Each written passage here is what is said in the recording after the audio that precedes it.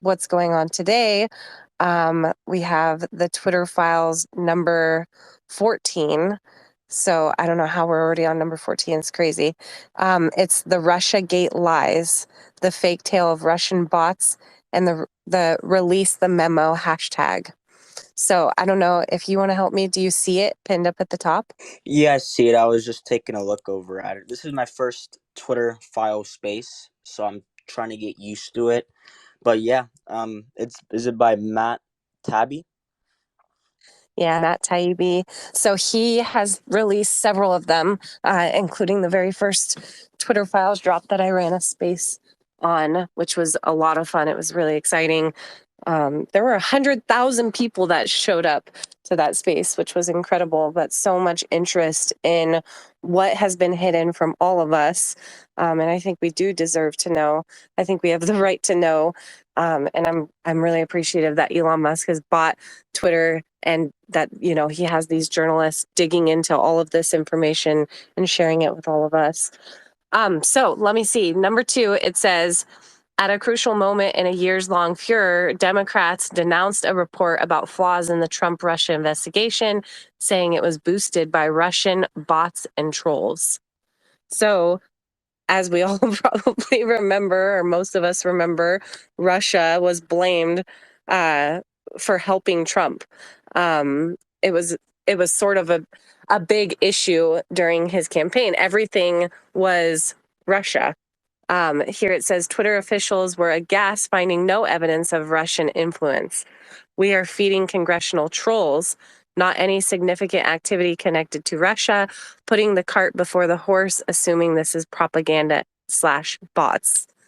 So essentially, Twitter officials were saying, no, this has nothing to do with Russia, and we're denying it.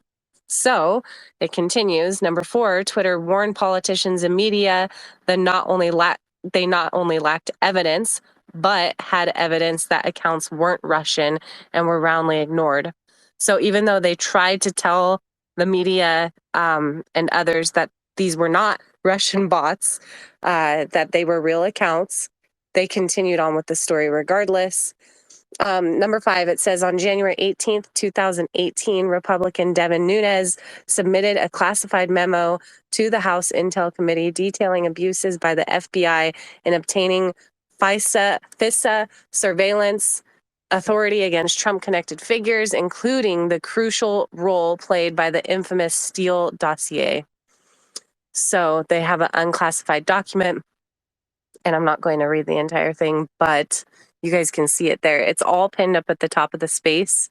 If you guys want to go down the list, let's see, it gets even deeper. The Nunes assertions would virtually all be verified in a report by Justice Department Inspector General Michael Horowitz in December 2019. Nonetheless, national media in January and early February of 2018 denounced the Nunes report in oddly identical language, calling it a joke.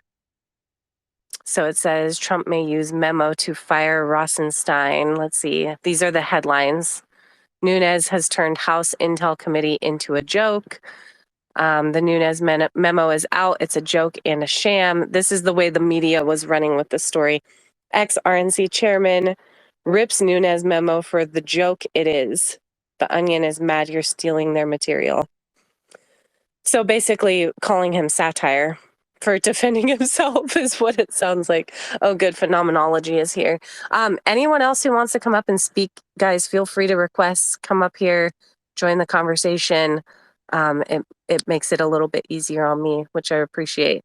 Phenomenology, go for it. Hey, Tara, thanks for hosting this space. I just can't help but just want to shine a flashlight on the fact that here these documents are talking about 2018, and they are 2 years into Trump's presidency at this time, where there is no war with Ukraine, which is what the Democrats and Joe Biden had planned even as he was senator. We know at this time that Hunter had already been doing some, connecting his dad to do some shady deals there, and they had stopped Bernie Sanders from being the rightful nominee because Hillary was going to bring that war further. So here we are with more of Russia, Russia, Russia, trying in the court of public opinion to build a case of Russia bad. So eventually they can try to take out Trump and start the war that we're in now. Right. And it also shows, or the drops show, that not only was there no Russia collusion, there's undisputable evidence that there wasn't.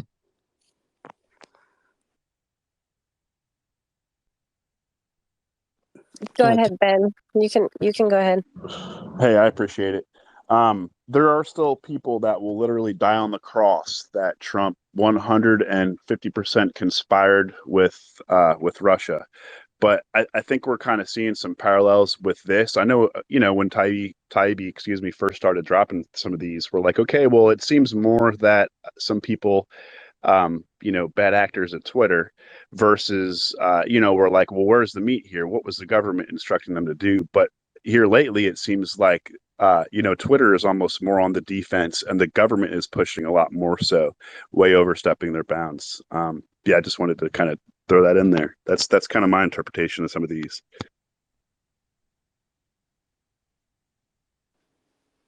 Right. And it shows once they've got their hooks in you, you really don't have a choice but to, do what they say. It's a scare tactic for sure. Just to get like a quick understanding on this, so they're trying to, with these files that just got released, I just want to get my head wrapped around it so I don't bring up any false information later on. Are they speaking on the bots of like these Russian people, or can you can someone break it down for me just like a little bit, please? I do apologize. Go ahead, Fana. Oh, go ahead.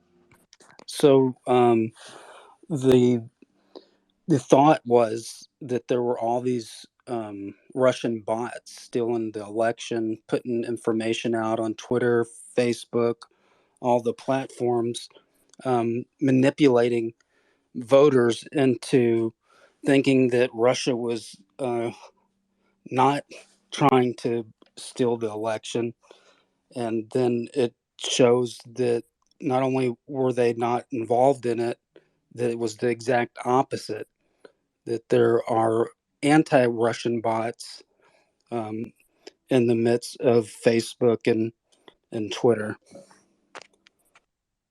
Okay, cool. I understand it now. Thank you. I appreciate it. So we're speaking on what happened back in 2018 or 2020?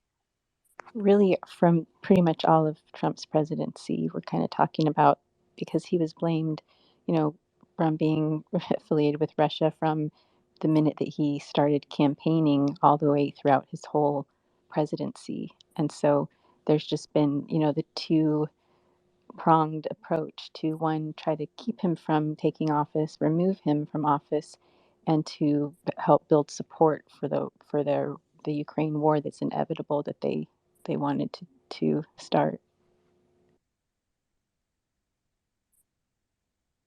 Yeah, it sort of seems to have played hand in hand with all of everything that's now in hindsight, we can recognize what has happened. What was the outcome from all of this? And it's so easy to run with a narrative that they created. I mean, it's pretty insane when you think about it and think about the lies that we've been told, and it just, has implanted this into people's minds. So as soon as they brought up the whole war with Ukraine and Russia and everything, it was just so believable. Everything is just so believable because of the way that they line it into our minds. So it's pretty wild. Trash, go for it. Hey, Tara, thanks for having me up. Hey, guys. Phenomenology, Aaron, good to see you guys. It's one of the things to remember when you're looking at this, too. Like, it's the Russiagate files, right? So this does go back to 2015. But what's even more concerning about this, which we knew, if you consider Adam Schiff, Dianne Feinstein, and then Blumenthal, you're talking about the House Intel Committee, right? So these people are speaking from authority, and up until that point, people have trusted, for the most part, people had trusted the institutions, or at least enough. where before all the rhetoric started ramping up. So this was the attack vector that they used to plant the story coming, as we know now, coming from Hillary Clinton and her campaign where this all originated. But when you have members of the House Intel Committee that are in our House of Representatives speaking like this on public, it's easy for that then to filter down in the media and then supplant the idea. So we've seen it recently where they're doing it, where even with the gas stove thing, right? So we know that was BS. You get a couple House members to speak on it, and then they say, well, it's not really quite what we mean, but the lies already made it around the world before the truth can be told. And the House Intel Committee being at the center of this, that's what is the most impactful so far, seeing this. That's what's really frightening.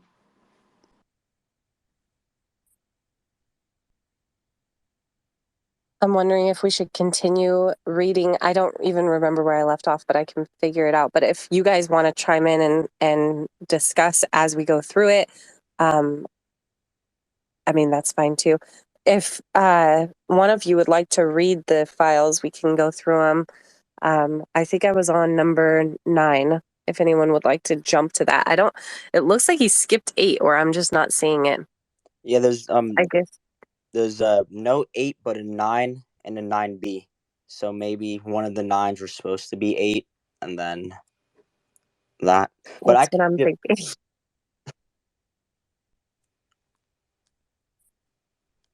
If you guys want to go for it, I'm not really looking at my screen. I was reading the files, so I'm not seeing your hands up. So just chime in. We should be able to just have an open conversation. So it's interesting to remember too that Kamala Harris was ahead of the Senate Intel Committee during all this, and I remember that at some point it was proven that she was funneling some intel to Biden's team, and I guess it was all just fake intel. But so Kamala Harris was not only a candidate for vice president, but she was basically overseeing the FBI as part of or had oversight, I should say, over the FBI when she was on the Senate Intel Committee. So it's just more just collusion.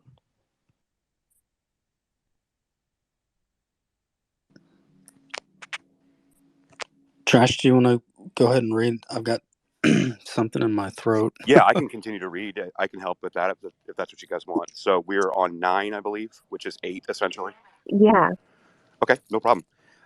So let me get to it. On number 9, on January 23rd, 2018, Senator Dianne Feinstein and Congressman Adam Schiff published an open letter saying that the hashtag gained the immediate attention and assistance of social media accounts linked to Russian influence operations. And the letter's actually penned right next below that too. Definitely want to go take a look, read through that. And then 9B, Feinstein and Schiff said that the Nunes memo distorts classified information, but note that they didn't call it incorrect. Whew. So you see how they play the word games there. 10, Connecticut. Yeah, because Nunes is saying how this is a joke, right? Nunes is there saying, hey guys, this is a joke.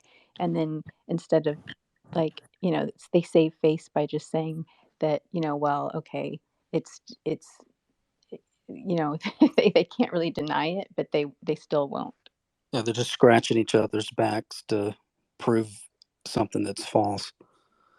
Yeah, and just using, diversionary tactics versus addressing it head on, which is what they're famous for. And we know this stuff, right? But a lot of the people that may be starting to read this or hear this may not have known all this was going on or never really considered it. So I'm really happy that this stuff's getting out in print. So that's nice. I can continue on. I believe I left off at 10, Senator Blumenthal. Yep. Yeah, go for it. Connecticut Senator Richard Blumenthal followed suit, publishing a letter saying, "We find it reprehensible that Russian agents have so eagerly manipulated innocent Americans." This guy. Number 11, and that is his letter is also attached below there too. Number 11, Feinstein, Schiff, Blumenthal, and media members all pointed to the same source. The Hamilton 68 dashboard created by former FBI counterintelligence official Clint Watts under the auspices of the Alliance for Securing Democracy. Let's take a look. So the hashtag release the memo is just one of the first pictures here. Hashtag release the memo is now the top trending hashtag among Russian bots and trolls on Twitter and other platforms, according to the German Marshals Fund Hamilton 68 website. which tracks Russian influence campaign. Wow, what a joke. Yeah, so they gave him the hashtag to use to spread disinformation. That's crazy. They're like, here, use this so we can track it. Insane. So that Alliance for Securing Democracy, that was a partnership with Microsoft, actually. So that was partly funded by Bill Gates. And in 2020, the Canadian government announced just publicly, like no big deal, that they were partnering with them as well. So I think some of the funds came from Graphica as well, which ties that to the Pentagon.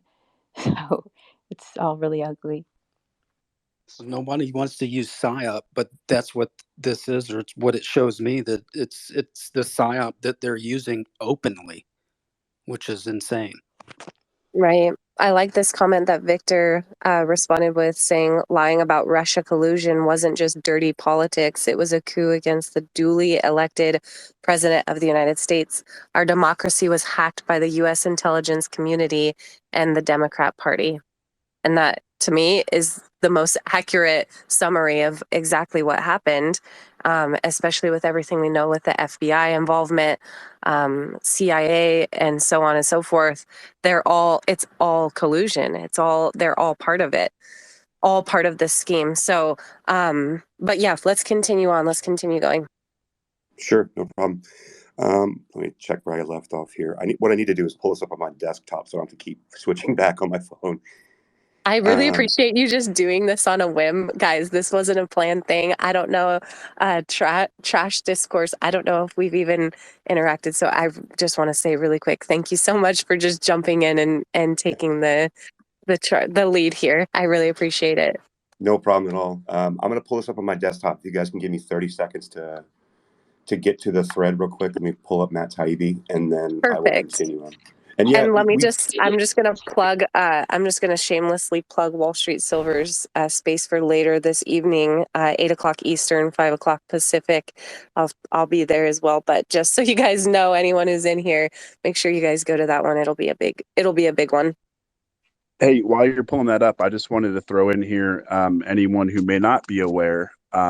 Pretty much, any and every communication that comes out of the White House, it's transcribed, right? It's written down, computer, whatever the case may be. So Adam Schiff, who was chair of the House Select Committee for Intelligence, which is a really, really, really important committee. They meet in the SCIF. I mean, they know everything with three-letter agencies. Goes on the news after he had already read the transcript of Trump's communication to Zelensky, gives a completely distorted, misinterpreted version of this. So that is the initial thing that everyone, that's what I heard initially. And I'm like, oh my God, that kind of sounds bad if Trump in fact actually said that, but because of, his position, I, kind of took it at face value. And then that's the first thing and the only thing most people heard. After that, you find out that in fact is not what he said. And then Schiff came out and said that was, he was paraphrasing, or it was, it's basically just pretty much lying to the public about what came out in that conversation. And so this is the the person who is also again involved in this, which is not surprising. Yeah, none the least. I've got everything pulled up here, and everything you said was accurate. We know that. I've got it pulled up here, and for those that are just listening that aren't viewing the files, number 12 says the dashboard, which featured a crude picture of Vladimir Putin deviously blowing evil red Twitter birds into the atmosphere, was vague in how it reached its conclusions. So the image itself is basically like a drawing of Vladimir Putin with his hand open, and a bunch of red Twitter logos are flying out of his hand as if he's he's coordinating some kind of mass Twitter campaign in this whole deal. It's just fascinating. It's Crazy ridiculous. They would I don't know. This is an interesting topic that I'm just speechless on at the moment. I'm sitting here with my jaw dropped. But yeah, cool. I agree. Number 13, inside Twitter, executives panned Watts, Hamilton 68, and the Alliance for Securing Democracy. The two key complaints, Hamilton 68 seemed to be everyone's only source, and no one was checking with Twitter. Number 14, I encourage you to be skeptical of Hamilton 68's take on this, which is, as far as I can tell, the only source for these stories, end quote, said Global Policy Commission Communications chief and future White House and National Security Council spokesman Emily Horn. She And added, who was that too, Josh? I'm sorry, yeah. So Emily Horn was saying she is the Global Policy Communications chief at that time, Right. and then she became the future White House and NSC spokesperson. It was inside Twitter. This was a conversation being had that Was that misinformation lady? no, that you're talking about Nina Jankowicz. Oh, okay, yeah, okay, Yeah, not the same person. That would have been even juicier, though. I wish. We got her gone in 30 days, though. That was nice. If you guys But can, just because we have 250 people in here, and last time I said it, there were only about 25 in here, do retweet the space so others see it. A lot of times, for whatever reason, my spaces are censored or hidden from the feed. So if you can, just hit the little retweet button. You can go to the comment button and retweet there. That way other people see that we're in here having this discussion. Go for it. all right. It looks like there's just a couple images attached to number 14. Let me read that one more time because it was kind of broken up. The quote is, I encourage you to be skeptical of Hamilton 68's take on this, which, as far as I can tell, the only source for these stories, which is what Emily Horn said. And it looks like they were having a meeting inside it. I'll go back to 13 where they said inside Twitter, executives were panning Watts and Hamilton 68 and the Alliance for Securing Democracy. The two key complaints being that Hamilton 68 is everyone's only source, and no one was actually checking the Twitter to verify if any of this was accurate. Wow. Yeah. And then she added, it's a comms play for ASD. There's an email attached here, and it looks like the name has been redacted. But that's part of it's also a comms play for ASD. The email says they've made a very strong media push this last week, piggybacking on Clint's testimony, Clint Watt, I believe. We should have a separate discussion about if or when or how we confront ASD privately with our knowledge of their flawed methodology and dashboard and seek to help them reorient in a more accurate direction. Or do we just address it in our response to Schiff and Feinstein? Holy cow. So Twitter, they're trying to figure out that, hey, what's going on here? Why is the only source this Hamilton 68 and the ASD? Right. They're trying to get themselves out of it. Uh-huh. What it sounds like. Yeah, because number 15 smart. actually confirms that. Yeah, number 15 seems to confirm that. So number 15 says, all the swirl is a quote, all the swirl is based on Hamilton, said Trust and Safety Chief Yoel Roth. So that's what they're concerned about. Give me 1 second. I'm doing the reader mode, and it didn't give me all the, because Matt is not putting them in order here. Give me 1 second. I'm wondering if he skipped 8 or had to delete it like he did before, because there was a time when they accidentally released, Jack's email address, private email address. So hopefully that didn't happen this time. I remember that. I was like, oh, that's not good. He had to shut that email account down. Whoopsie. Yeah, that's exactly what Elon's trying to avoid by having a lot of people have questioned why Elon isn't doing this himself. But obviously he doesn't want to end up in some sort of litigation and then obviously Twitter would be, in the middle of it. So they could potentially shut down Twitter if that happens. So it's best that he does it this way. That's for sure. I 100% agree with that, actually. I know some people don't, but I actually like the way, but I knew of the journalists that he had chosen. I know of them, most of them left leaning, but truthful, number one. And number two, that they did have enough integrity. I mean, Barry Weiss she was an editor at New York Times. So, I mean, they know how to handle the information to make sure that they're redacting the right stuff, that nothing's getting out. Because if you just dumped it on the public, all of the stuff that would come out would probably open them up for litigation. And that would not be good. Tracy's got her hand up, by the way. Hi, Tracy. Hey guys, how you doing?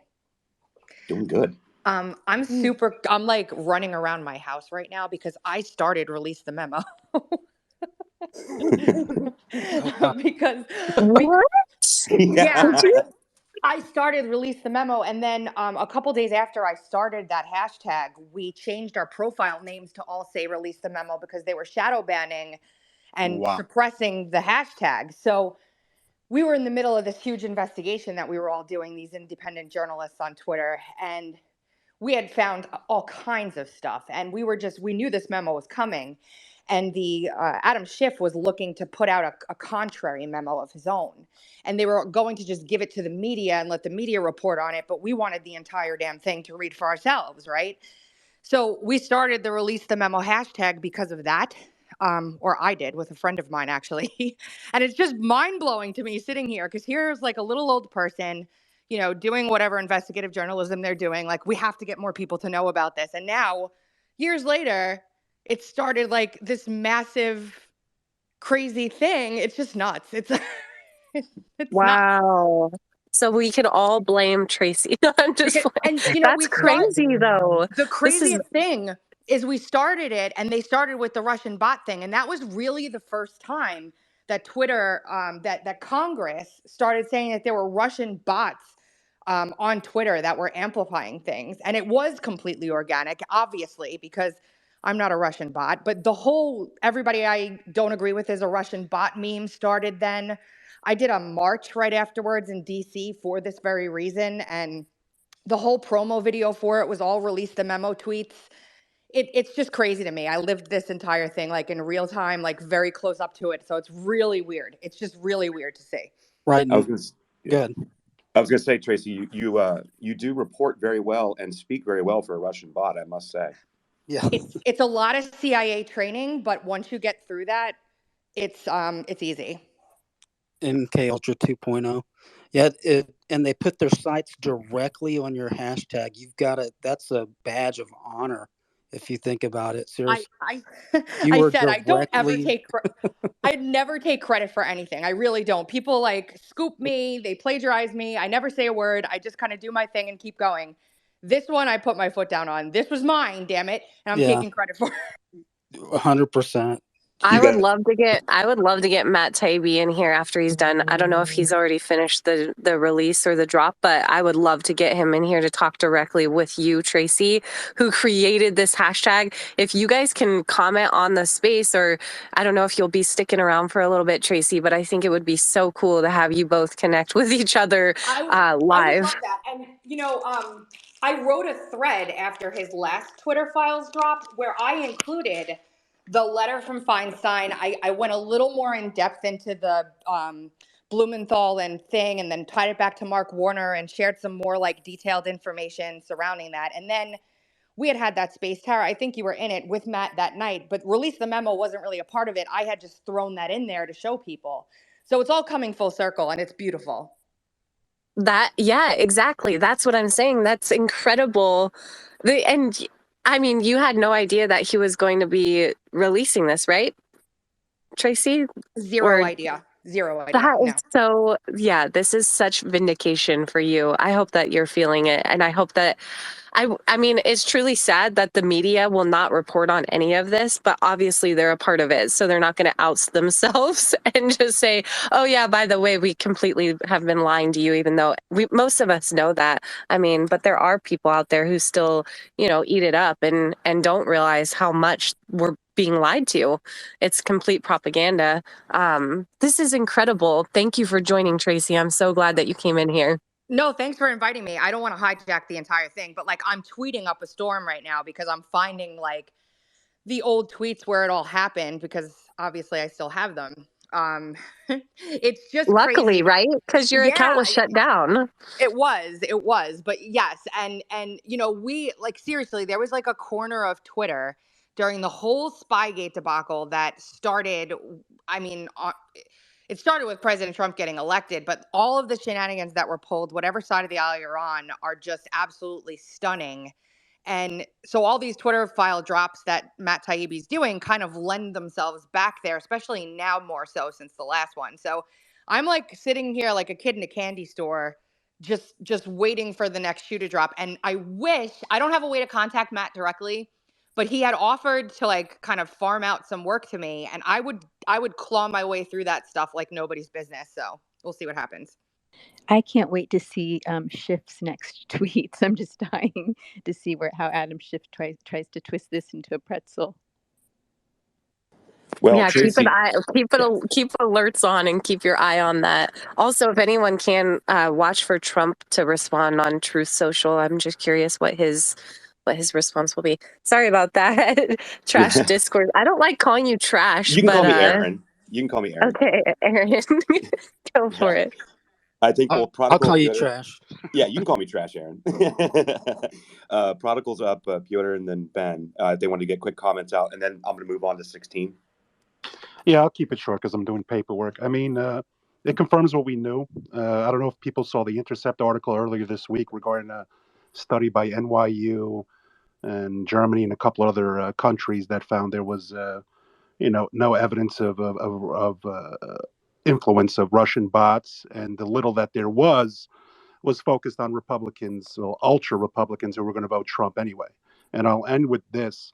It was on one of my deleted accounts, but following the 2016 election, Congress held hearings with big tech and their attorneys, and they were asked under oath, what influence, if any, ignoring the limited reach of what was done and the little amount of money that was done. They said essentially pre-election, right? Any foreign influence operations, including Russians, were aimed at dividing Americans. So there was an equal amount of posts attacking both the Democrats and Clinton and Trump. They said post-election, what have you seen with this operation? And they said over 90% have turned negative towards Trump. So not only did the people who alleged that there was Russian influence and collusion were liars and pushed that narrative, but they did nothing post-election when these same actors they railed against were being used to further divide Americans and push lies and hinder and harm the Trump presidency and his supporters. Absolutely. Yeah, They not.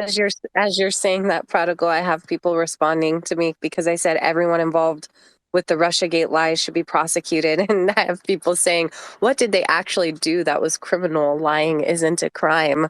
I beg to differ, honestly, but yeah, thank you, Prodigal. You always have the facts, you always have the information that we need. So I appreciate you jumping in here and sharing. Piotr, go for it. You're up. Thanks, Tara. Yeah, unfortunately, I couldn't hear anything that Prodigal said because I don't know, Twitter's been weird for me. But luckily, then I got some lovely peace and quiet from his points. I'm kidding.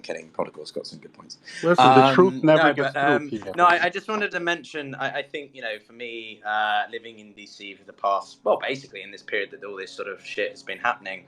I think what we're seeing increasingly is that this is, you've got one party on one side, but in terms of the amount of information that's been provided, they're cooperating, if you want to put it like that, with Twitter, versus another party, i.e. the GOP, which are on another side of this. So I think you're really seeing this come down to quite big partisan divide. And then depending upon what media it is, some media is refusing to comment, as I think the thread showed, AP, a bunch of mainstream media outlets not wanting to comment on it. And generally sort of and then other sort of fringe outfits, if you want to call them that, sort of wanting to comment, but then not being given much attention on, say, Twitter, or big tech getting in there and influencing it. So I think this is really, well, I'm very much against this sort of thing. I do think that the Russian gate, if you want to call it that, has been overplayed a bit. But that being said, I do think we shouldn't deny that Russia does do nefarious activities. As to whether or not it placates to the Twitter files specifically is a little bit more nuanced. But yeah, not surprised, but equally completely disgruntled with what the information's been released today. I mean, So that's Piotr, all. I have to push back on partisan, right? When this broke, Trump's attorney general appointed a special prosecutor. Republicans went along with this. They didn't make a decision. Maybe ultra-right Republicans said it was clear all the way. But we haven't seen Democrats do the same thing, right? Even taking, for example, the Mar-a-Lago classified documents issue. Trump is president. He claims he declassified it. I've seen the memo. Biden was vice president. These documents have now been found in 2 locations. We aren't seeing, I agree there's a divide between the parties, but prior to 2016, before all this corruption and narrative was pushed by the Democrats, you had a number of establishment Republicans, rhinos, etc., going along with it and attacking. I mean, was Liz Cheney and Kissinger, did they not let's just try to be a little fair with this painting, no? Right. I think it's 3 locations now. What's the third location? So we have the Yeah, garage. We I have only the heard one it office in too. DC. I'll have to They look had it up. mentioned a library. I don't know if that was a library at the Penn Biden Center, but he also said a library when he was stumbling through the speech that he read. Yeah. It was Biden who said it, so who knows if it's true or not. Hey, real quick, I just wanted to say, if anyone really hasn't dug into this, Tracy has done a lot of research into this case, but it expands on the Twitter files, and that's the Missouri v. Biden case, which is very, very, very damning. And I don't think enough people are really looking at that or talking about it. But that, I think, has really been far more informative than the Twitter files so far. And it's there's a ton of information in there, and Tracy's done a lot of work on that. That case is consuming my dreams. I can't get away from it. Like, I'm publishing a piece right now with everything that I threaded last night. Yeah, no, it's such a great, it's like serendipity. It really is, because, obviously Twitter is under subpoena or discovery in this case. I'd have to assume, because Meta is and YouTube is and Google is and all of them are. But the parallel way that they're kind of weaving in and out of one another is just, it's really an overwhelming flood of information, and probably a lot for people to keep up with, but it's well worth it if you can. Yeah, for sure. Tracy, we have some more vindication for you coming up here very shortly in these drops. We're on 16, so I'm excited to.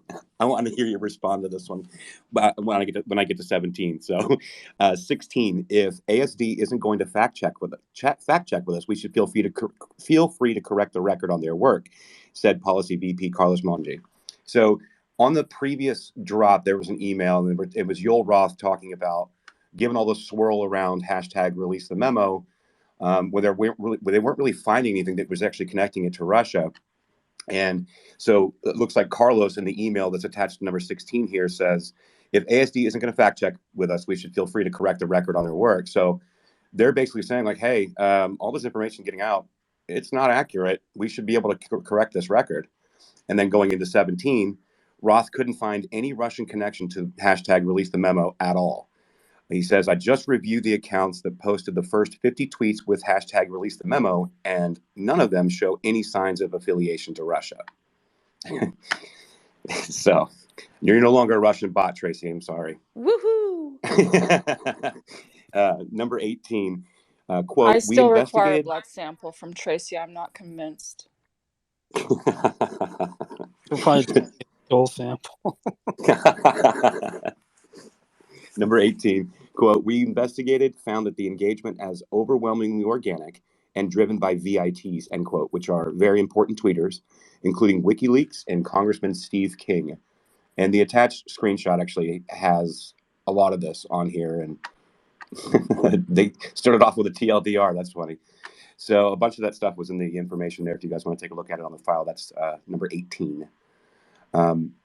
Number 19, a staffer for DiFi, which apparently is Dianne Feinstein's nickname, a staffer for DiFi agreed that it would be helpful to know how Hamilton 68 goes by the process by which they decide an account is Russian, but only after Feinstein published her letter about Russian influence. Oh, man. Go ahead. Yeah, I just wanted to ask real quick. Oh. How many of you guys think that Nancy Pelosi probably really fucked up by leaving just at the moment that she left, with all the Twitter stuff that's going on, and with the January 6th basically anniversary coming up?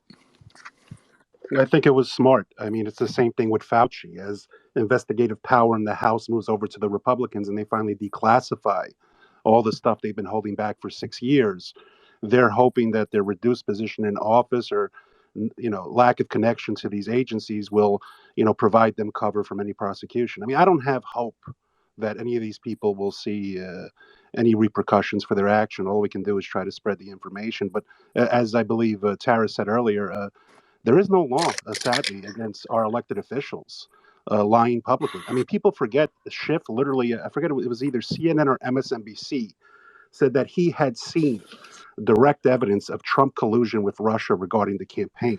And this is a man who had access to CIA Director Brennan's memo, literally saying that the Hillary Clinton campaign and DNC hatched the entire Russiagate issue. So what you have to ask yourself is, are these same politicians who had access to this classified information, they withheld from the American public and then pushed this narrative, which they still push to this day. Uh, it's insane that people are not upset and enraged by this, because the division I've seen, eliminating COVID and the vaccine, I mean, there was major division between families over the Russiagate issue. And I'll tell you this, I didn't even vote for Trump in 2016. I didn't vote at all in 2016. And I only started following these issues when I saw some news reports, because I always follow the news, regarding some outlandish stuff they said Trump said. And I said, I got to see this directly. So I went to the speech videos. And this is something that, when you look at what corporate media and our elected officials and our investigative agencies in DC have done, is I don't think I've seen anything like this in American history, at least since I can't recall. If anybody can correct me, I'd appreciate it. Well, actually, Kyle, it looks like Kyle Seraphin has actually joined the conversation. I'm sure he could actually speak to that directly. And also, it's going to get into what you were just saying, Prodigal, on these next drops as well, where they're actually actively ignoring it. I didn't know if Kyle wanted to weigh in on that. I was just coming online there, so I missed the totality of the question. But if you hit me again, no problem. Well, what I'll do is I'll just keep going through the Twitter drops here. So basically, what we're doing is I'm reading through the drops that Matt Taibbi has, and then we're kind of taking a break every now and then to kind of discuss what we're hearing. And so we're kind of getting into the point where, basically, I don't know if you've been following the drops, but essentially, all of the information that is coming out saying that all of these are Russian bots was only coming from Hamilton 68 and the Alliance for Securing Democracy. And they were saying that ASD and Hamilton 68 seems to be the only source with no corroborating evidence otherwise. And it's Twitter employees like Yoel Roth and Carlos Manji kind of pushing back, saying, hey, we're not seeing that here. I don't know where you guys are getting this from. That's kind of where we're at right now. It was all Tracy when she hashtagged released the memo. Yeah, right. That's Have you seen that the Oversight Committee has actually requested the depositions? It came out yesterday, I believe it was published in Bloomberg. They're going to be deposing James Baker, Yoel Roth, and Vijaya. I'll post it up top, but I just wanted to contribute that. So they're going to be coming before Congress and be on their oath very shortly. And it's a good thing these drops are coming, because it's going to be very hard for them now to use legal jargon and other deflection methods to show what, even if they don't, because it's clear they were pressured, right? I try to be fair. It was clear they were pressured, even though we don't identify politically on a lot of things. But what this will do is show how politicized and weaponized our own institutions have become against half of the American public. Right, but they don't have absolute immunity like the government thinks it does, and they've already lied under oath, so that should be interesting. I'd like to see Clint Watts deposed. I mean, remember, he not only was he in this, but he also wrote that Bug Bites, that weird, like, graphic novel, like, COVID propaganda. Yeah, they did that for election integrity too. We did a whole series on their comic books that they put out through CISA. Really, really crazy. I don't know if you guys just saw this, but Matt just put something out about a minute and a half ago, and it was just a summary. It's his own kind of take.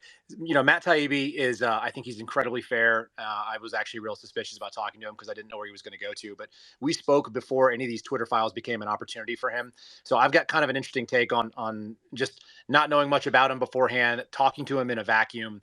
I believe that he's an incredibly fair and obviously very intelligent human being. So it was kind of fun to watch him just like explode. I watched his Twitter account double and do that overnight. And his thing right here, because he's constantly defending himself right now from people who 15 minutes ago thought he was the best because he was attacking the people, or he was being fair about the people that needed to be called out. And so the beginning of it is basically just saying that the Russiagate headlines were manufactured by politicians and media, which we believe is true. And the thread below, which is the one that he's obviously retweeting, shows just the absurdity of the panic that this hashtag created among three different senators, or two senators, and I think Adam Schiff is actually in the House. But the fact is that they love this idea of a Russian boogeyman. Right? Is Adam in the House? Am I missing that? I don't know where Adam Schiff is. I just know so far. Yeah. So, I mean, the thing is this. There's a couple of boogeymen that you're hearing these politicians on this particular side beat the drum on. One of them is Russia. Russia's a great boogeyman, even though we're not talking about China, and China's a big threat. So that's really strange. As someone who's worked Chinese CI counterintelligence. Like, they're a legitimate threat. They have a legitimate plan. They're legitimately executing it, and they're doing it within our laws. So that should be a problem for us. But moreover, there's other boogeymen that you can see they do the exact same thing for. And I've talked about them as well. And they're going to include white supremacy for the last couple of years. The big, scary white supremacy boogeyman is out there. And I think what you're going to find, and this is Kyle's prediction for 2023, the new one that you're going to see beat on, because they're so successful with these January 6th, at least on the people that are willing to believe it, is you're going to see a anti-government, anti-authority, violent extremism boogeyman. And that's abbreviated agave, which is actually quite funny with 2 A's. So that's going to be the one that you're going to see coming out this year. It's like the people that would otherwise have been our founding fathers in a different time and who had the nuts to stand up and say that there's something wrong with our government right now. Those are the people that they're going to go after too, because those are, obviously dangerous. They're obviously unpatriotic. And so if we're just watching the way that they sling narratives, this Russia files. Now I finished reading all the tweets already, and I think he makes his case well. These are obviously curated, but there's a really important piece. They're curated from the things that actually happened, and the only way that you do an investigation, and Tracy can be a great example of talking about this. You get 1,000 documents. Only 75 of them are relevant to what you're trying to talk about, and they only tell the story if you were to string them all together in a narrative. So obviously you're going to have to put together something. Every investigator knows that you go out and do 50 interviews, and they're not all going to make it to the trial, because not all of them are all relevant. Like, some people know nothing, some people know some things, but it's not nearly as much as someone else, and some people only know what someone else told them, so you go to that person too. So this is a curated drop. They're all curated, but that's how investigations work. And to say otherwise is foolish. It means you don't know how investigations work. I'll jump off for a sec. I mean, Kyle, the only thing Yeah, I'll but add to Carl, that. just to be devil's So advocate for for a Matt second, Taibbi, Peter, I'll be quick.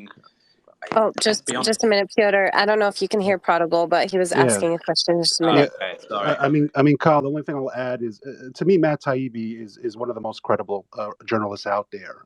Even though we disagree on some things. I mean, people don't know this, but when he was at Rolling Stone, it wasn't Bloomberg, it wasn't the New York Times, it wasn't the Washington Post that broke the subprime mortgage crisis and the credit default swaps and what Goldman Sachs was doing with the Fed to basically fleece their retail customers while enriching themselves. He broke that story. He left subsequently. And to be honest with you, he's been on the wrong side of Russiagate and the insurrection. But when facts have come out, he's switched. So it's funny to see people attacking him now when he, like everybody else, parroted this stuff. And I'll end with this so Peter can go, is what people don't realize is a lot of these articles, what they've done is they have unnamed sources in the federal government, whether it's the CIA or intelligence agencies. One newspaper prints it, and then everybody runs with the lie, right?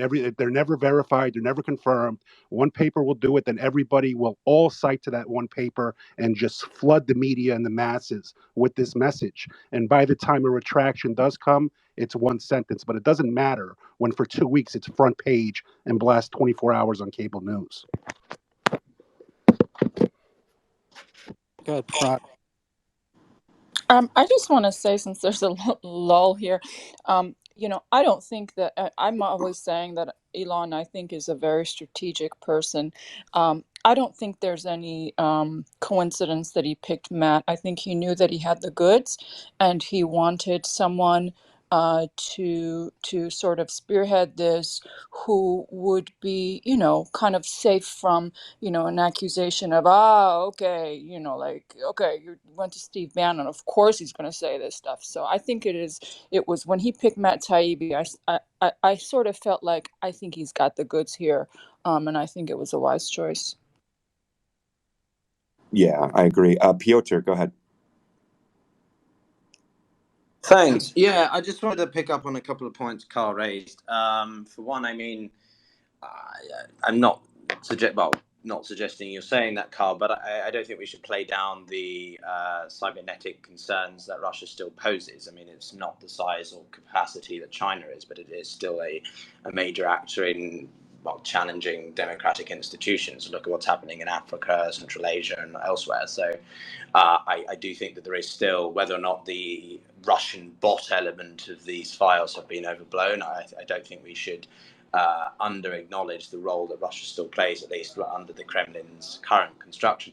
And then the other thing, I mean, just more broadly on these files, from what I'm hearing from other people, I don't know, in the comments, some people have sent me some dips, feel them a little bit underwhelming, to be honest. Like, half of this stuff we already knew, didn't we? So some of the information that's been released is sort of just Why reconfirmation is it the stuff that was same already leaked. narrative with every Twitter files drop from you and like a certain handful of people who want to come in and say the same exact thing? Like, oh, this is a nothing burger. Oh, No, I didn't say do that. I you, would never wait, use I the have an word. honest, genuine question. Do you work for the mainstream media? Because that's who you sound like.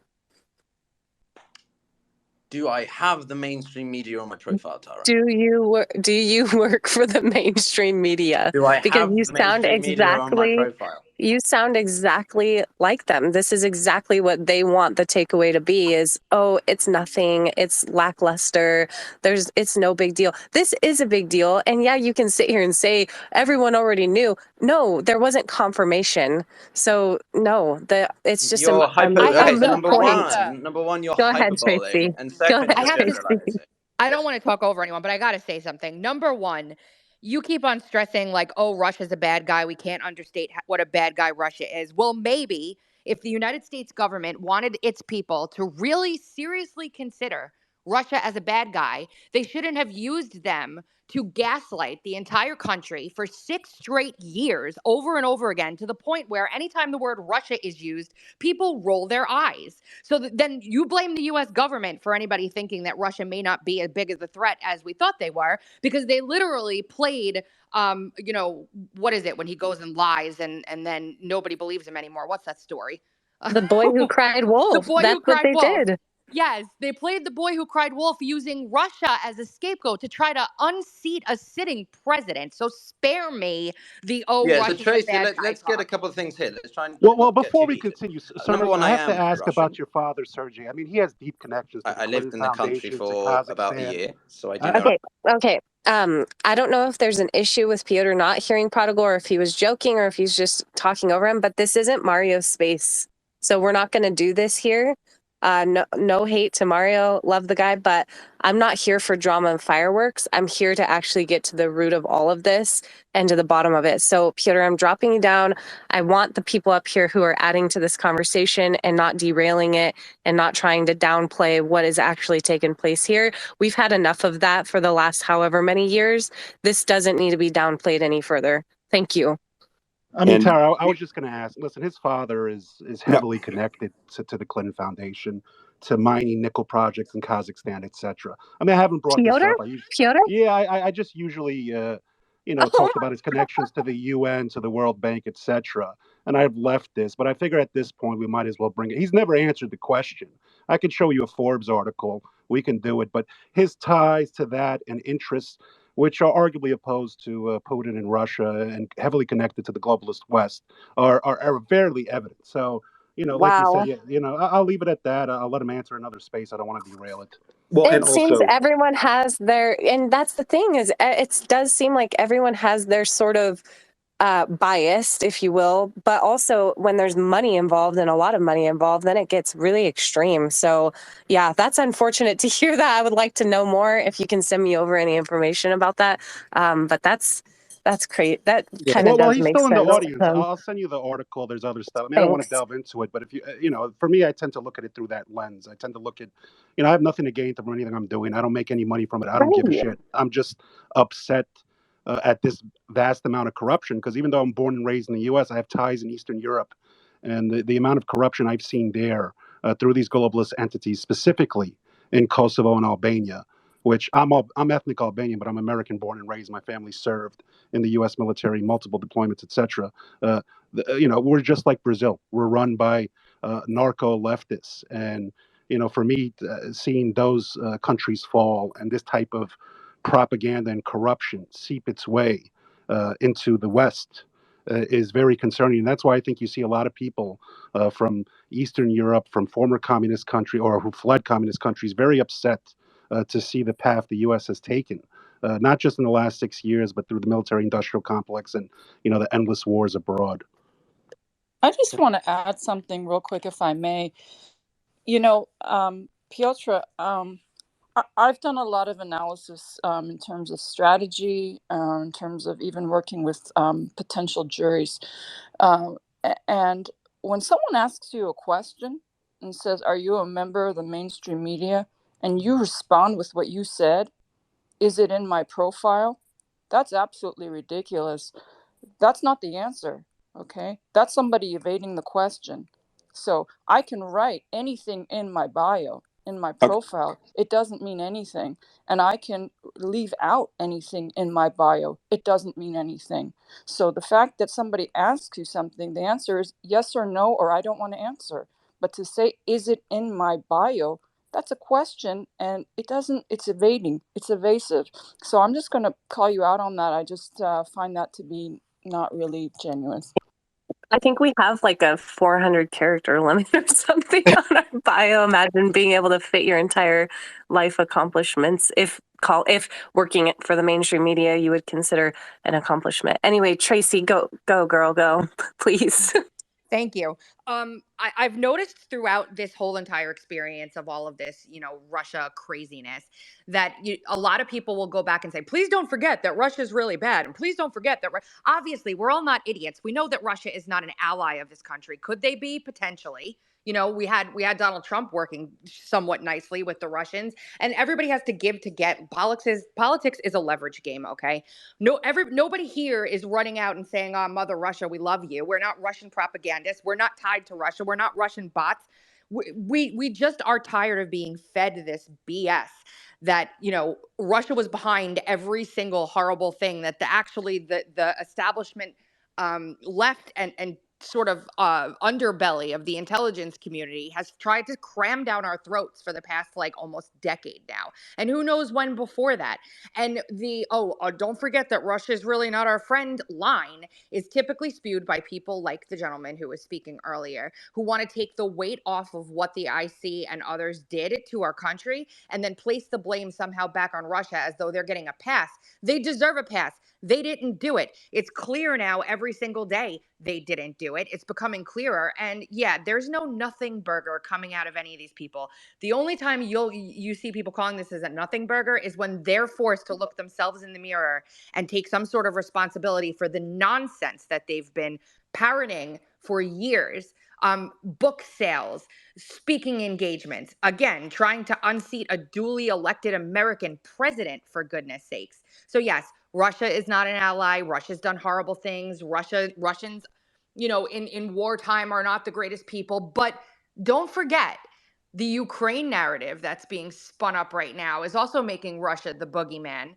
And if you look at all sides of every issue, you're going to find a lot more nuance there than we're being told here in the Western world specifically, especially when you've got congressmen asking to put a statue of Zelensky in our halls of Congress, and him appearing on the Golden Globes in the middle of wartime, and us sending him billions of dollars.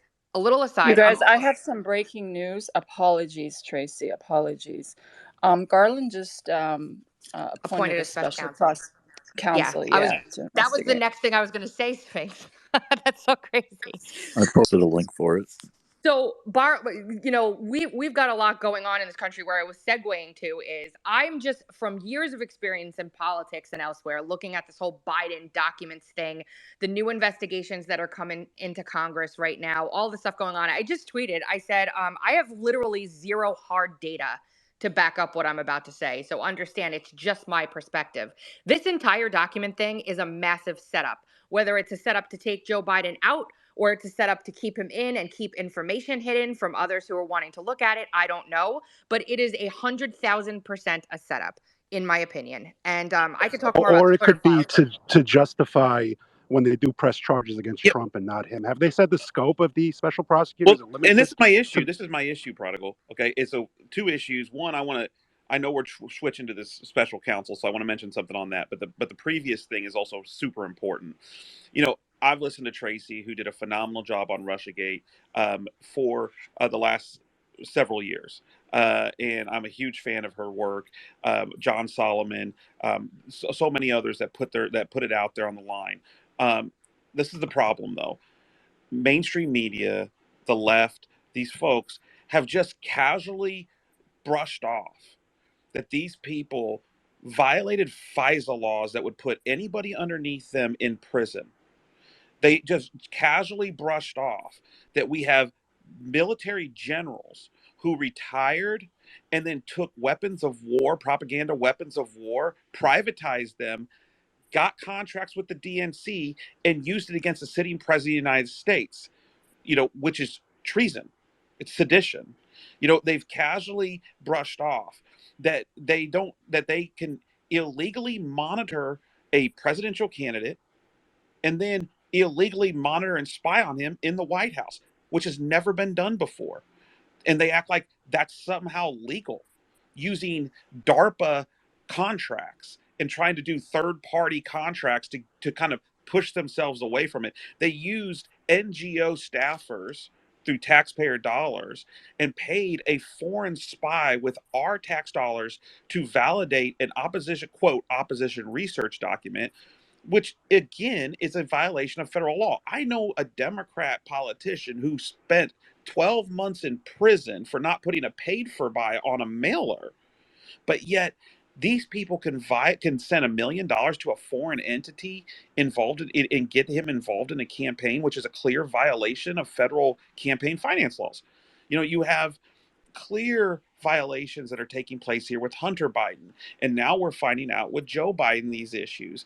The problem is we have I forgot to mention the Fusion GPS situation, where we have deputy directors of the FBI spouses being paid by a political PAC who's then handing documents over coincidentally to them, which is then being used in a FISA document, and they're lying about. So the whole thing is one massive RICO situation, and people have to be prosecuted and held accountable. And only then will it establish a reputation, at least some level of towards normalcy in our DOJ, by getting rid of these political people. And you notice they all retired really quickly to get their lifelong pensions and benefits that are the best in the country, right? They're going to make 100 and something, 200 and something thousand a year. Fauci's going to make more than any bureaucrat in history, because they know that they can't not be held accountable under this current administration. And so, to the Biden special counsel's issue, I'm not sure who he appointed. I'll reserve a little bit of judgment until I see the name. But I can guarantee you he didn't appoint a guy who had been prosecuting war crimes like he did Donald Trump. Just like the DOJ sent it to a quote Trump holdover at the Chicago office. Come on, man. We're talking about Crook County, okay? Like, they don't just put any normal, like any honest, serious U.S. attorney in the Chicago U.S. attorney's office. you know, and, and so I mean, like, we got to be honest about politics here too, right? And so this is my problem: is they can roll out, like somebody just said, I think it was Prodigal just said, they're going to appoint a special counsel. Cool, but is that special counsel going to be a guy like a war crimes prosecutor who then they raid a former president of the United States, who I would argue, had the election stolen from him? They haven't raided Biden's house, who they just found classified documents in his Corvette. Like, give me a freaking break. And this is the problem in our country: is guys like Piotr and other people, that Jonathan dude and all these other dudes in these spaces, they shill for these people, man. But these are violations of the law. These are very serious violations of the law. They'll throw a book at someone like me, you, anybody in this space, or any of the underlings in the military who have one iota of classified documents, that they're not supposed to. But these people. I mean, Chris, to be fair, I'm not trying to disparage Piotr. I only brought that up just to show connections, because to me it's an issue when, the Clinton Foundation and Global Initiative stopped accepting donations from foreign countries, and their biggest donors became Ukrainian oligarchs. Yeah, no, to me, it's that. Yeah. So, I mean, I don't know if he's requested a mic. I think that since he's been referenced, he should feel free to address it. I'm not trying to attack him. I'm just basically giving It's underlying information. honestly both of you, and in regard to what you guys are discussing, it's got me definitely, my wheels are turning, because as most of you know, I did the very first Twitter Files drop space, and it had a lot of people show up to it. It was incredible, super informative, and then was asked to sort of hand it over to Mario. And part of me is wondering why that was necessary at this point. Why I almost am afraid that I helped kind of pander to this narrative pushing that's been done. And that's why I wanted to do my own today, because I I get that there's this idea, oh, we're trying to be fair, we're trying to be balanced, and we want both sides. But at the same time, that's not how it feels. A lot of the time, it just feels like conversations are derailed and go off the deep end. And I don't want to do that here now, but I do wonder, what was the real reason behind wanting so desperately to be in charge of the Twitter file spaces and who is allowed to be speaker. And I am not allowed to pull up speakers without clearing it with Mario or drop speakers. I went against the grain the other day when, the conversation was being derailed. So, and dropped someone, which he was not happy about, but I am my own person. Anyway, and I've been hosting spaces for Tara, You know a what, very Tara? long time. He So, has no Tara, problem yeah. I dropping wanted people, to say Tara. Don't worry. something.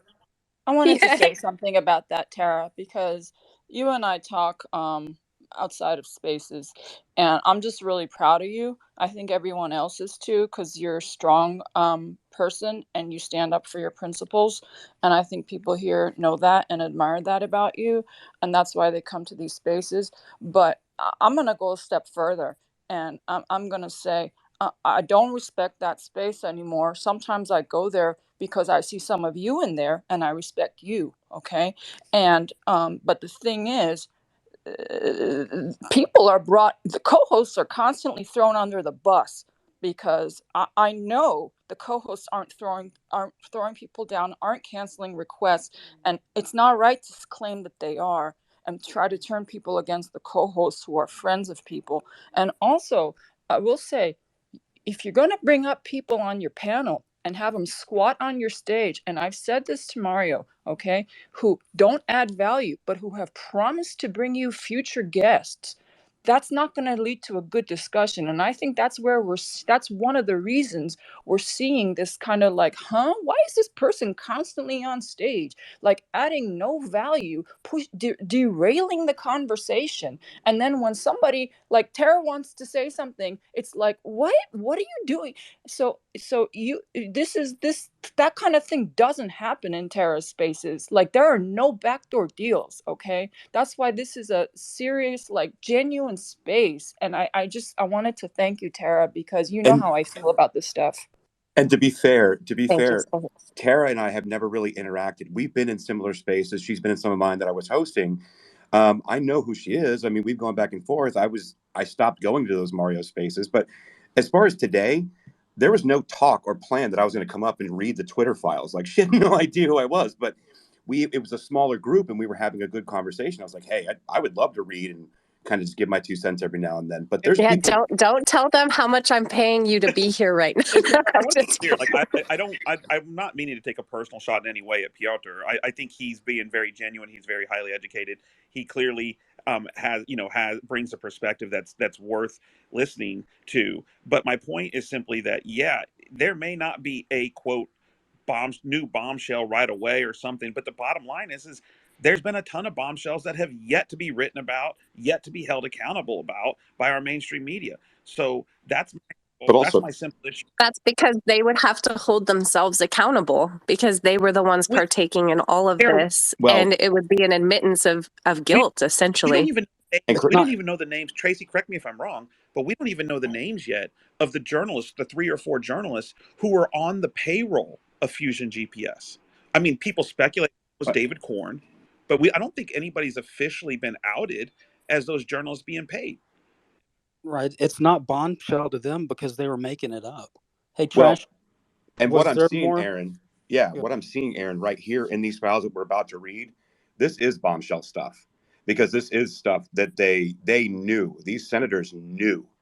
And in this next drop, it says that they waved them off completely. Twitter went to them and said, hey, you're about to have egg on your face. They rubbed them off. Why? Because they could control the narrative through the corporate press.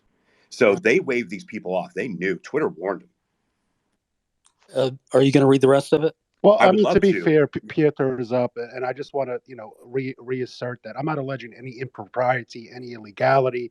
I just brought it up in regards to connections. And listen, I think Piotr is a very smart And man. I want to speak to that now. I have to go, so I want to speak to that now, and maybe we can have another space on this if you want to properly have a conversation about it. Number one, If I didn't give a shit about these files, if I didn't think they weren't important, I wouldn't be in here speaking with you guys, listening, trying to participate. So don't conflate or misconstrue what I was actually trying to say, which wasn't that I don't think that they're important. I just think that some other people have said, very crucial word there, in the other space that you guys are also referring to, which also I agree with you to a certain extent about, and where it's gone and how it's changed, not for the better, we're talking about. I literally was just re-paraphrasing what other people had said in the other space.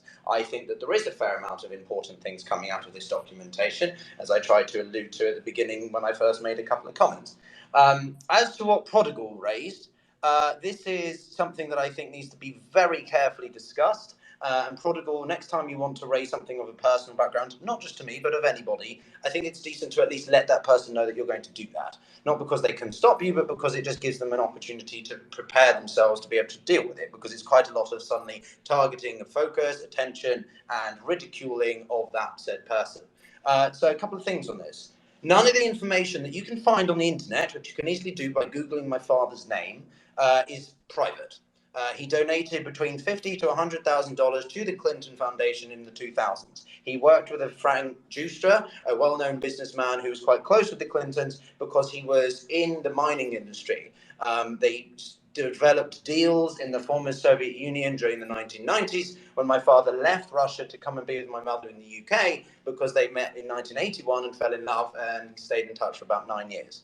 So you can even find that interview where my father goes into the details of how they even did that. It's quite romantic. So none of this is private information. The Panama Papers, which is where some of this information came out of, my father is included in a draft memo regarding relationships to Frank Giustra and a few other business people within the natural commodities sector.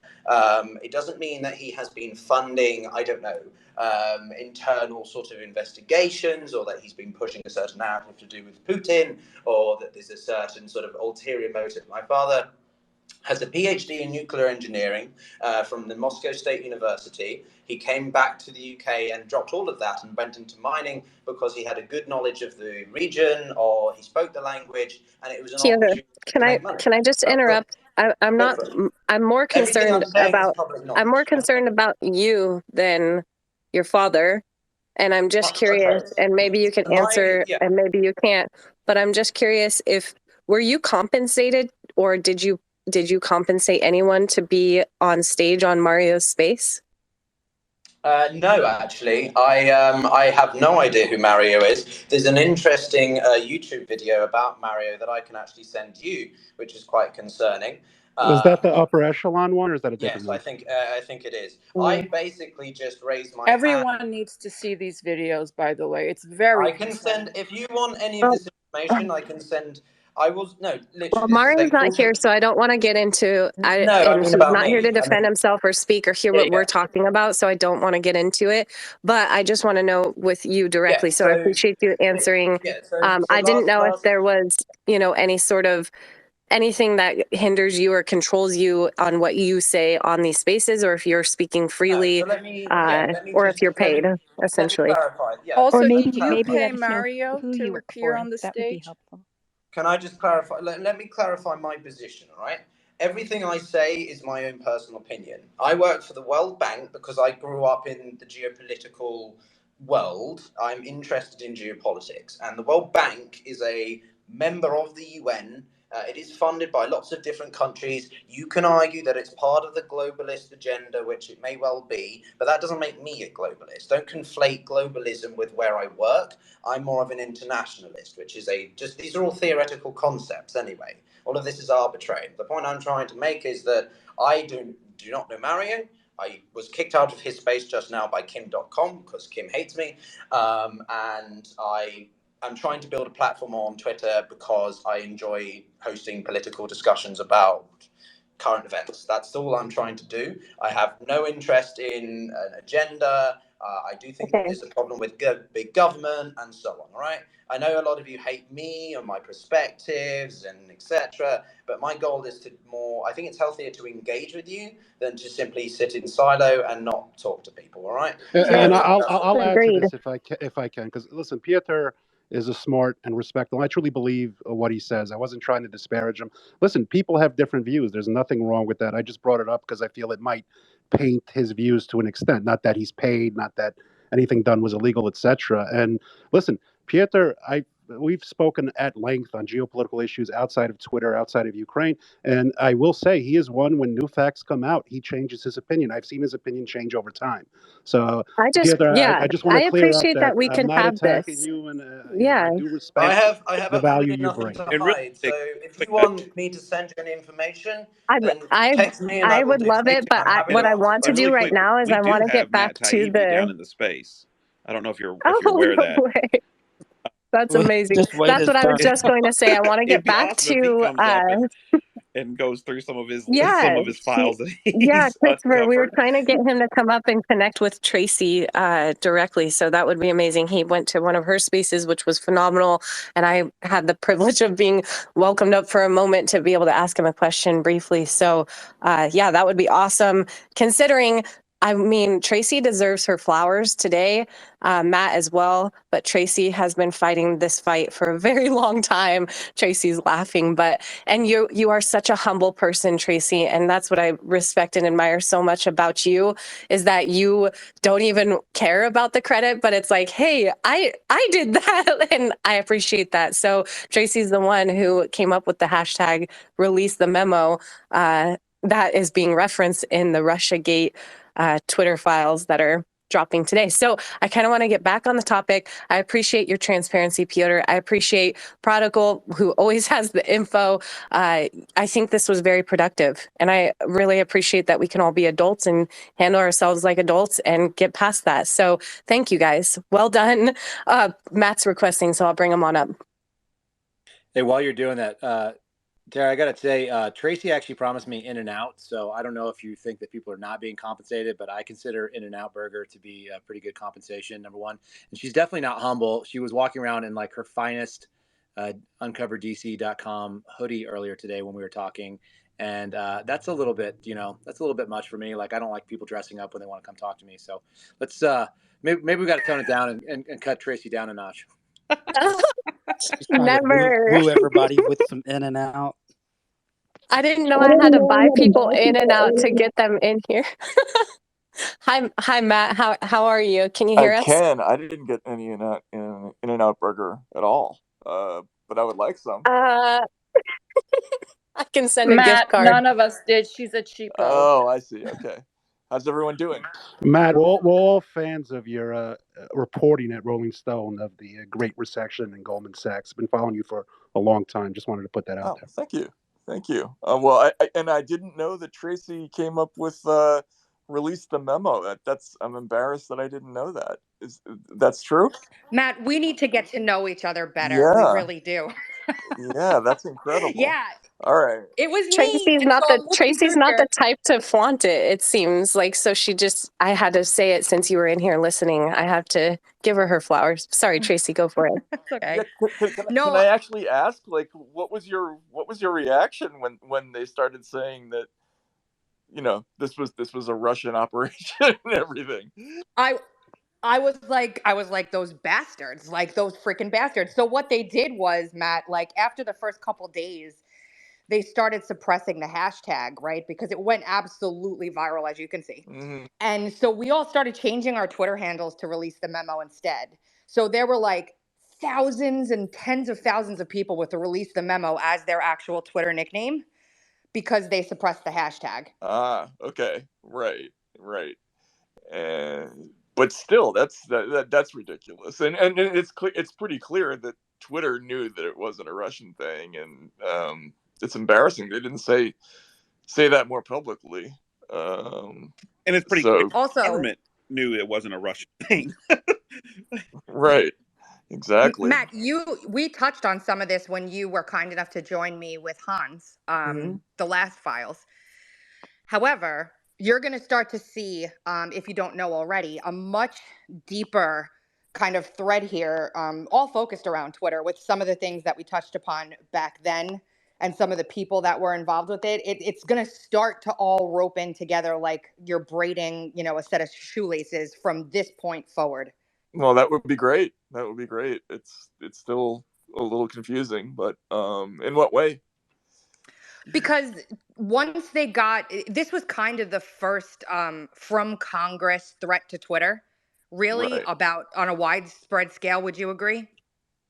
Well, Warner did a little bit at the beginning of at the end of 2017, but this was the really big one. I think you're right. Yeah, And absolutely. then once they got their foothold in here, the Mueller special counsel started, and it just got worse. It just got worse. And once the Mueller special counsel started, they were poking back and forth on the whole Guccifer 2 thing that we spoke about a lot more too. So if you've done those keyword searches, I'm sure you'll see a lot there. And I really want to see the influence put on this platform to ultimately do the blanket bans that they did when they did, because it seemed as though all of us doing the Russiagate work were kind of in our own little bubble, suppressed from the rest of the world. I did one thread on Andrew McCabe that had 50,000 retweets, but that was like an anomaly. And Wow. after that, it basically just tapered off, and then bam, we were all gone for the most part. So I'm sitting with bated breath. And if you need help, I promise I won't even tell anyone I'm doing it. I'll funnel you the stuff. Just let me in there. I will find things for you. Hey, Matt. Well, I mean, She's lying. She's going to tell everybody. Just no, I mean, look, I think the key is like the way the search process works.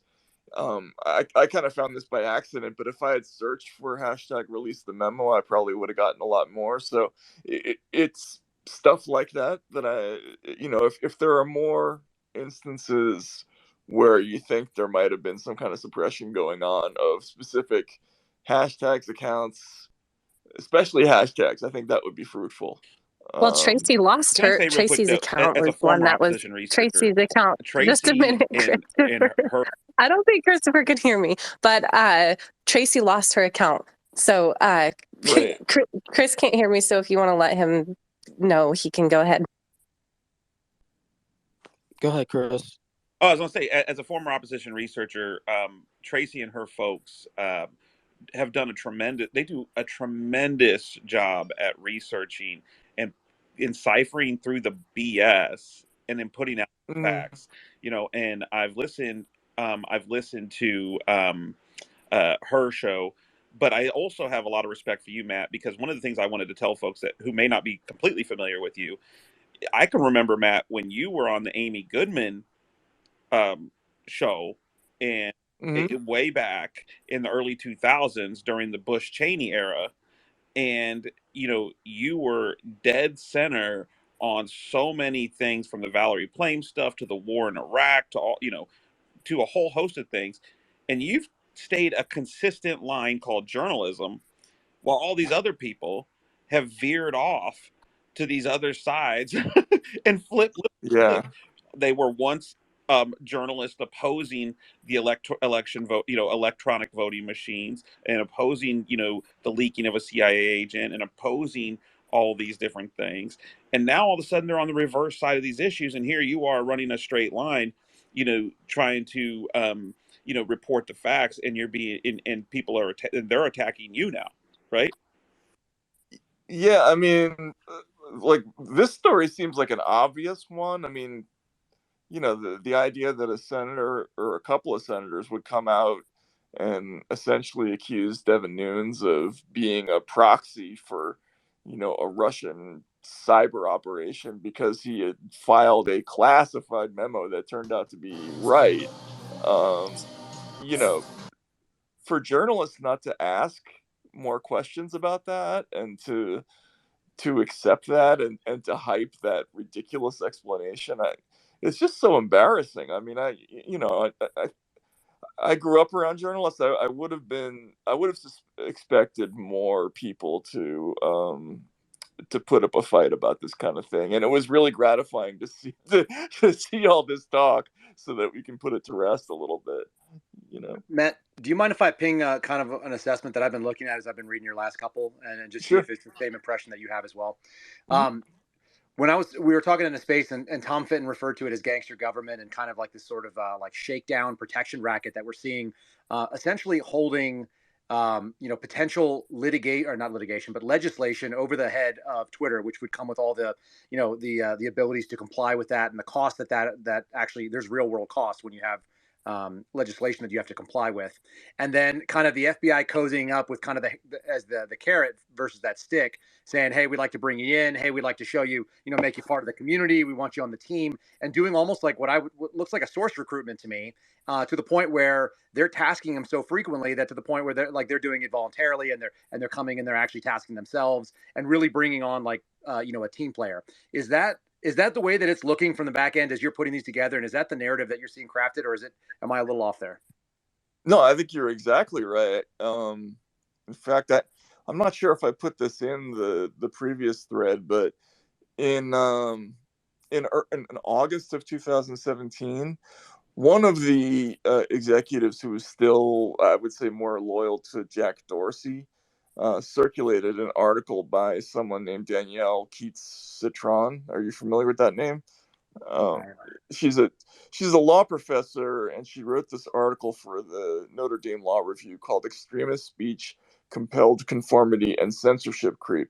And essentially, what it said was that there was a playbook that governments use where they threaten companies with with legislation and overregulation, and that they had successfully already done this in the EU, and that this was something that these companies needed to worry about going forward. And it turned out that it happened exactly at that moment to Twitter and Facebook and all these other companies in the US with the Russia thing.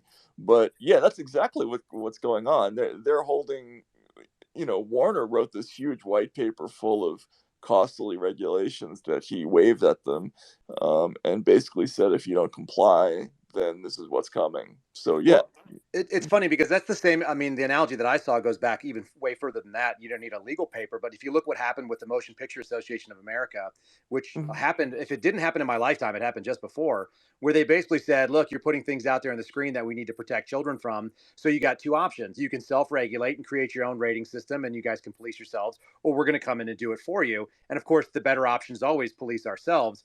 But to the point where we're seeing, Twitter was policing itself to the point where it was just doing the work that they wanted them to. And they were bringing, they were like a lapdog running out and handing all these files over. They were out there searching for it, and the FBI is searching for it. And obviously other intel communities are funneling through there as well. But it seems like, this playbook is not new by any means. No, it's not. And Twitter pretty quickly realized that what they had gotten into was a serious problem, that it was going to be an endlessly repeating cycle, and that it was going to only go in one direction. It was only going to get more serious. There's a tweet that I didn't put in there this time where one of the senior lawyers is kind of warning against letting another agency sort of into the club, because she had personally processed 160 requests from the government in a single day. And this is like the number 3 lawyer at Twitter. So you can only imagine the sheer quantity of stuff that was coming from the government within a couple of years after they first folded. So on that point, Matt, the disinformation governance board sprung up, and I think that you had done a little bit of work on this on your Substack, which I am a member of, by the way. Oh, excellent! Thank you.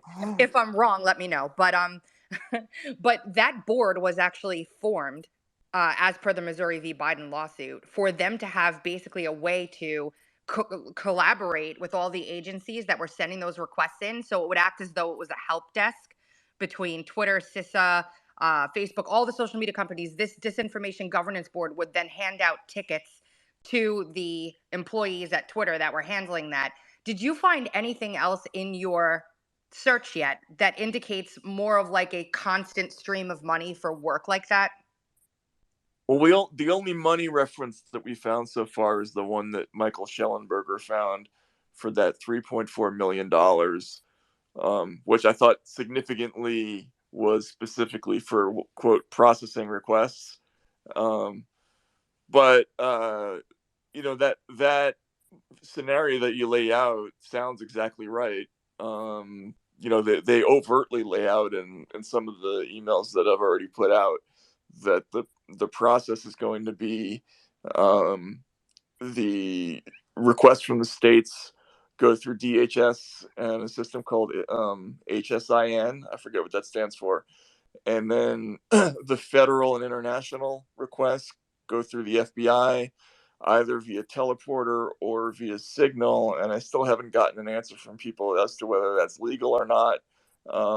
But yeah, it does sound like the CISA creation was designed to be part of this umbrella solution for everybody.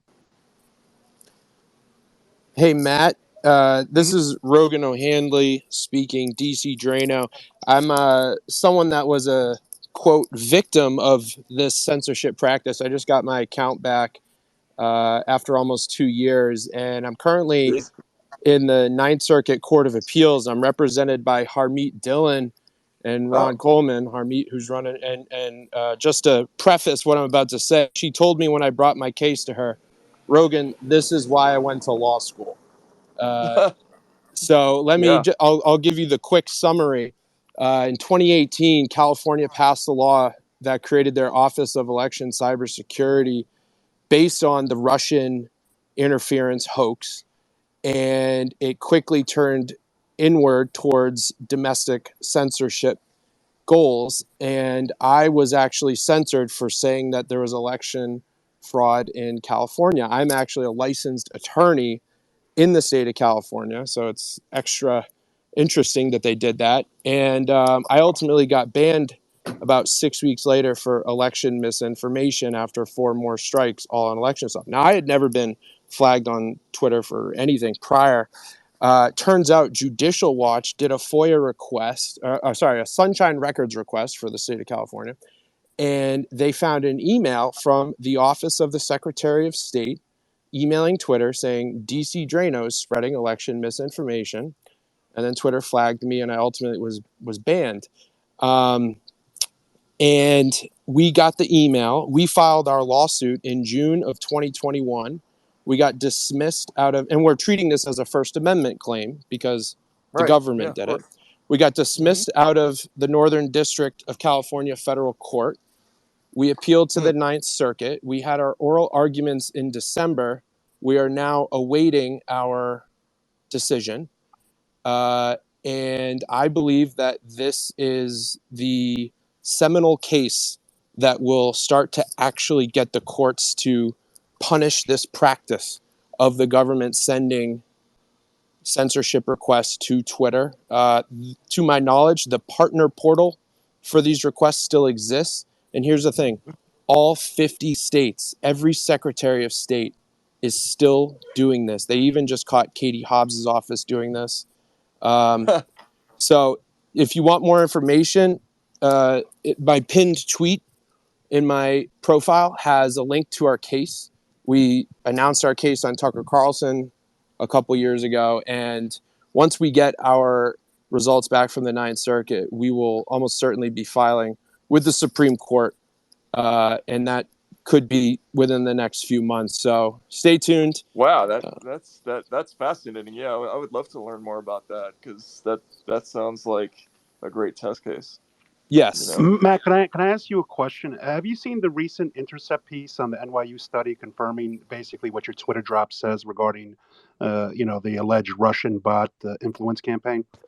I didn't see the Intercept piece. I saw reporting on the study, but I didn't see what the Intercept said. Why?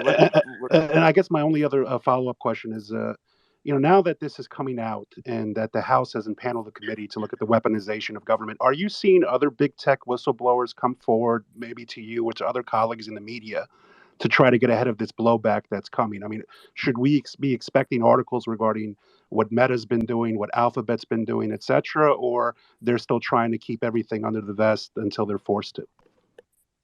I mean, I haven't heard anything.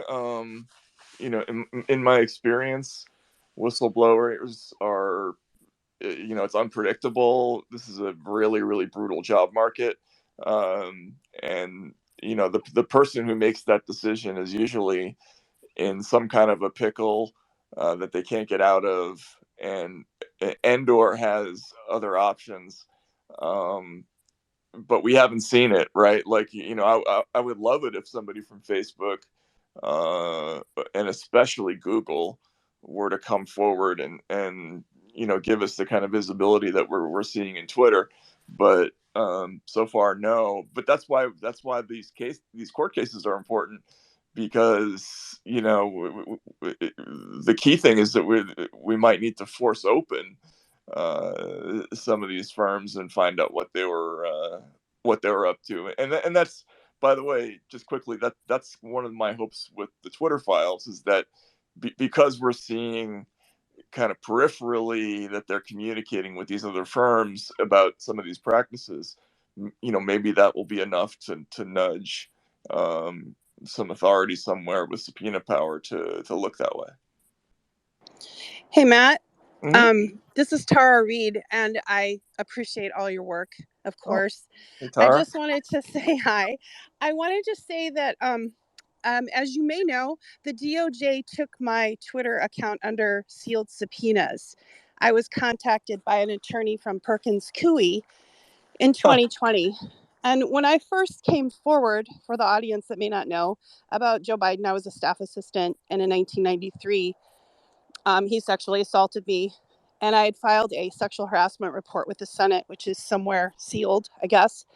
And I came forward about the assault and whatnot in 2019 and 2020. And in 2019, I was immediately called a Russian asset before I was even on the Katie Halper show or with the Megyn Kelly interview. Immediately, it was reporter Edward Isaac Dovere Oh, and well, some yeah. others, who immediately dismissed me as a Russian asset. So now the DOJ sealed warrants that took my Twitter account. The only reason I know is the Twitter attorney at the time had to file motions into court to tell me. To this day, the case is pending. I still don't know why they have all my communications. One theory that a journalist put out was that they were trying to find out who was covering my story for the Biden campaign. But I don't have proof of that. So I've never gotten verification. So this case is still pending. I have been warned unofficially that I may be raided or indicted, but I don't know for what. And I don't know why, because I'm just a regular citizen that came forward. It could have been just a scare tactic. But I guess my question to you is, I'm just a regular citizen. I don't know. My case, I wouldn't consider a whistleblower. It was a sexual assault. I came forward. I talked about Joe Biden. I did lose my career. I've had, a lot happen to me since I came forward. The Biden campaign came at me in various ways that I have receipts for. But my question to you is, am I just one of like many citizens that has had their social media taken under sealed warrants and surveilled, basically, I guess? God, And have you found me in the files? no, I mean, I haven't.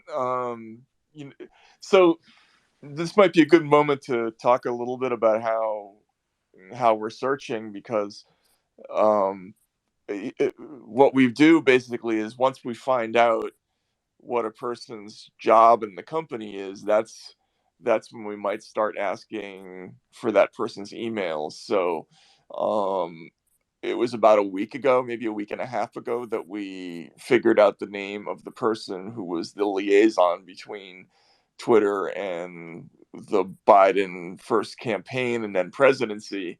And we started asking for the emails of that person. And I haven't looked through all of them yet, so it's entirely possible that your name's in there somewhere.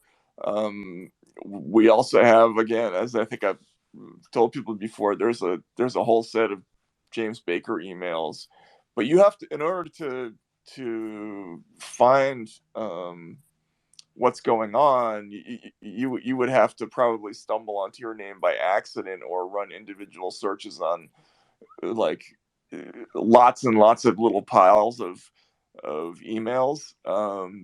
but I would guess that if you're in there, you'd be on with that you'd be in the account with that liaison. The other thing I would say is they did bring in Perkins Coie after I think after Baker was hired, and you can see that they're pretty judicious about farming some of their more controversial stuff out to firms like Perkins Coie or Debevoise and Plimpton.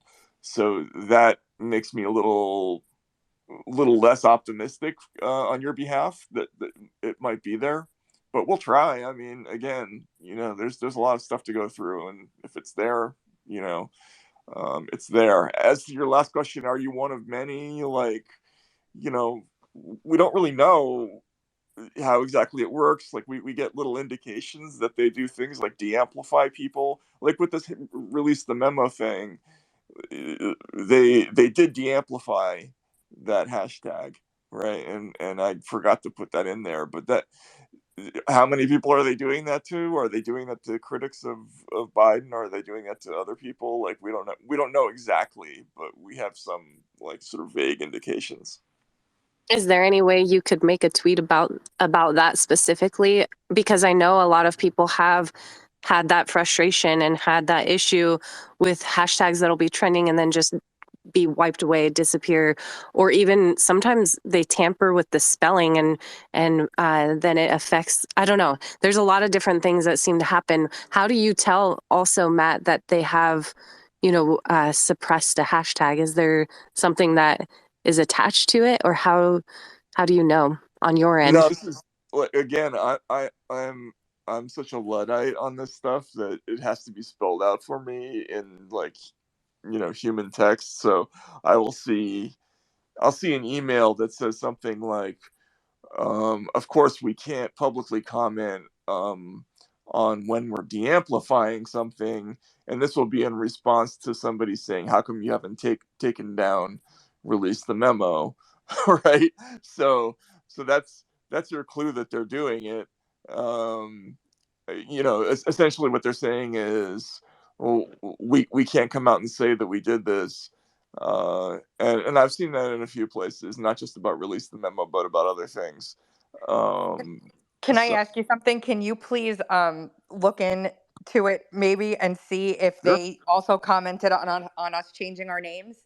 Because that was why we changed our names, like I mentioned in the beginning, because they Right. can't really do much about that. They they can't ban people, or at least they weren't back then. So we all changed our name to be released the memo because they can't really do much about that. I just want to know from my own personal life story whether whether or not they knew that.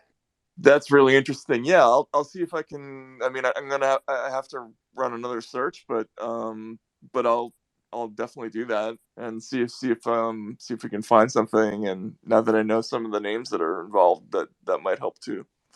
For Matt, sure. have you talked publicly much about what the methodology is that you guys are approaching this? I've done the reading on, like, at least what you guys have put out, but I don't recall seeing, like, I think everybody kind of has their own methodology when they do research, when they do investigations, and I think people probably assume that, like, all these things are in, like, really neatly filed boxes and you can walk around and just pick whatever case you want to write about. But that's not usually my experience with the way information and data is mined. And I think it would be helpful for people to kind of, like, know what it is you're up against, so they can kind of understand why things come out how they do, because it's such an Yeah. organic process usually.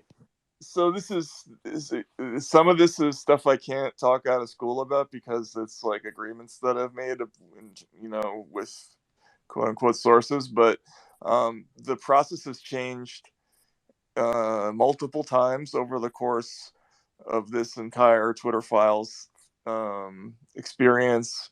Obviously, the first go around was a total mess because it was being vetted, by James Baker, and there may even have been an outside law firm involved.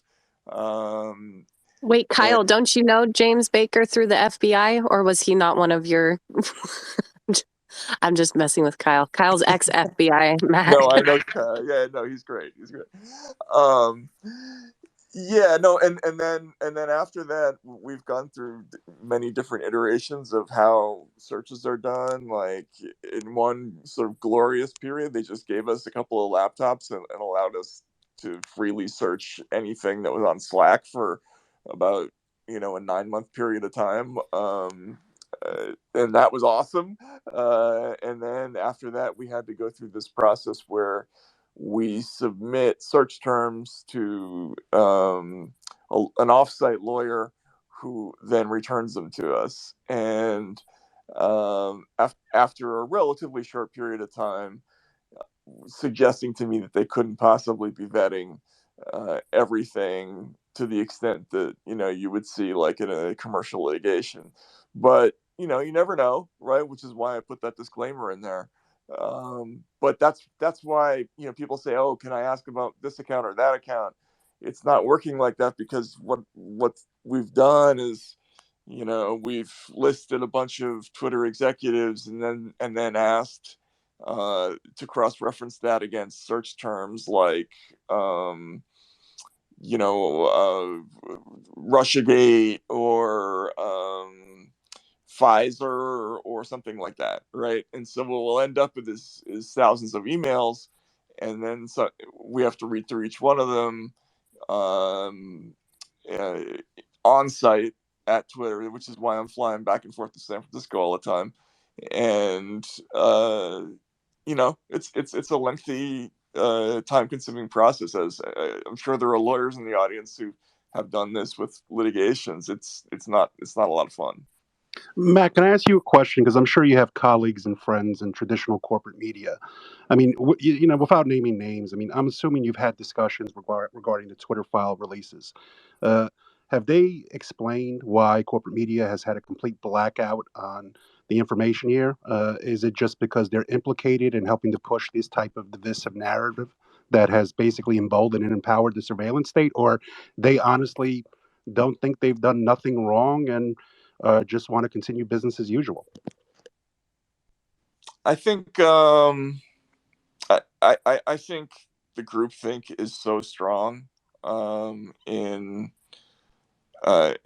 in the press right now that uh, a lot of them actually believe that that this is like extreme right wing propaganda or something crazy like that. Uh, there are a few old, sort of old school journalists who I hear from like through the grapevine and who are sort of whispering encouragement to me. Um, this is obviously, I think, the main thrust of the reporting, which is about the government's efforts to um, engage in wide scale domestic surveillance, domestic intelligence, and now also getting involved in um, enhancing the visibility of some people, suppressing other kinds of speech. This is the same kind of story that like Cy Hirsch was doing in the 70s with the family jewels story. I think people in the business know that it's a legitimate story, but it would just open a Pandora's box for them to take it seriously. But So but don't they realize how much the trust of the American public in their institutions and their reporting has been effective? I mean, they don't have any desire to try to regain. I mean, the fourth estate is very important. I mean, do they not realize they're the safeguard of the republic and democracy, or they are just in it for prestige, pay, and clout? I mean, it's confusing when you look at the muckrakers of the past, and even yourself with Goldman Sachs and what you revealed in regards to the bailouts and TARP, et cetera, that has the media just moved that much that they just want to be part of the establishment instead of holding it to account? yeah, I think Are there's they been are a they sea controlled by the establishment? I mean, sorry, Matt, go ahead. No, it's much more organic than that. They're just socially the same people as the people they're covering, which was not true. Again, I grew up in a family of reporters.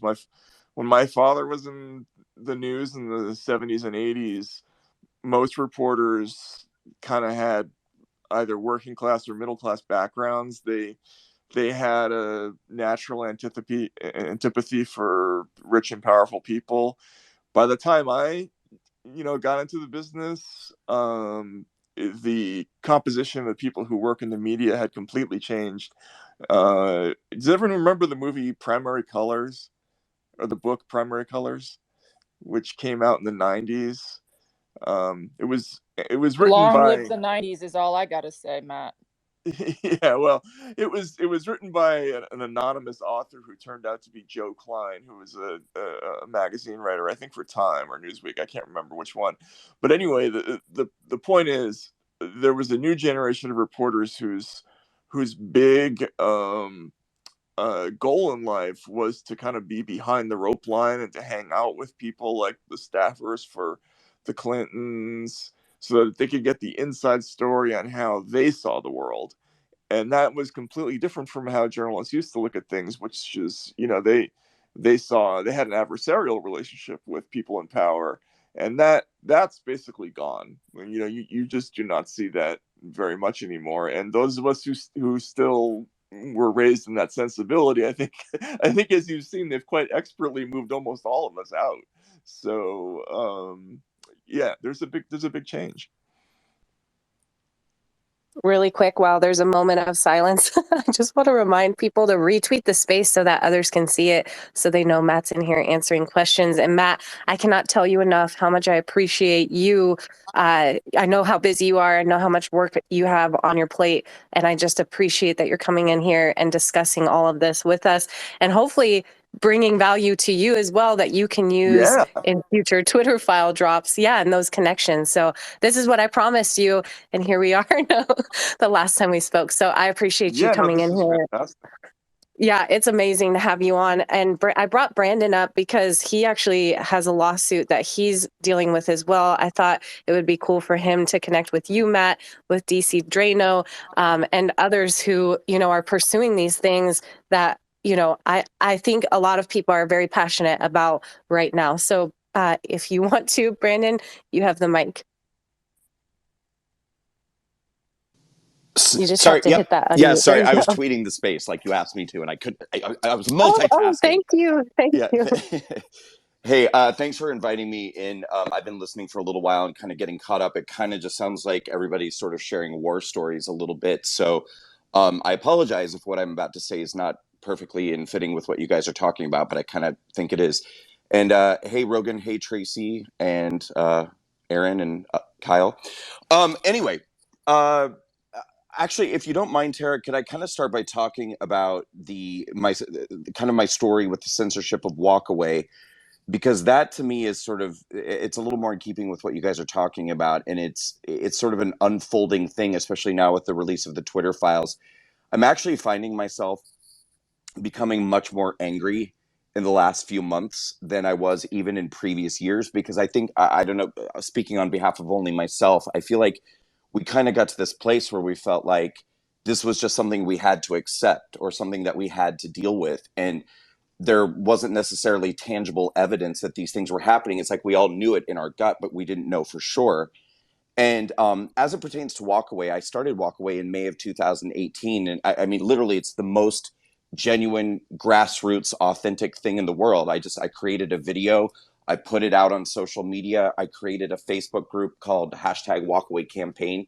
And I encouraged other people who were feeling like they wanted to walk away from the Democratic Party to join the group and create their own videos and tell their own stories.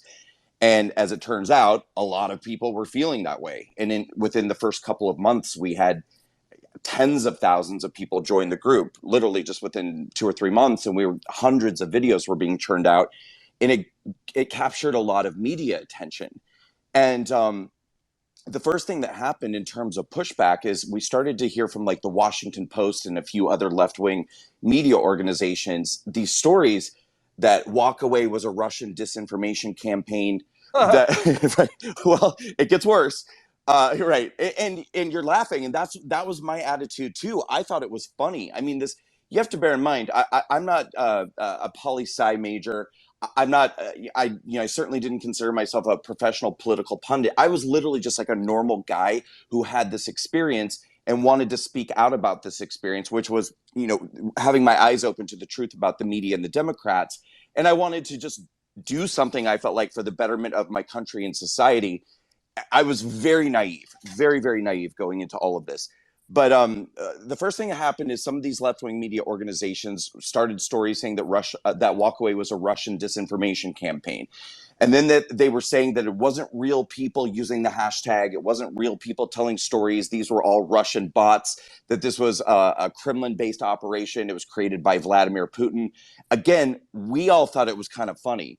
And so that's actually what influenced us doing the first March on Washington in 2018, is that we wanted to get the real people from Walkaway together and do a march to just kind of show. And we were all wearing T-shirts, making jokes about Russian bots, etc.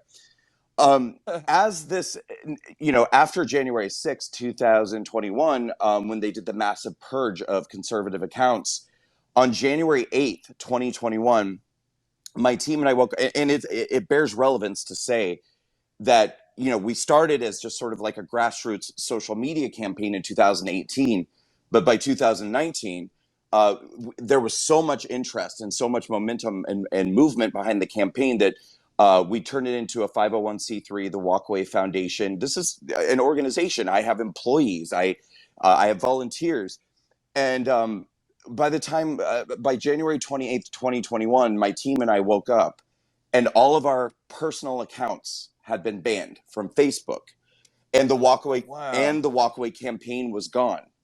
All of us just had a message that said, uh, "You're permanently banned. This cannot be appealed. There's no explanation. There's nothing you can do. It's over." Me too, by the way. I was on the walkaway team. Oh yeah, right. Tracy was. That's right. And so we also got in touch with Harmeet Dillon, got her involved.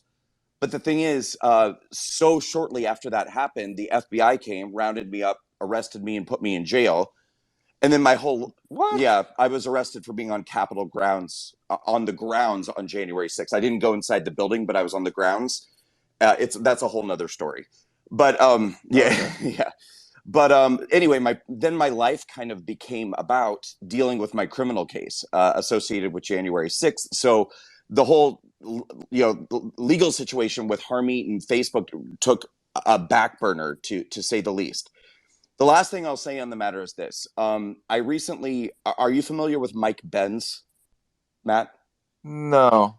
No, I'm Okay, sorry. Tracy might be able to help fill in the blanks of what he does exactly, but I don't know if you would call him an independent journalist, but basically I think he's like a researcher who's looking into how the government involves itself in suppressing and censoring people on social media, particularly conservatives. And he did a long thread several weeks ago. I also was not familiar with him up until that point, but people began tagging me because in his thread, giving examples of how the DHS and other three-letter organizations were involving themselves in censorship and suppression. He was citing a woman from the DHS named Suzanne Spalding, who in 2018 was apparently giving a talk to other members of some of these three-letter agencies and referenced the walkaway hashtag.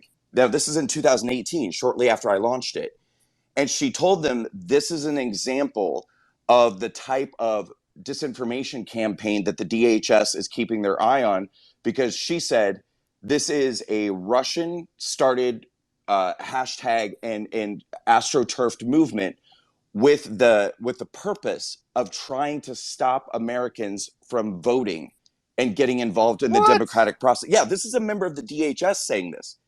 So my point here is this: back in 2018, when I was a naive idiot who started a social media movement and just thought it was all cute and fun and games and thought it was funny when the left-wing media was creating these lies and misinformation, I'm now starting to understand, particularly with the Twitter files, how serious this is and how deep it goes, and how much of a coordinated effort the government was making to take down this grassroots organization that I started. And I feel like it's so overwhelming and it's so deep that I don't even know how to begin addressing it.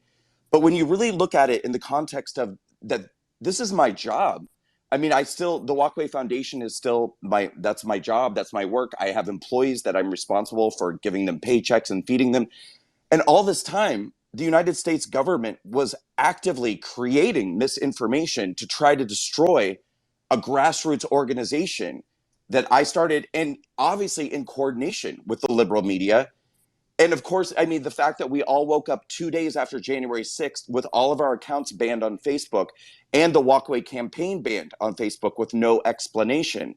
And by the way, I mean, it was literally the most peaceful, beautiful, civil Facebook group you can imagine. The only content that ever went into this group was people's testimonials. And I mean, anyone who ever followed it can tell you it was like the sweetest, most sort of optimistic. I mean, there was no QAnon crap. There was no, calls for violence. There was no anger. It was just this incredible thing. And obviously there was this huge coordinated effort to try to take the whole thing down. And I guess I just wanted to share that story with you, but to also say, That's an incredible story. yeah, but Yeah. to also say that I'm very angry now. I'm much more angry now than I was back when they were doing this in 2018, because I see now it wasn't funny. It wasn't fun and games. It wasn't cute. This is literally the might of the federal government working to destroy grassroots movements and organizations. Yeah, absolutely. And I totally understand that, because when you first get accused of being a Russian plant or a Russian proxy, as I did, your first reaction is going to be to laugh because it's so silly. But when you realize they're serious, it's unbelievably offensive that they do it, and then you attach the consequences. I mean, um, I got off relatively lightly compared to others, but people they've lost their jobs, right? I mean, you must be in an incredibly difficult situation now, right? And all of this stuff is designed just to be a means to control, people who they feel are out of pocket. Like this idea that, oh, they believe this, therefore they're suppressing enthusiasm for voting. That's they've turned that into, from a really fanciful idea into an actionable policy in a really short time, and that should frighten everybody, I think. Well, and Matt, if I may, and this is the last thing I'll say on the matter, it's I'm really beginning to appreciate how I mean, it's almost like they have templates, and this is a very organized thing that they know how to, like, the steps that they need to take to basically be able to prevent somebody from overcoming something or succeeding from something. For instance, in order to combat what they did with the Facebook group, my team and I have been working extremely hard for about a year and a half to actually build our own social platform, which we're going to be launching soon. Walkaway Social. It's our own autonomous thing. People can join it. We own it. We control it. But I'm sitting here thinking now, the DHS has already established internally that Walkaway is a Russian disinformation campaign. This is now backed up from several sources in the liberal media. And they've banned the Walkaway campaign. So all the receipts that I had, which was in the form of video testimonials and written testimonials, are gone. They can't be accessed. So all that remains at this point is their bullshit narratives about what Walkaway was, which is a complete lie. And so now I'm wondering, okay, all this work that my team and I have done, and we're about to launch this platform, are we going to get knocked out on day one because Apple and Google and all these other things are going to say, oh my God, well, this guy, January 6th, he was arrested. We already know from the government this is a Russian disinformation campaign. We've got all these liberal media stories to back it up. I mean, it's like they create this net that any individual, I mean, that's a lot for one person to go up against. And so I'm very curious to see what's going to happen when I try to relaunch my movement in the coming months. Yeah, absolutely. And yeah, that's very dispiriting, right? The ability they have to do that kind of a thing. Yeah, I wish you luck. That's horrible. But they're getting more and more aggressive. As we can see. So, uh, you know, maybe your story will help wake people up to how bad it's gotten. I hope so. And I hope that you get the justice that you deserve for what happened to you. I know Kyle wanted to chime in and tie things together. Go for it, Kyle. Well, I think it's just really interesting because when we first got in here, and Matt, this was just before you showed up, but we were talking about that using the Russian narrative is pretty easy way to discredit people. It's being used very broadly. It's being used without any sort of background, and they love using white supremacy domestically. So if you have an international face, then Russia is your problem. But if you're a domestic person, it's white supremacy. And my speculation is that we're going to be seeing people move, and they're going to be calling you anti-government, anti-authority. So Matt, you can look forward to that. Brandon, you probably can as well. Tracy, they already got you on that list, so be it. Tara, same thing. But if you look at the tribe here, whether it be Tracy, Tara, Brandon, and then Matt, you've experienced it the same way for a connection of going to university, 30 years ago. Right. It's just an open attack that is they're actually self-discrediting, I think. But the problem is that there's a lot of the right-wing people would call them like non-PC or non-player characters, the NPC sort of crowd. They're just bobbing their heads along with it. It's like, oh, they're Russia. Yeah, they must be. And the problem with using these types of slurs, and they really are, is that they've already put you on the back foot because now you're 100% defensive. Like, it's not like you're like, look, this is my life. Like, this is what it is. They've now accused you something that they don't have to bring any credibility to. And it's some vague assertion that you have some tie-in. And there doesn't have to be any evidence to it, but there's so many people that are willing to accept it right now. And unfortunately, Matt, now you're like the latest member of this tribe. You're sort of like the last guy in the line of the four that were in front of you here in this particular room alone. I'm waiting for my turn, but I'll be an anti-government person, I'm sure. I'm just curious if what is like, how do you even, I've seen you kind of go back and forth because I see you in the mentions when people are fighting you with it. Like, how vile is that stuff? And then, like, what's your standard? Do you just dismiss them or what? I mean, I probably should learn to control my temper a little bit better because I let it get to me still. And you never should on Twitter. Like, that's always a bad policy, and that's what the trolls want, is for you to get mad because that comes through. But it's hard not to get mad when people call you un-American or a spy or these things are designed to be offensive. And what Brandon was talking about, that feeling of hopelessness that comes over you, that you can't do anything to combat this because it's just on all sides. I think that makes you quicker to anger.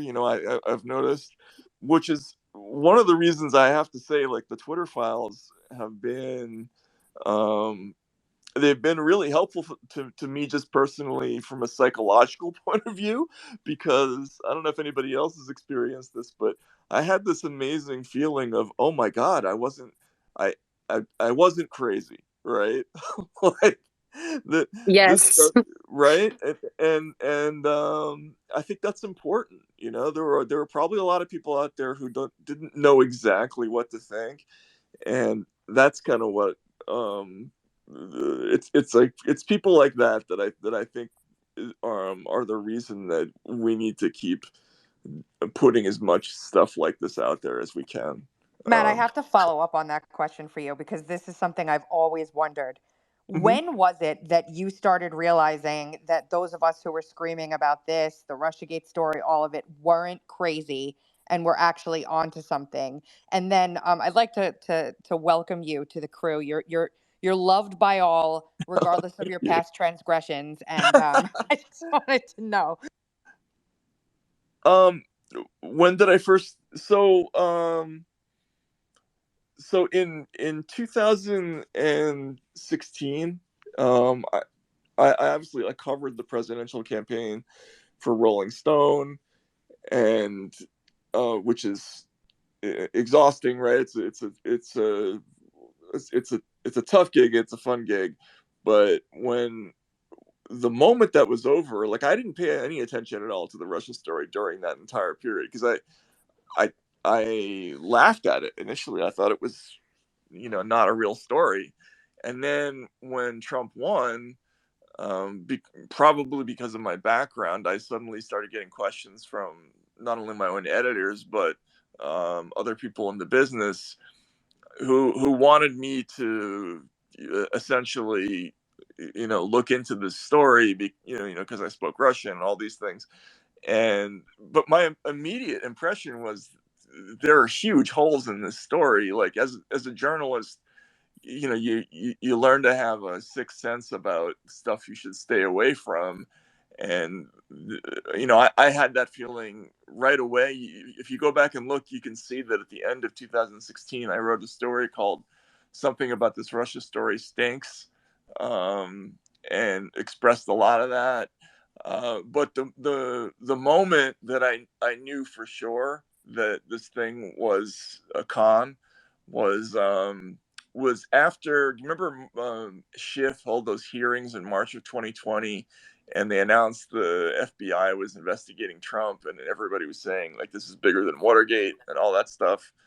Um, Yep. so, and he read into the congressional record all the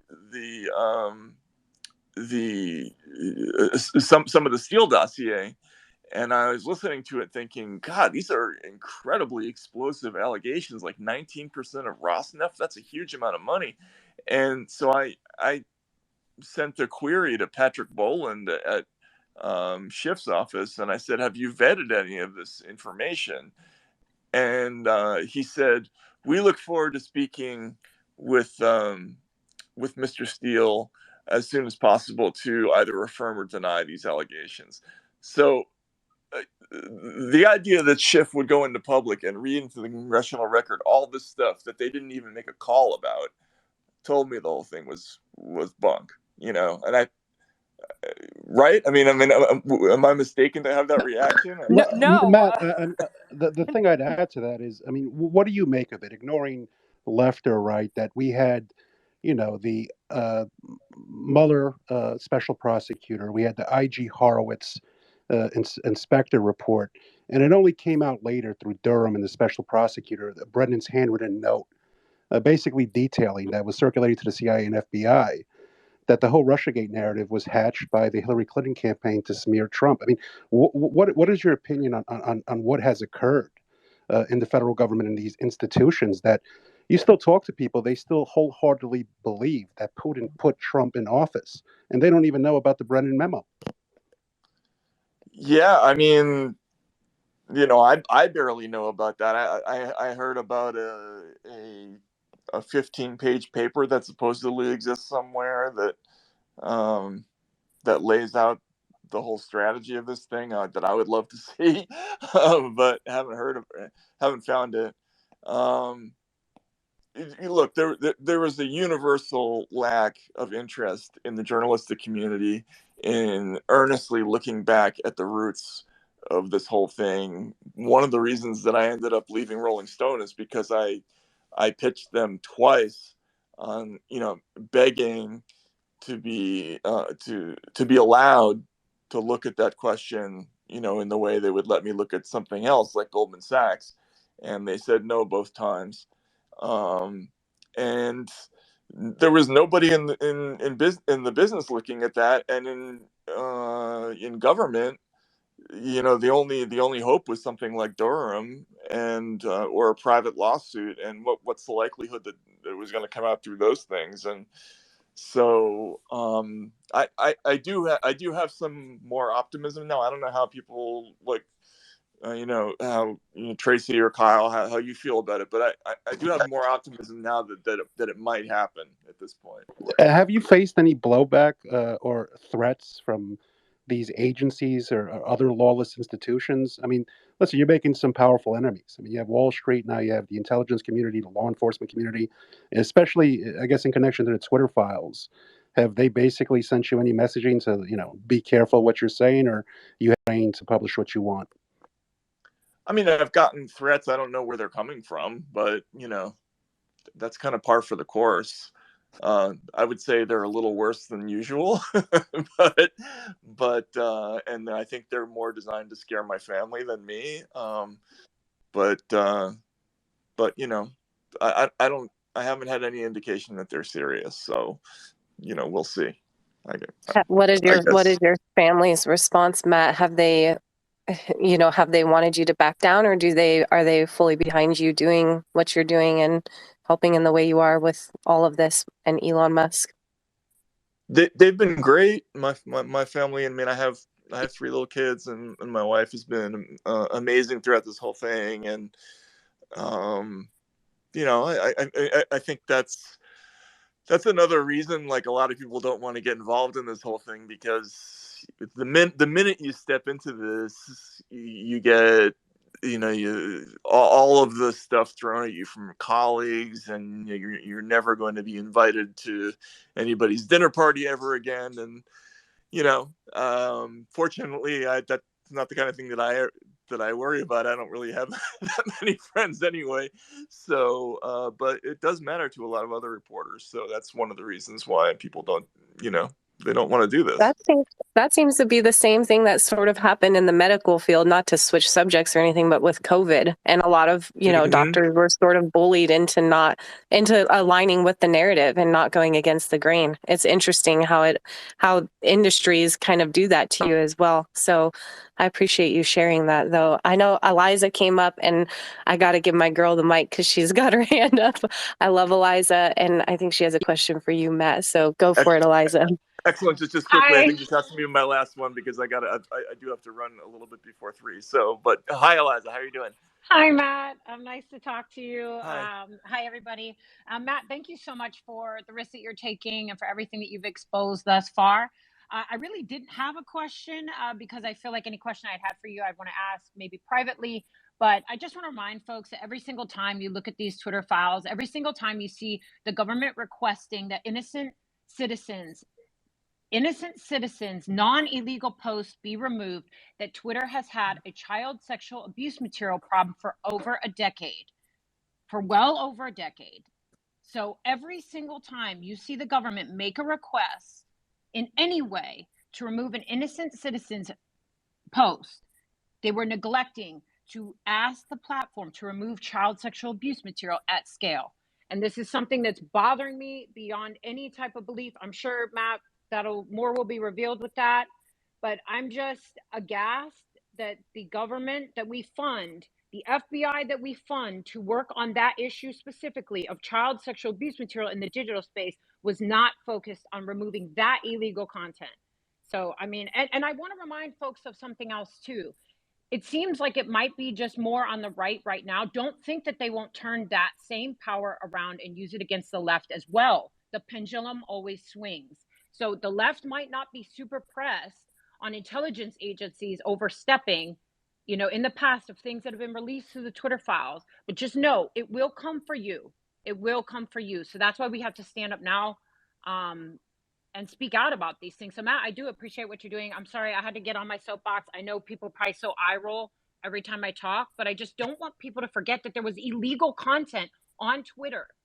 There was illegal content. And that's all I got. Sorry. I'm so passionate. Excellent. I'm so passionate about that. Yeah, no, thank you. Yeah, I don't know a whole lot about that.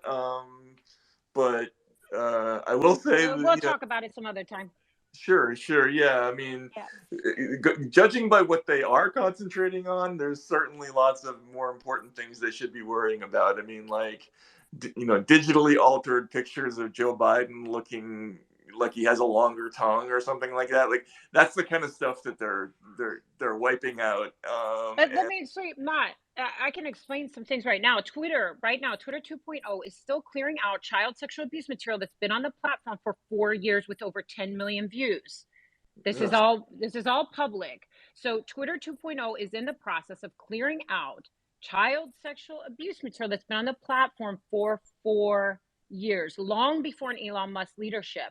And I'm not just carrying water for Elon. I was doing this years prior. I was speaking about this issue years prior. Eliza was going hard against Elon, saying, if you don't do something about this, I'm coming at you too, buddy. 100%. No, 100%.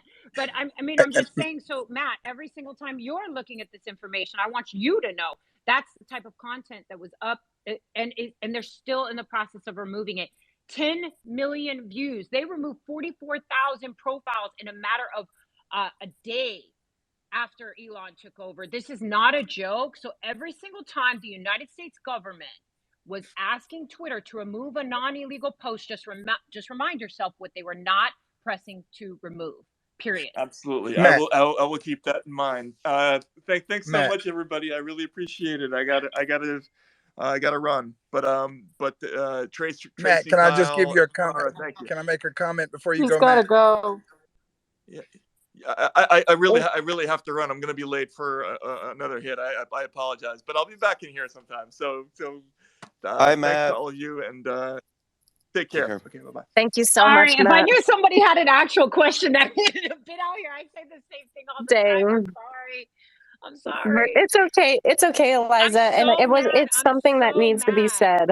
Yeah, Does you don't need to need to be said. apologize. And Hey, I want the left to know they're gonna come for them too. This is me trying to look out for all innocent citizens of the United States. Think about what is really going on, the long-term effects of these intelligence agencies having such a vice grip on the balls of big tech. It's disgusting. Well, I've This already is noticed something that that the media seems to be celebrating the fact that Biden is being subjected to a federal criminal investigation. I find it odd to see CNN with these headlines almost celebratory. And I don't know, my spidey senses are tingling. It's creeping me out, to be honest. I don't know what they have up their sleeve, but it does seem like it does seem the tide is shifting, Eliza, and you're 100% right. It'll easily be used against anyone. It doesn't matter which side of the aisle you're on. You can become a target of all of this that, anyone here can be. So I appreciate you coming on and saying that, Eliza. I'm sorry. I don't know. I think, was it Sphinx? Were you going? Yeah, I just thank you. I just wanted to say, I've been saying this quite a bit since the Twitter files started. If this stuff doesn't appall you because it's hurting, quote unquote, the other side, that's a problem. Okay, because beware of shifting alliances, beware of shifting power scenarios. Okay, these things, you should be guided by principles. If these things happen to, quote unquote, your side, and it would bother you, it should bother you now. You cannot be moving like this with the wind. You've got to be grounded to the core with your principles. Take each action, each piece of information as itself. Is it something you believe in? And not, oh, it got the other people to, it screwed them. No, because you know what? Tomorrow the power situation will be different, and it's going to get you. So if you're against it, to you should be against it to anyone. hey, Well, Eliza, you and I have gone back and forth a couple times on Twitter specifically, talking about how you're concerned about the fact that they hadn't addressed this, and I think the point that is most important here, it's not even that they didn't address the child pornography and the sexual exploitation that exists on the platform. It's that it never occurred to them to use the power and the relationship that they created to do such a thing. There was a thing that Prodigal said earlier on about how Matt has actually essentially made sort of an enemy of the intelligence community and law enforcement. And I would push back just a little bit, because I don't think he's made an enemy of law enforcement. Law enforcement loves law and order, with, like, by and large. There's obviously some that have abused their privileges, but the community that exists amongst police officers and people who really do law enforcement and not intelligence work, and those are, they coexist within the Yeah, I FBI. just meant the FBI. I wasn't I know trying to what you mean. disparage. I'm making a finer point, I think, which is to say that there are so many passionate agents that are running down what we call VCAC, Violent Crimes Against Children, participate in the Innocent Images Project, and they're so dedicated to it that we could put the entire FBI behind it, and they would still have work to do. There's no doubt about it that the problem and the scope is that big. The crazy thing is that the money and the motivation and the political interest is getting into this intelligence community piece, where they're going to go and police speech and they're going to ignore real crime, which is absolutely a terrifying thing. If folks, there's a meme out there, and I might put it out on my feed later on, but if you haven't seen it, the FBI and the power that the intelligence community wields at this point, it's like the ring of power that J.R. Tolkien dealt with.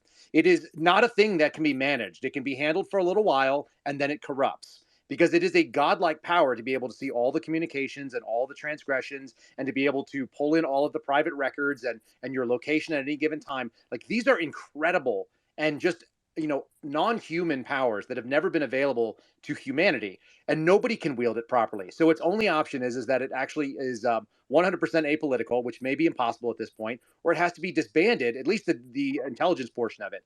Go back to law enforcement, go back to running down bank robbers and people that are trying to screw with kids and traffickers and gangs and drugs and all that stuff. Do those things, nobody's going to be mad at you. But if you start screwing around with what people think, which ties back to what Tracy has talked about, this cognitive infrastructure that CISA was trying to, they want to be in your mind and telling you what you can do. And the way you do that is track where you are and what you're looking at and what you're reading. So all this stuff is incredibly scary. It needs to be stopped. And if that is not the goal of this church committee, and I don't know if it is, but I'm going to be, banging on my drum and trying to get my name in there. Kyle, can that ever be done? I mean, I see the EU trying to, I guess, at least for social media and big tech, give consumers more control over their private data. Do you see that having any headway over in the States, especially since what we're seeing now? I mean, nobody reads the term of services. Let's be honest. They're 30 No, that's exactly pages. right. They don't. So yeah, like the genie's out of the bottle, right? The abilities to do so are out there. The Israelis have created some incredible cyber tools that are able to hijack your personal device. Like imagine having a spy sitting in your pocket, knows exactly where you go, and knows exactly what you're doing, knows exactly when you're on and off your phone, who you're talking to, who you're texting with, who you're sending pictures to, what kind of things you're engaging in, how long you linger on any of those things like that, what you're saying, on the muted mic when somebody else is saying something on your phone call. Like that stuff is absolutely terrifying. And so the domestic intel mission that the FBI has and that some of the other agencies participate in, it's got to go. But like, I believe Reagan said it, like there's nothing closer to eternal life on earth than a government program. It's not going to happen without some incredible and really heretofore not seen political will. So unless the left and the right gets together and realizes like, hey, we need to have privacy, that needs to be a real thing. We need to do law enforcement and stop spying on ourselves. Because when I was a kid, that wasn't a thing. Like everybody kind of laughed about it, but they would have had to actually hack an actual phone line. The world is so digital right now, and everything they can grab your data anywhere.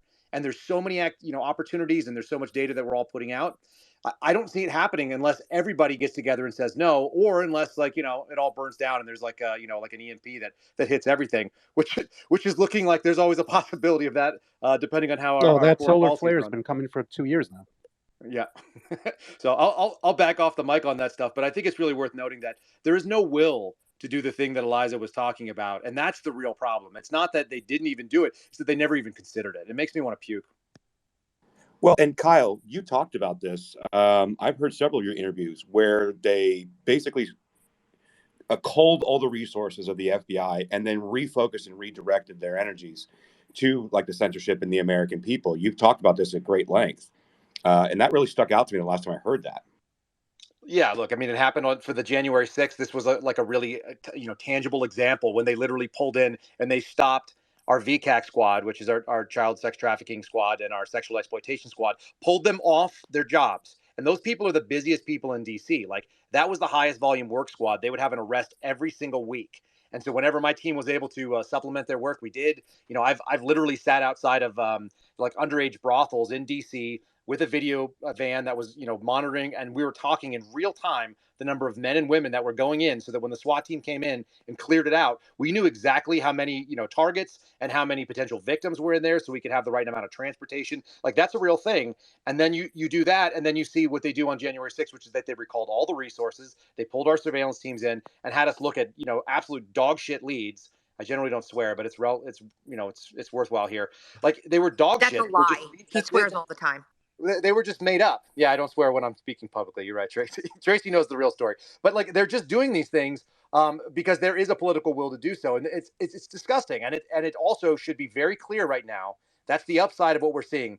They've exposed themselves in a way that we can all see it happening in real time. We watch the goalposts move. We watch the priorities move. And so if people are not paying attention now, wake up your neighbors. It has to be done. Like it cannot continue, and it will turn on them.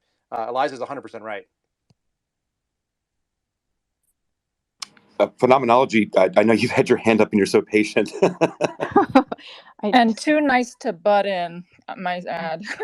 I just wanted to say a couple of things. One, to Tara's point about what's going on with Biden. I mean, I feel like Susan Rice is still there, Jake Sullivan is still there, so they've kind of used, Biden. He's crooked for sure, but they've gotten what they needed from him, and they can just install somebody next, like Newsom or something. So that's what I definitely think is going on. That is the vibe that I'm getting. Okay, thank you for the confirmation, because that's how I'm feeling. Thank you. And then also with regard to this disinformation stuff, even though that Nina is gone, I mean, just under the Biden administration, there's been over $100 million just since Biden's been in office spent This is money, from the Department of Defense, from Atlantic Council. I just don't think this is going to stop. I think they're going to gear up for 2024. If you go on the CISA website, they're still posting updates.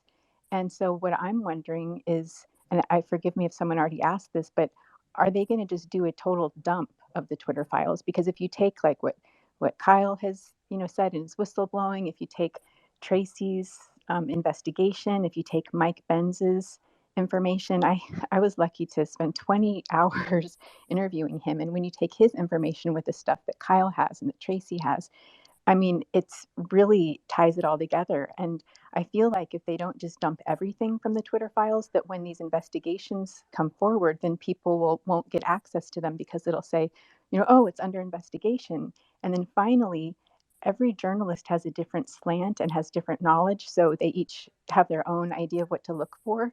But if they don't dump everything, there's going to be some things that people don't know. Like people might not know, like say Graphica or something like that. They might not know to connect the dots. So I was just wondering, They Matt's said they gone now, would. but I've seen credible reporters connected to Twitter files that said once they're done doing their releases, the public will have access. And we're not limited anyway, right? Congress has just impaneled a committee to look at the weaponization of the government that's going to touch upon this. So there'll be releases there. I'm sure it'll be ongoing. But you're right in regards to them claiming, they may not want to release stuff through the investigations or citing national security interests to redact, etc. But, listen, baby steps, right? Hey, both of you all, since there's about 4,000 people sitting in this space right now, I'm going to encourage you all to be tweeting at your representatives. This idea that like, oh, by policy, we're not going to tell you these things. By policy, like we're going to, we don't comment on ongoing investigations. Who writes that policy? It's real straightforward. It's the attorney general who signs off on it, or the deputies, and it's going to be the FBI director or the deputy director. So these policies are all mobile. They are all flexible in so much as there is power to push them. And so the alternative needs to be, if you don't have the policy of commenting on things that are very important, then we have a policy of defunding whatever these mandates they are. And there are a lot of funded mandates that go to the different intelligence communities and also through FBI and DHS and some others. They can pull individual funding for individual programs that are misbehaving. So that it doesn't have to be like, I'm not saying you defund the FBI. I'd say cancel the whole damn thing, but that's probably not going to happen. So let's be targeted about it. And let's say that like, look, you're going to lose funding for all of your, let's say, domestic terrorism resources. Because right now those are all being used to abuse American citizens. Like that's who domestic terrorists are. I put that in air quotes because those aren't real things. So these policies could all be changed right away. And the second thing is, and I told this to Tom Massey in a space the other day, which may have been getting out over my skis because I don't know whether he cares what I think or not, but they can easily say, go back and get this data in real time when they're having these hearings, when they've got Director Wray up in front, when they've got Attorney General Garland on the chair. There are literally dozens of people hanging out, just waiting, and they would be tickled to death to go get exactly whatever information is being asked about that they claim they don't know anything about.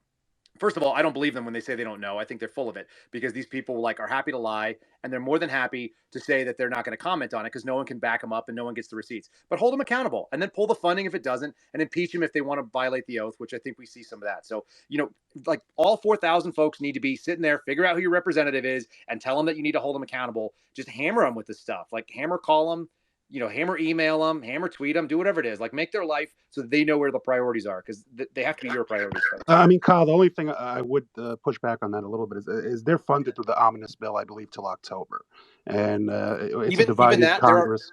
Prodigal. There are some metrics they got to hit.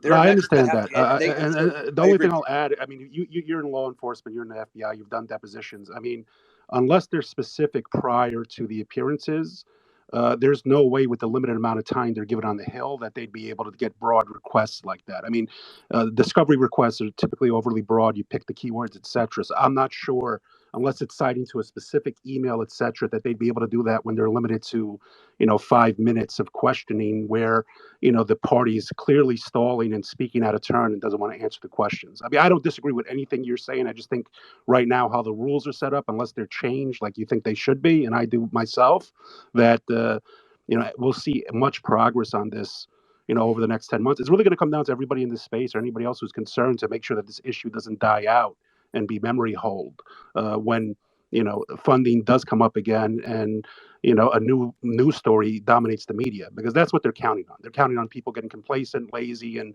10 months, maybe there's a new war, maybe there's something else, and let's just move past it. Which for a lot of us in here, I mean, we've been talking about these issues for years, if not decades. So, I mean, hopefully that does occur. Yeah, there's no doubt. But that being said, Jordan's committee has already sent off, under the last Congress, they've sent off dozens of letters. The questions are in there. They can make them available. It's like, hey, you have plenty of time to go research it and then bring back your damn answers, because you've been notified. You've been notified for well over a year. Some of them have been out, unrequited requests for information have gone out there for longer than that. So I do agree with you. Yeah, like the odds that we see something like that. But I'm just saying, hold these suckers accountable. Like, that's the only chance it's going to get it done correctly. The congressional hearings for large part are just, things are in the midst of an ongoing investigation. I don't have those numbers for you. I can't comment. It's almost like they've been and have come to be for years now absolutely useless, especially useless when you have a media who's now getting this information before a committee would even get their hands on it and dispersing it to the public. What's the difference if a committee holds a hearing and goes in and asks the same damn questions that have already been answered by open source You could get them researchers? to perjure themselves. Well, you could, but then you'd have to also hold them accountable for that perjury and ask Eric Holder how that's going, or John Brennan, or any of those guys.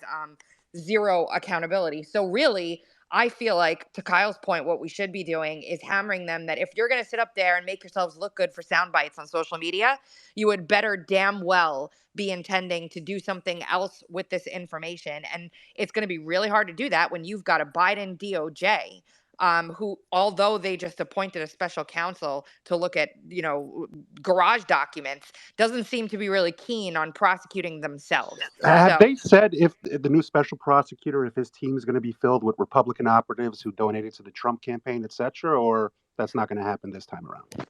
that's what we should be seeing if history holds true, no matter who the parties are. But of course, we know we're in the twilight zone, so it'll probably be like Mark Elias gets brought in from and deputized inside the government to be a Eric Holder from Covington's going to come in. He's going to clean this up. exactly. But more to the point of these investigations, and I see a lot of the times on my threads after I've just spent like 4 or 5 hours like showing everybody, look at this, look at this, look at this, and they do tend to get very in depth. But to Kyle's point, you really need to have this information, and you really need to tell your friends about it, and you really need to try to not be upset. Like today, for example, the release the memo hashtag was me and a friend sitting around like, we have to get more people to know about this. We have to demand that they act on this, and we can't let it go. Let's do something. And then randomly there it was, like little old me in my pajamas or yoga pants started a hashtag, and now years later, look at it caused sitting senators to lie out of out of their face just because they couldn't have the truth getting out there. So if you ever doubt, I think the Margaret Mead quote is, never doubt that a small group of concerned citizens can change the world. Indeed, it's the only thing that ever has, or something to that effect. Don't get discouraged, even though you feel like we've made literally zero progress, because that is completely untrue. The progress that we've made is extensive. And also, something I say every single time I do a space where I have the privilege of speaking to folks out there, like people like Kyle, like Steve Friend, like other whistleblowers who have stepped forward and really put their necks out there for people. Understand, people are not going to come forward continuously if you don't support them and give them the backing that they need in terms of exposure, in terms of, making sure that their message is getting out there, in terms of holding congressmen like Jim Jordan to account to make sure that these hearings go with these guys in there under oath and some action is taken, that they hold accountable the FBI for violating the Whistleblower Protection Act. I mean, there's a host of things. So that really rests on the hands of the public, because before these guys were brave enough to step forward, nobody knew who they were. They were quietly doing their jobs and getting bad guys, saw horrible stuff that was going on, and stepped up to the front to say, hold on a second, this isn't right. People need to understand what your FBI is doing. And then if they fade off into obscurity because we move on to the next shiny object, we get no closer to the accountability and exposure that we want. So everybody stay focused on what we're doing here. We're making Tracy, can I ask you a question? Because you're correct in everything you said, and this isn't cheap. I know Drano was up here and a couple other people with the lawsuits going. I mean, this is stuff where there's the forum shopping for venues that are favorable to protecting the government, etc. I mean, you're talking about motion practice for discovery of a Yep. review. They're going to give you a privilege log. Then you might do in-camera review with the judge, arguing whether this information should be released or not. What are some media entities and organizations that are working on this that you believe? Because it's not just about spreading the word. I mean, these people actually need funding support because the entire apparatus of the state and corporations, etc., go after them, and they try to basically make sure they can't put Well, food on their table, let alone fund a lawsuit to get this information. So I well, was they're just doing, curious. yeah, I mean, yes, great question. And I don't want to speak for Kyle being that he's here, but I'm going to. What they're basically doing to these guys is they're holding them indefinitely on suspension. So they can't get another job somewhere else because they're slaves right now, or basically stuck in a box that is no normal person in corporate America would ever experience being terminated, quote, but you're really not. You've got to stay over here. And by the way, you're also with us, so you can't go get a job elsewhere. So you can't make any money for your family. And we're going to take 3 or 4 years to investigate a supposed transgression you've committed, which in Kyle's case is absolutely ridiculous. If nobody knows that story, I can show you our interview so you can see it. And I'm sure he's detailed it on his Rumble channel. But who's funding it? Well, right now, I don't know of any lawsuits that are going on to get these documents. It goes through an administrative process first. Kyle, correct me if I'm wrong, but IG has to take it up, correct? Yeah, what specifically documents are you looking for? Like IG has no power. Like they can go and they can get subpoena, but they can't do anything with it. Like they have no prosecution ability. Like they're going to go and come up with it. It doesn't matter what they're investigating. When they come out, they still have to go to DOJ to get a prosecution. It's like, go ahead. Well, I'm just going to say there's on the civil side, outside of going the official government route, there's one lawsuit that I just feel like I talk about every day, but that's ongoing right now. 2 states and a couple of individual plaintiffs are suing the federal government over this very thing. The lawsuit's in the middle of temporary discovery, expedited discovery and deposition for a temporary injunction to stop this from happening. And it's been wildly successful so far. So I would say everybody throw your weight behind the states of Missouri and Louisiana because they're blazing the trail right now for what we're looking for in terms of accountability for at least the censorship portion of things. Yeah, you're right. Which is But the other thing too is like you can't expect that any of these people are going to actually they're going to retire comfortably. That's what they do. Every single one of them has, like as you and I talked about earlier today about other situations. Like the regime protects itself, and the government basically exists to protect people within the government, so they can go on and continue doing their jobs.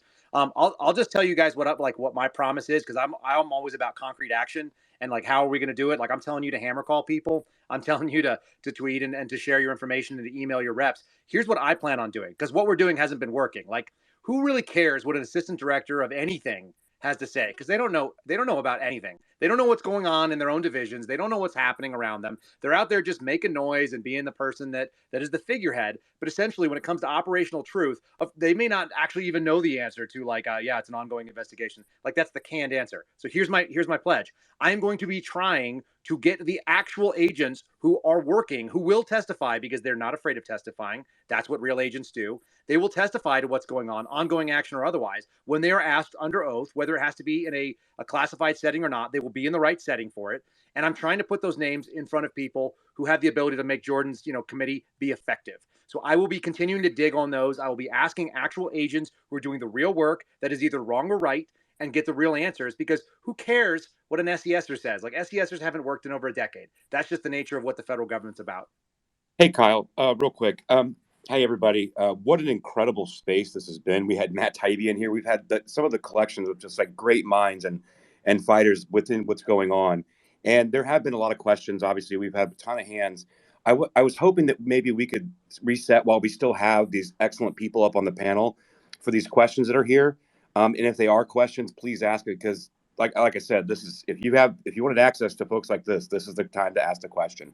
And then as we brought you up, I want to try to rotate people. I've got a page full of requests here with people with questions, so I'm doing the best I can. And obviously, anyone that has been speaking deserves the floor whenever they need it. But if you guys wouldn't mind, Honey Badger's had her hand up forever, then Phenomenology, and then I'll make my way down to Dallas and Christopher. Hey Thanks. guys, thank you so much. Thank you very much for this, and it's a great space, you guys. So I do have a question, and I'm going to refer all the way back to something that Prodigal said earlier, in terms of the media blackout. So while I've been sitting and listening, I've been looking for any kind of coverage for this last Twitter dump in any periodical, and really, the only places I found it were post-millennial the Post Millennial, and Just the News. So these are very, very, conservative. These are so conservative, most conservatives don't know about them. Other than that, absolutely no other news sources have come out about this. But going back to Tara and phenomenology's conversation, and this is the question that I have too, because at first I was hopeful that this dump would move the needle of public opinion in terms of everything that anybody who was paying attention during the Russiagate scandal knew. And though the left digs their heels on it, still to this day people believe the narrative of Russiagate.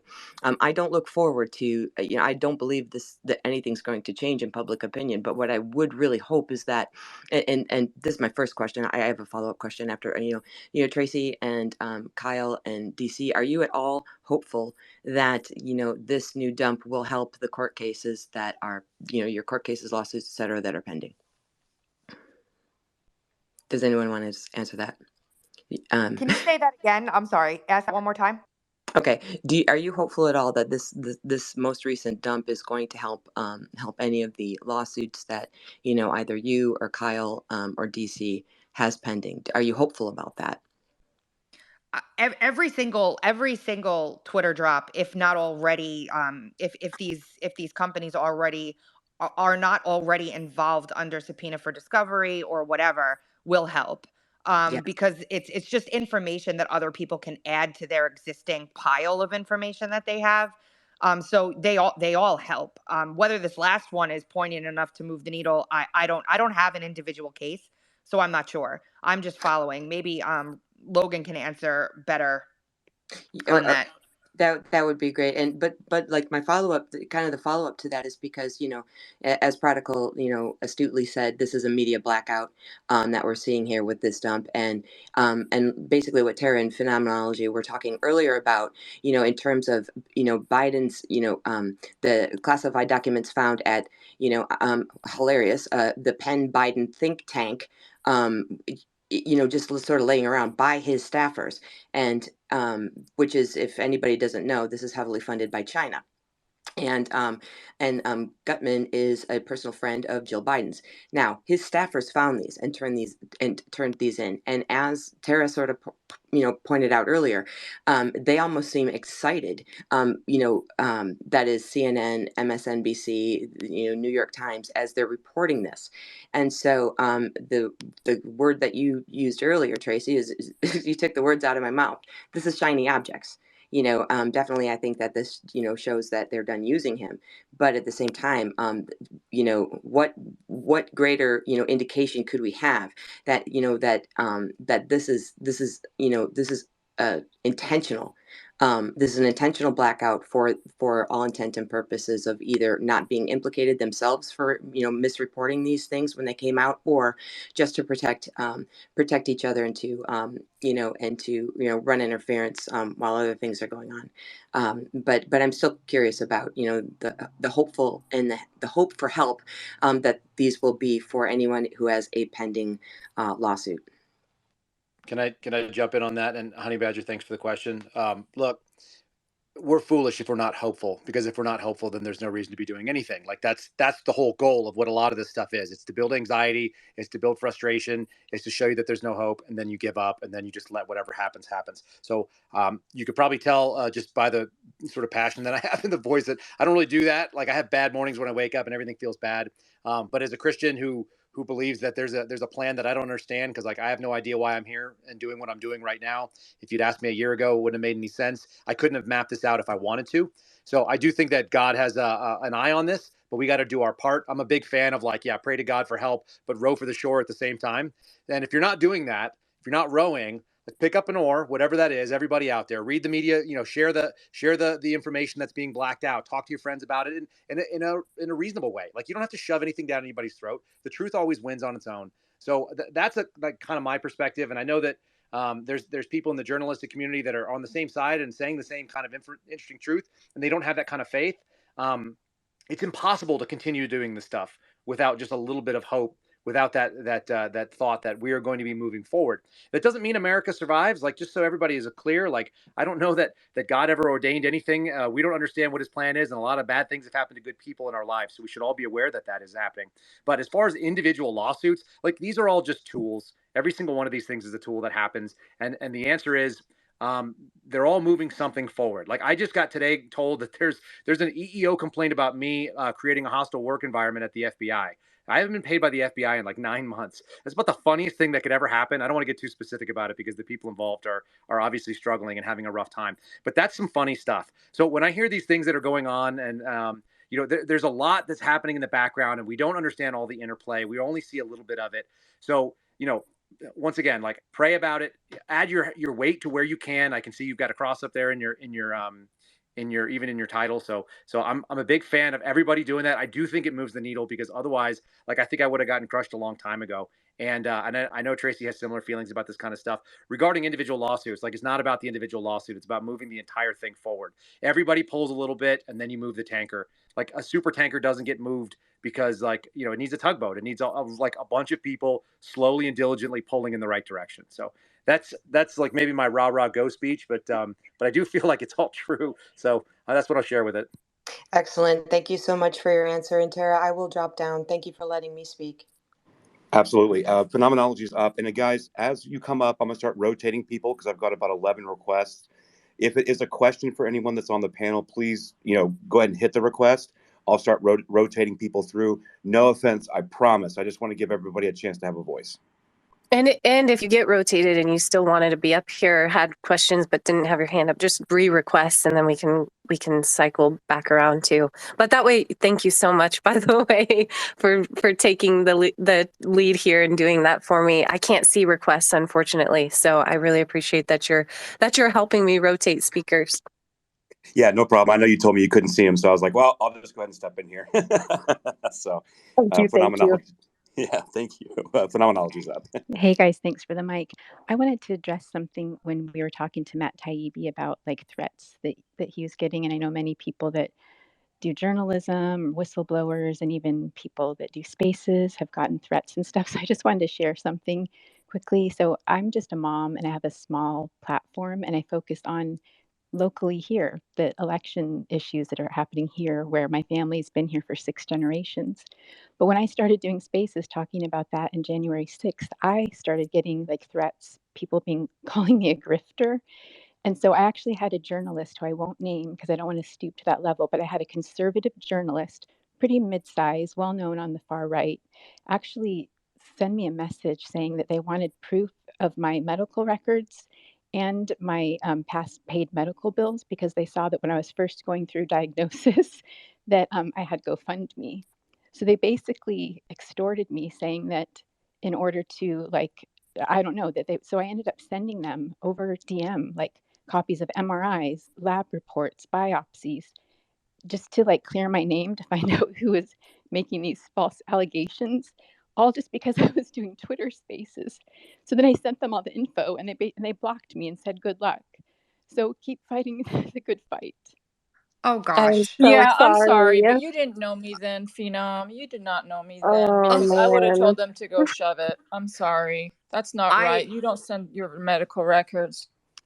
I have had that happen to me too. And not at the same level wanting medical records, but when my house and everything I own burned down to the ground, there was a GoFundMe for me. And I mean, it still to this day follows me that people say that I burned my house down on purpose just to collect the money. It's just absurd. And you know what? You're doing good work. Keep your head up. Ignore that stuff as hard as it is. It is so hard. There is a rat's nest of crap out there that you have to deal with. But we're doing what we need to do for our, what we think our path is to save the country. And you're just the most beautiful, calming, amazing person. I love listening to you. Can you like record something so I can like put it on at nighttime before I go to sleep? I Her love listening to spaces. her. She needs to do all night spaces so we can lay there and listen and relax. It is your voice is very calming. It's true. It is true. It's just so calming. Your and so listenership would peaceful. drop off though. Like if you did overnight spaces, like people would be out in the first 5-6 minutes, and then there would just be But then they just stay. But then they just Exactly. stay. Exactly. They just stay on so she'd have a, you know. Listen, you just keep doing what you're doing. Ignore all that stuff. There's going to be people out there that hate you because you're doing well, that hate you because they wish they thought of it first, that hate you because they're envious that people respect what you're saying, and they're going to come for you because they're empty somewhere inside of themselves, and you're not. So just focus on that and focus on the forward move. And if you need any help or something like that ever happens to you again, please don't hesitate to reach out to me. Yeah, or The tag me. goal, I the I goal love is these people. the They're goal. my Yeah, favorite. tag Kyle, tag other FBI. I've had so many FBI people reach out to me and say, "Hey, I'm on your side. If you ever need any help," I'm like, "Oh, dang, okay, I kind of do like the FBI." No offense, Kyle, but I do want to say that they'll try to pigeonhole you too. They'll try to make you feel like you're alone on an island, and that's ultimately the goal. So I appreciate you opening up about all of that and just letting it out and sharing here, because I think it's important for people to know that that's not the case. And I will say that people came to me saying the same things about you, but this isn't grade school. Like, I don't go off of what other people say about other people. If anything, it says more about them than it does about the person that they're speaking about. So I appreciate you opening up and sharing that. I could hear the emotion in your voice. And I just want you to know I've been the subject of a lot of that over the past 2.5 years of doing these spaces. So if you ever need someone to talk to about it, and how I've kind of learned to deal with it, because it used to affect me very deeply, to the point that I almost gave up. I almost deleted my Twitter account and just stepped away because it wasn't worth it at some points to deal with some of it. So just come to me if you need anything. And Eliza too, she's experienced a heavy dose of that stuff and has reminded me. I was just thanking her for reminding me to stay strong, because had I just given up and given in to a lot of the things that have been said about me even more recently, I wouldn't have done this today, and we wouldn't have gotten to have this amazing discussion, and Matt and Tracy and the connections made. And that's the goal, is to pigeonhole all of us and keep us from having these conversations and getting together. So just keep that in mind. It's even deeper than just them coming at you. They don't want you connecting the dots.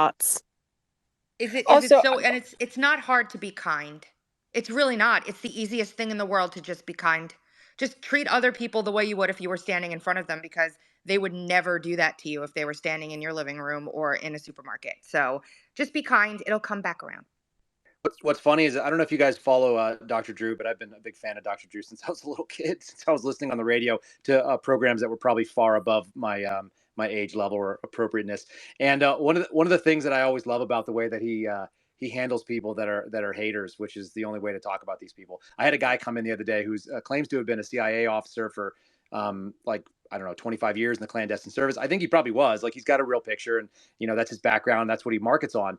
And he was like, immediately post all of your vaccine records for everything that you've ever gotten. And it's like, oh, is that how they taught you in the CIA, how to elicit information? Man, no wonder we're going downhill right now. So the answer is almost always like, it's humor, it's turning it back on themselves because they're clowns.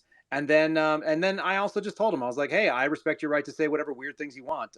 How about me? Do you respect my right for that? You can almost always shortcut these people if they're reasonable. And if they're just going to be a troll that's going to send stuff out, they're not real people. Like, they may be walking around, but that, like, their internet persona is not their reality. Like, they don't matter. None of them matter. It's just all made up world. So like Tracy said, they're not going to say that to you in a grocery store.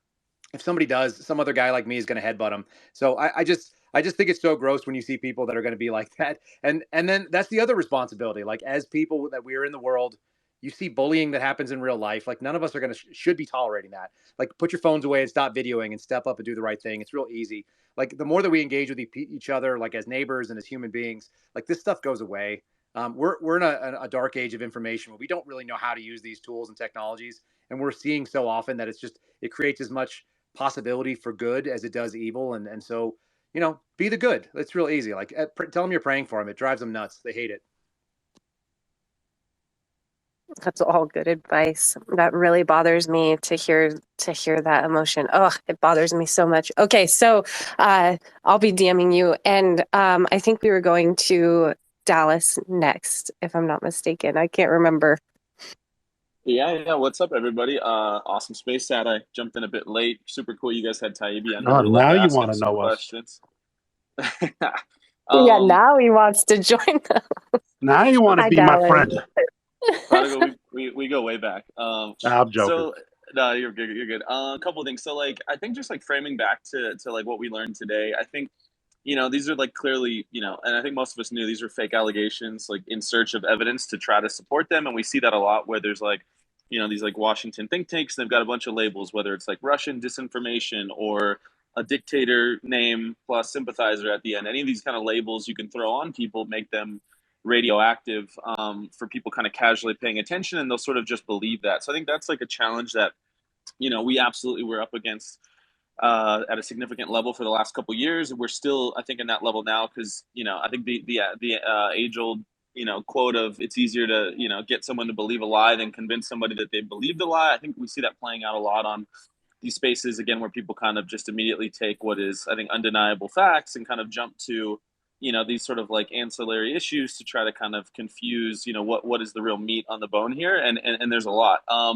The only 2 points I was gonna make real quick. I think like one, people should, I'm seeing, it's crazy. I'm seeing a lot of stuff now that like McCarthy's in, where it's like, he's sending DC in panic because he wants to release footage about January 6th. You saw like the desire, at least from them, put out that they want to try to remove or end like federal income tax. I think people have to be extremely cautious of people like McCarthy. In my opinion, I think he's like controlled opposition. I think there's going to be a lot of these attempts to kind of make things that on their head seem like awesome ideas. I think they're just distractions to try to get a lot of people optimistic for people who again, I think are sort of there running cover. I would be curious to know, I know you guys mentioned it earlier, what do you guys think is more likely with Biden, with the classified docs? I think it was Tracy's tweet that got me thinking about it, but I think it was kind of one of two scenarios I want to throw out there. Either one, is he like being sort of set up to be removed, or two, are they going to do sort of like a pretend investigation so that they can say, and people will repeat like, hey, we take these things seriously and play no bias, but in reality, like we all kind of know, nobody's going to get their feet held to the fire. So I'm curious if you guys think it's kind of more the first as a setup, or if it's more of the second to create whatever, a nice package narrative that headline readers can repeat after the investigation falls flat. It seems like it could be both, right, Dallas? I mean, it's just as easily both. You can have him not be held accountable, and then him also say, "Oh, I've disgraced myself. I got to step down," and that's why we're bringing on. That's why we're going to appoint Michelle Obama to be the next VP as Kamala jumps in. Like these things, like everyone keeps talking about Gavin Nunez, or Newsom rather. I don't know that he's the guy, but I don't know why everyone thinks he is. He was always kind of a clown when he was in charge of San Francisco as a mayor. But and I actually lived there when that happened. So yeah, long and short of it is like it doesn't have to be one or the other. I do think that people should be aware of. There's a really great Greek myth. I accidentally came upon this thought the other day. We're talking about shiny objects. This is an age-old technique, like the apple of discord that was thrown into the room full of goddesses. It's like they're doing something else. They have a plan, and now we're all going to decide who's the fairest. And so I think the shiny object distraction is something we all need to be aware of, because they're out there and they're happy to throw them for us to go and quibble over. Like the real question should be like, are the things we're talking about constitutional? Not whether or not like, oh, do we have the votes to pass it? Like, who cares? Like, let's find out if it's actually something that is within the American spectrum to be able to accomplish. And but they are more than happy to keep us distracted that way. Yeah, and the only thing I'll add to that is it had to be done either way, regardless if they're going to push Biden out or it's going to be to hide information or do a whitewash. I mean, it's clear that they want to damage Trump and his run, and if they are going to press criminal charges, they need to be able to do this. I think the important difference here, and you see it over and over with the reporting, the White House messaging is, well, he told you right away. If you read the criminal statute, it's strict liability. Intent does not matter. This is when he was vice president. Now it's multiple locations. He did not have the authority, unlike Trump, to declassify these documents. And I think that, that's the issue I see with news and messaging in general, is that they don't go into the nuance to differentiate so you can fully flesh out and understand the issue. But I agree with everything Kyle said. And I think that, at a minimum, they're going to keep the Trump special prosecutor going into 2024 to harm his run. And at the worst case scenario, they need to have this if they are going to try to criminally charge Trump for, what they found in Mar-a-Lago, even though, I've seen the memo itself regarding the declassification of these materials. I mean, initially they said they were nuclear codes, etc. Everything I've gathered is essentially he declassified a bunch of the Russiagate hoax information and kept it for himself, which there's nothing wrong with it. The American public should know it. We funded it. And, there hasn't, there was all this stuff about nuclear codes. There's nothing there. But I'll end with that. But I think that that's the game. They have no choice. I think you guys are spot on. Super quick, if you guys don't mind, super knowledgeable panel. I cannot remember for the life of me. There was a doc that came out that what was it? It was a plot against the president, right? That was on Amazon. I'm sure you guys whatever saw that, and that was Yep. super detailed events of what happened sort of the 2016 election. I remember specifically, and for the life of me, I can't remember. I hope one of you guys do. At that time, I had a friend who is a complete like moron, just kind of believes whatever's the package narrative of the day. And I was like, dude, you should check this out. And he goes, well, I think you should watch this documentary. And like, I specifically remember it was like within a Is that the couple one months, that there was Fusion a GPS did with HBO? Is yes, that yes, dude. What's it? Do you remember what it's called? I'm trying to find it again, and I can't find it anywhere. But it had like basically a lot of the like FBI agents who got caught, doing shady stuff. Like they were featured in it, and it was like it was so clearly manufactured as like kind of just like an to present an opposing narrative. But every single accusation in it falls flat. Everything is a he said she said, or an unnamed person says XYZ, and I cannot find the name of it. Yeah, I If you don't guys find remember it, it let off me the know. top. I don't remember it off the top of my head. I try not to watch propaganda, but it's just funny that it's the same actors, right? Fusion GPS, CrowdStrike, etc. Most people don't even know Nellie Orr and her connections to the organization and what happened there. It's just the amount of censorship and ability to withhold pertinent information for the American public for not only the human resources but everything else that they're literally paying for with their tax dollars is just it's astonishing. I think it might be called Agents of Chaos. Might be the name, by the way. Yeah. Anyway, I just want to bring it up for anyone who's never, directly seen hour and a half long propaganda. It's worth the watch to train yourself on how to spot BS. It's almost unbearable. I just can't. I can't. You could always check out the book form, Crime and Punishment, that they wrote. So that's really good too. I think Bishop was next. Our fantastic space. Thanks for allowing me to come up and speak. This is going out to Prodigal. What do you think we're going to get? What's the outcome from 14,000 hours of the J6? What's going to be the outcome on that? I mean, I think it's going to depend on what it shows. I mean, for me, it's astonishing that, DC is one of the most heavily surveilled states in the world, and they still can't find this alleged pipe bomber, but they can chase down a grandma who happened to, walk into the Capitol building and not knock down the velvet ropes. I don't know. They've been hiding this. We still don't know who provided the code to unseal the magnetically sealed doors and let them in. I think that we're going to see more instances of, either federal assets or Capitol Police, basically not in conflict with the protesters and welcome them in. I think that this goes against their narrative. If you look at the report that was issued, there was a lot of backlash. Even the Bezos Post, the Washington Post reported on it, that there was a lot of staffers in D.C. angry that Liz Cheney was going to hide. Well, she did hide, was going to conceal information related to who funded the alleged militias, law enforcement failures, law enforcement assets. And to this day, Ray was recently in front of the Congress. I believe it was Chip Roy who spoke to him. He still won't disclose how many federal assets were embedded. I don't know what's going to come from it. I want to see it. There's a lot of great independent reporters, Anons, other people are going to, parse through it. But, it's just going to affect their narrative because everything that comes out of January 6th now is aimed at harming Trump and trying to push this surveillance state against American citizens. And anything that sheds light on what the federal government has been doing will be interesting. But I've heard reports, and Tracy, you might know this. I don't. I've heard people say that there might be 1,000 more arrests coming from Capitol 6, and this might even just be people on the grounds who haven't entered the building. I know Brandon spoke about this earlier, but I've been hearing things that they might do this, and this is just to push the narrative. Have you heard anything about that? Yeah, that's what the DOJ is saying.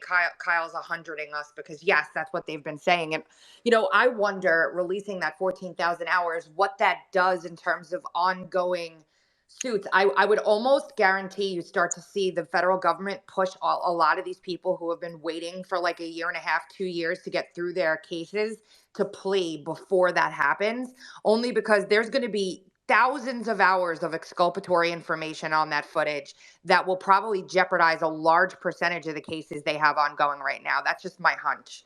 It's also going to probably jeopardize the cases that they've already sent through trial. Let's be real about that Yep. too. Like the odds that they're going to walk away from that, without undercutting a lot of the things. So the DOJ is playing a real dangerous game right now. They're classifying a lot of this stuff under national security, acting like this is a counterterrorism case. I think Alpha Warrior's in the room right now. We were talking about his case the other day. They put him under a 266 Oscar.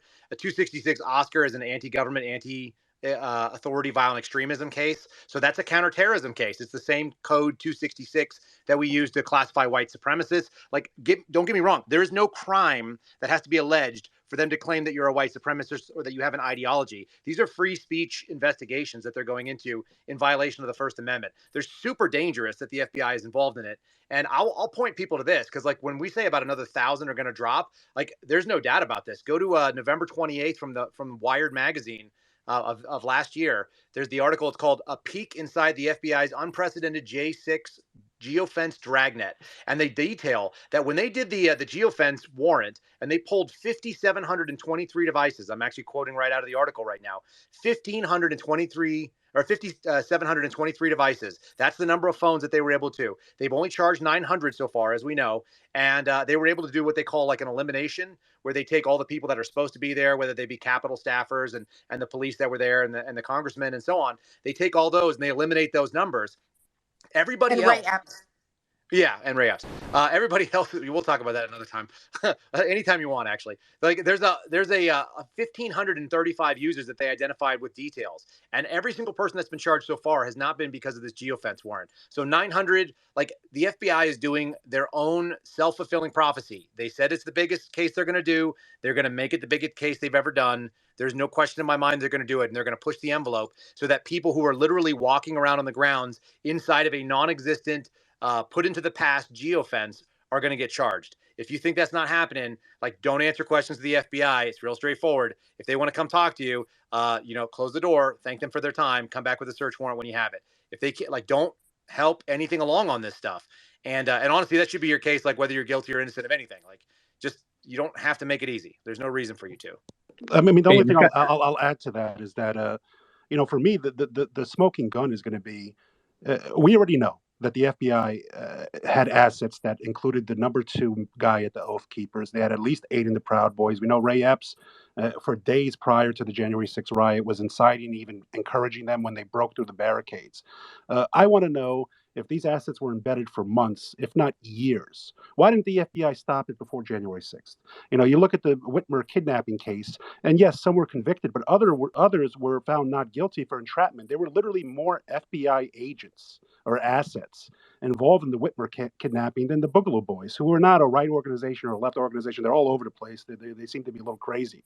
But, I mean, that's the issue, is if the FBI knew this was going to occur, you were so embedded to it, why did you allow it to occur? What was going on? Why didn't you stop it before? And once this did occur, why did the FBI and the DOJ completely turn its attention on attacking 74 million Americans? I mean, that's the question we have to ask, because it's not just, okay, a riot occurred, there was some damage, etc. I mean, the only person killed was a nonviolent veteran, Ashley Babbitt, who was trying to calm it down. But this goes to the narrative that we're seeing not only in the Twitter files released today, but in regards to, people remember Biden giving his speech demonizing, 74 million Americans who voted for Trump and with the Marines by his side. I mean, this is stuff that, if they are supposed to be, federal agencies for all Americans and doing their due diligence and their jobs, why are they so embedded in these organizations, and why did they allow it to occur? I think that's going to be even more interesting than the videotapes, because we've seen it, right? We saw the Capitol Police walking in the Q shaman into the Senate floor, right? They weren't fighting. We saw issues of people removing the barricades, waving them in. I want to know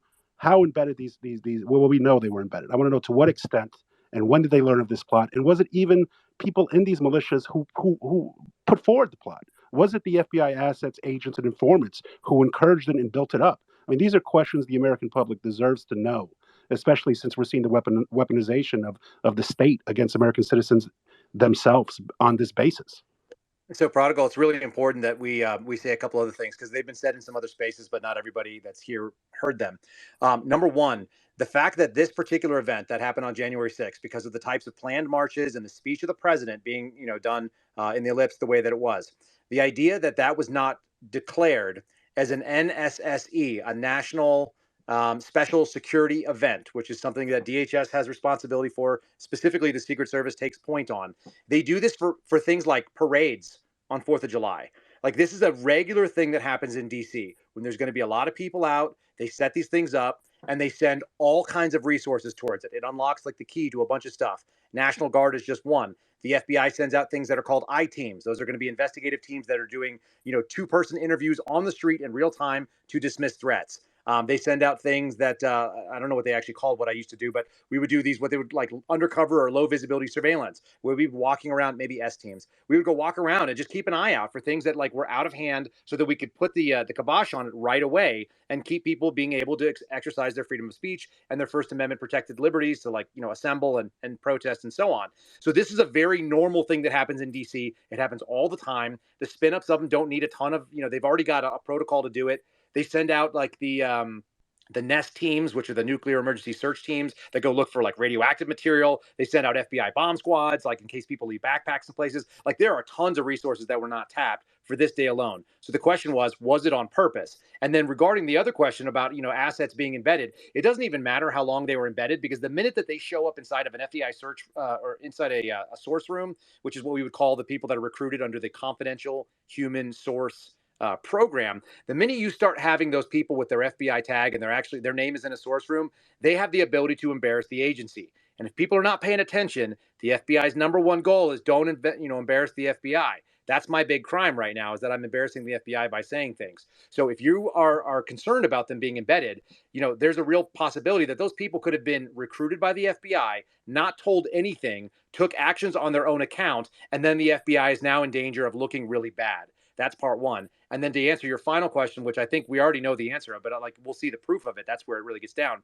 The way that the FBI gets credit and is able to attribute all these man hours that they do, like recruiting all these sources, is that a terrorist act has to happen. So if I recruited you for a 266 case and you are now out there reporting on fill in the blank group, if they don't get violent and rowdy, I don't get the conviction and I don't get the charges that I'm going to get. So my kudos is not going to be nearly as good. I'm looking for stats that are called disruptions. I'm looking for stats that are called dismantlement.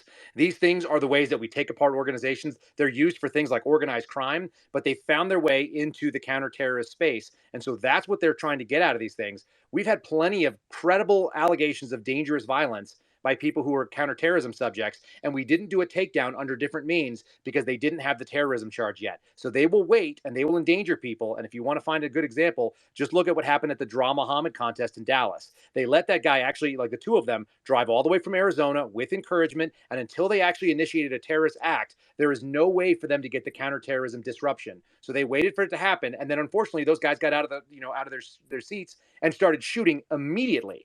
So the FBI doesn't get their thing because a local security guard killed both of them with a revolver. So God bless that man for doing his job and doing his training. But when it comes down to it, that's why it waited so long. Like, we already knew they were doing something crazy. They were already driving across multiple states to go fight people. So just be aware, like, they don't get credit unless the action happens. And that's a lot of what we might have seen. I think we'll see the proof of it, honestly. Awesome. Real quick, I'm going to go ahead and reset the order again because I've been trying to keep track of this. We've also noticed some connecting issues. So if you see me bring somebody up, they disappear and they come back, it's just because they couldn't connect. I'm trying to keep the order going. Chris is next. I'm gonna head out because I got to actually do some paperwork. I'll free up my slot for a new speaker. But I just want to thank all the hosts. You should definitely give them a follow. I see Kim's up. Kim.com's up here. Please give anybody who's up here a follow. I don't need one. I don't care. Give But Prodigal a follow. He does need one. It was a great space. I was excited to get Matt Taibbi in here. I mean, this guy. Listen, I'm not fanboying, but listen, I liked him from the Goldman Sachs days, from the Occupy Wall Street days. I mean, his reputation, in my opinion, is impeccable. And, he's one of few journalists that I tend to look to and trust his sourcing and his reporting more than others. So, great space, great room, and keep up the good work. Thanks a lot, Prodigal, man. It was awesome having you. Prodigal, the Jumbotron is going to be so lonely without you. Oh, no, I kept it minimum. I won't spam it no more. Listen. I'm just People can you guys multitask. give They can Prodigal read. a They can follow. I listen. love him. I don't always fanboy, but when I do, I tell people I'm not going to beforehand. Exactly. I love 'Cause I don't Prodigal. think anybody's ever heard me If you candidly ever are in ever. an argument with someone and you need the facts, just hit up Prodigal because he goes way back. Like it's like he can just pull it out of his brain like from He's years fantastic. ago. He's It's fantastic. incredible. I had to bust his balls a little bit. Sorry about that. It's just Yeah, like my It's go-to when someone I want someone just get totally taken down, I bring up Prodigal or Alpha Warrior. I'm just like yes, engage. yes. It works.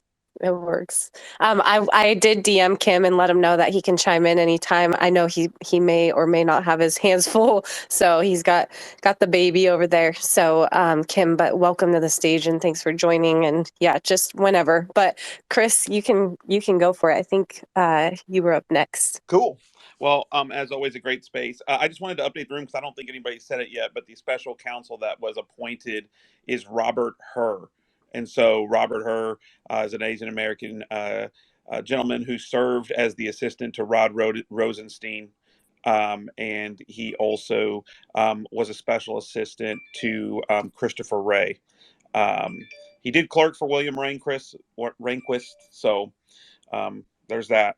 So anyway, he has history. His history has been tied, I guess, to some extent, to espionage cases and things of that sort.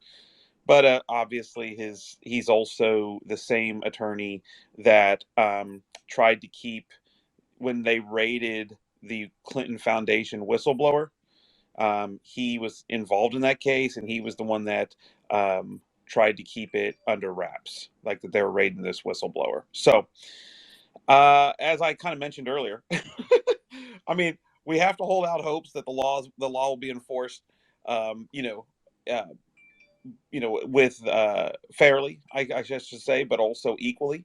Um, but this is not the same dude that they threw on Donald Trump, right?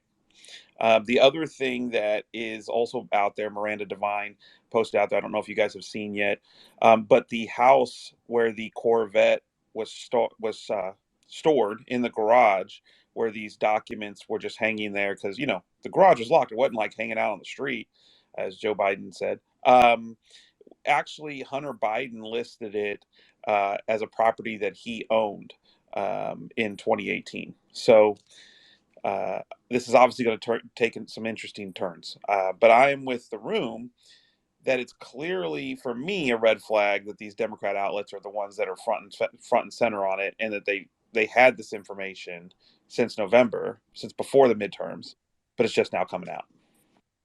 I have a question on that, by the way. Like, just thinking back, you say that Hunter Biden had listed that as one of his properties, and just yesterday, I believe there was a report that the DA or whoever, the what's it called, the attorney who's doing the U.S. attorney who's doing the Hunter Biden investigation in Delaware, was just done with whatever he was doing, was like mulling seriously whether or not now he was going to press charges. Could it have been that there was some sort of a search at that property that we just didn't hear about, and so that's why they were found? Probably not, but it's just like those things kind of run tandem to me. So I'm not even really commenting too much about this because, in my opinion, we're on like the third layer or the second layer of the onion, but there's still like 50 layers left before we have even any idea what this is. So I'm just kind of like not comfortable talking about any potential scenarios because I don't think we're getting any of the true story at all. I wholly Zero of agree it. with you. And I think there's a lot of questions as it relates to the investigation with Hunter Biden, considering they had the laptop since at least 2019, right? And so there's a lot of red flags. There's obviously going to be things that we're not going to be aware of, and there's clearly going to be things that they're not being honest about. One other thing I wanted to point out: someone mentioned where the first batch of files was found at the UPenn Biden Center. He has his UPenn pays for a private office for him in Washington D.C., and that's where the files allegedly were found. And of course, as we know, the CCP gives a crap load of money to the Biden Center through UPenn. But one thing people also don't talk about is that the technology for the COVID shot that was used, that was patented and used for the COVID shot, came out of UPenn. And so all of these mandates that have been put down, every single shot that's been given, they get royalties on at the university at UPenn, which happens to be the same university as the Biden Center, which happens to be the same university that Communist China has given a ton of money to, which happens to have the same, from my understanding, they actually made the vaccine in China and sent it to the United States to be put into the vials, right? And so all of this, I always say, um, lightning doesn't strike a bottle, right? In our lifetime. And when you start to see all of these things add up, where there's smoke, there's fire. And Tracy, I think you could agree, like that's just that's way too many coincidences running into the same place at the same time.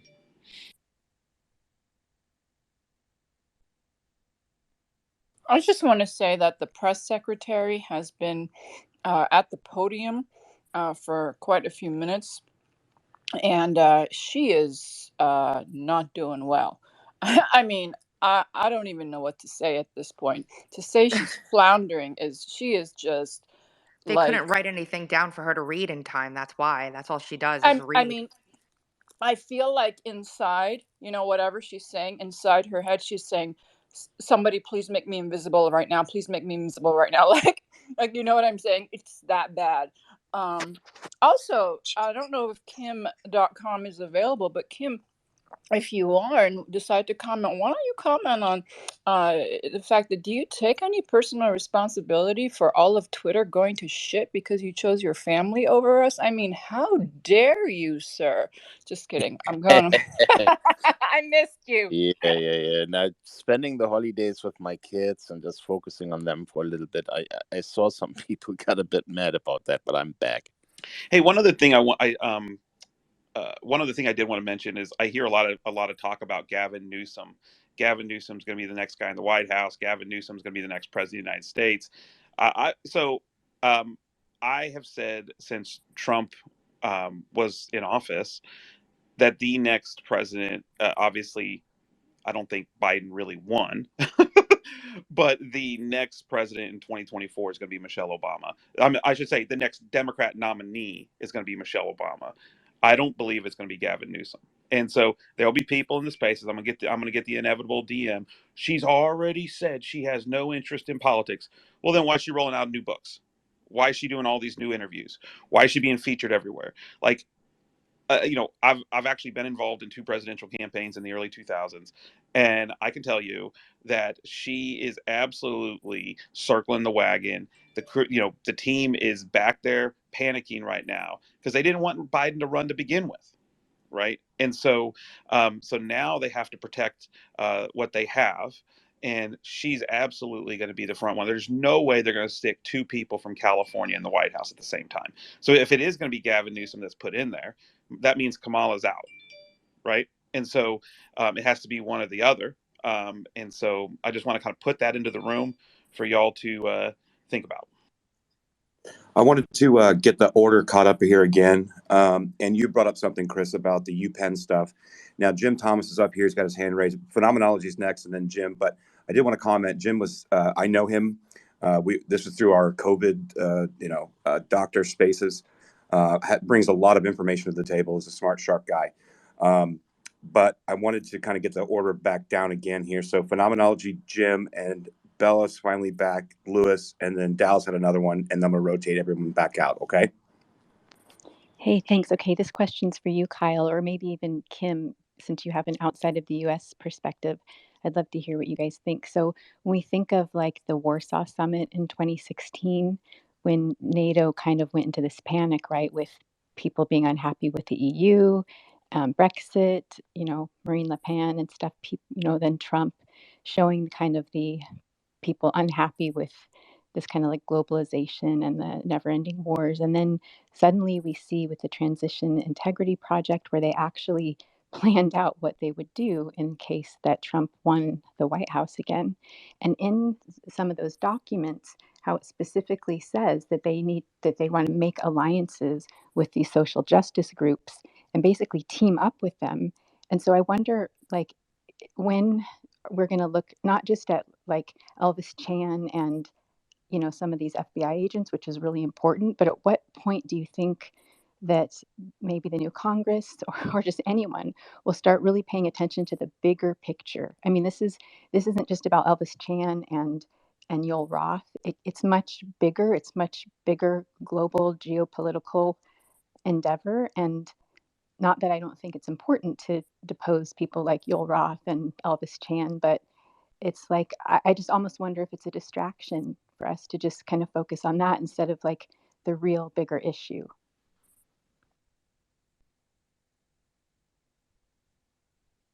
I'm caught off guard in how to answer the question. And I guess it's like whether or not this is like a big plan. Is that kind of the thing? Like everybody is kind of in cahoots to do the same thing? Like kind of Well, chime in direct. well, yeah. I mean, I think if you take like the Foundation for Freedom Online, Mike Benz from the State Department's, all the work he's done, add that to the Twitter files, add that to what you're saying. I mean, when we see really what's at the top of this has started like with, Atlantic Council and NATO, and that's where this is kind of coming down from. And then you get Microsoft involved and Graphica involved, and then the grants all kind of come around, basically starting from the taxpayers funneling through, and down at the bottom, it's people like Yoel Roth doing the dirty work. But Right. Okay. at the end of the day, I think I'm tracking better at least. So it's funny. There's always there's a lot of nuance in all these questions, but you have to look at things from an Occam's razor perspective a lot of times, because it's just as easy to see all these things and think that there's a cabal that's running this big global program to come and screw with us. It's also more likely, in my opinion, and I don't have all the documents, and I'm happy to be proven wrong, that these guys all meet and have cigars in the back room like the X-Files, but it's just as likely to me that a lot of these people have the same interests, that their interests are based on whatever their personal ambitions are, and that they're able to follow through with policies that align with the same types of things you're talking about without ever having met. There's the question that was asked to me the other day about Jim Baker, and did he have to be tasked by the FBI to try to censor Matt Taibbi's first Twitter drops? It's like, no, he just knew that he worked there, and then he has the same interests as the people that were going to be outed, and so he's a company man, so he doesn't need to be told. He would naturally move that route. And as far as like the sort of social justice movements, there's here's an interesting little bit inside baseball, because we've made this allegation to Congress, and I'm very comfortable that it's true based on the number of people that have brought me the same problem. The deputy director of the FBI likes sleeping with black female employees. Like, that's something he's done more than once. That's the kind of people that are in his ear, and they have the same kind of thoughts that you would expect that people who live in DC and work in DC and work government jobs have. Like, they're kind of leaned on the left, and so they're whispering BLM nothings into his ear, literally into his actual ear, and literally little sweet nothings like that. And so then, of course, he's pushing it. And if you look at this guy, his name's Paul Abate. He's the number 2 at the FBI. Like, they have aligned with that sort of thing. And so it can oftentimes be just this perfect storm, more often, more likely than you seeing like a bunch of people who are working in cahoots. Like, I think they just all have the same ideas at the same time. They come from similar backgrounds, and their interests align more often than like this like shady plot to overthrow America the same way. Doesn't mean that there's not people out there scheming. I'm sure there are. I'm just saying they don't all have to scheme with each other. So I don't know if that helps. And I'd be curious if Kim has any other thoughts on the idea from looking on the outside. Actually, I'm falling asleep, guys. I'm going to bed. It's 10 a.m. in New Zealand. I was up the whole night working, so I'm not going to contribute much. Thanks for the invite, and very nice space, Tara. Thanks for your answer, Kyle. I guess it's I'm not a conspiracy theorist, but when I see that Jim Baker worked for like the National Task Force on Election Crisis, that's funded by the Pentagon at the top, it's hard for me to not sometimes connect those dots. But I hear what you're saying, that it's just people that kind of roll in the same circles and have the same end goals. Yeah, I think that's a lot of times the case. Like, it's like, imagine if you and your buddies all got together and you were talking about things and you all agree, because that's why you're friends. Then that's the way that you look at the world. You don't need to be asked to do something special, because That's just what you all would do if you got into the spot to be able to do the thing. Like it's, you talk about like, oh, if I saw a kid in the road, I'd go grab them so they didn't get hit by a car. I don't care whose kid they are. And then there's a kid in the road and you do that. Like nobody told you to do that. That's just what you all kind of talk about all the time. So, obviously a benign example of that sort of thing. But I think more often than not, that is the case. If you run in certain circles, you start thinking a lot of ways. From my time in the military, what we saw is that you get really great commanders who would be outstanding, all the way until they hit major. And then they would do a transfer and they do like a TDY up to the Pentagon and spend some time there. And they would learn what the lay of the world would look like. And they'd learn what it was going to look like if they wanted to make lieutenant colonel. And it wasn't going to happen if they didn't get on board with the gravy train of whatever that was. And then they would come back and they would be less good. And there's a fair number of people that have that same sort of attitude. They see what the swamp looks like and they decide whether or not their career is going to keep going forward. And then they buy in. And we've seen that in the FBI as well, like supervisors who held one opinion when they were a brick agent, working cases, suddenly they get promoted and now they're towing the company line. I mean, we've seen it. People have seen it in their own companies. The minute they get in, like suddenly they're rah, whatever company you work for. And you're like, hey, weren't you the guy in the lunchroom that used to hate this stuff? Yeah, but now they're getting paid better. So there's a lot of that goes on too, I think. It's like corruption is almost always petty and small, and it leads to really big consequences. I think Jim is up next. All right. Thanks very much. Yeah, great space, by the way, and very interesting things. And thanks for all the information. Couple of things. Alger Hiss. Alger Hiss started the United Nations, the Venona Project, VENONA project, detailed communist or socialist or whatever kind of spies in the United States. He was the Assistant Secretary of State. Trump used to call the Secretary of State the Secretary of the Deep State. Yes, there are some active subversives inside the United States, and I encourage you to read about the Venona Project. UPenn was a great institution, first business school in the country, first university, first medical school in the country, lots of firsts. Joseph Wharton founded the Wharton School, saying they must teach the importance of tariffs because he's from Pennsylvania, and the nascent industrial capital of these new United States was Pennsylvania, and he owned Bethlehem Steel, so he thought we must be able to produce things in the United States, including steel, not just grow cotton and ship it to England or other places to be manufactured into finished goods. So UPenn has a esteemed history. Maybe they've gone the wrong way. There are some accurate statements here saying the mRNA vaccine technology was invented at the University of Pennsylvania. Yes. You can look at some of their graduates, Rod Rosenstein, who teamed up with Mueller and Comey, not only in the anthrax case, where they false flagged Stephen Hatfill, Hatfill, who won $5.7 million against them, showing that they false flagged him or falsely accused him. They suicided a guy named Bruce Ivins. The anthrax came from Fort Detrick. They tried to blame it on Iraq when the real person who distributed the anthrax may have actually gone on to Gilead. That's one connection to UPenn. Rod Rosenstein's sister, Nancy Rosenstein-Massonnier, approved the anthrax vaccine. She's on the CDC. She approved the COVID vaccine. Lots of ties to the University of Pennsylvania, including Ezra Cohen Watnick.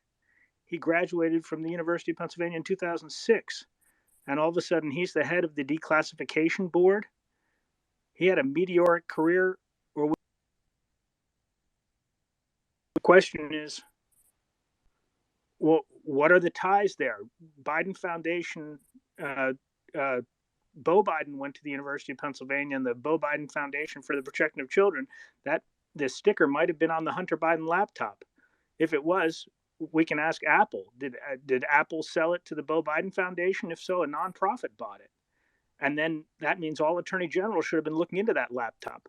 50 lying spies said that was Russian disinformation, and now they're known to be liars, and Twitter outed them. And so thanks to Elon Musk, what is the and Elon is a has degrees from Penn. What is the why did 50 lying spies get together? Who coordinated that effort? Because they signed one and the same letter. So there's something going on there. And Ezra Cohen-Watnick, declassification board, why didn't he make sure all those pieces of paper were declassified? These are some really significant issues.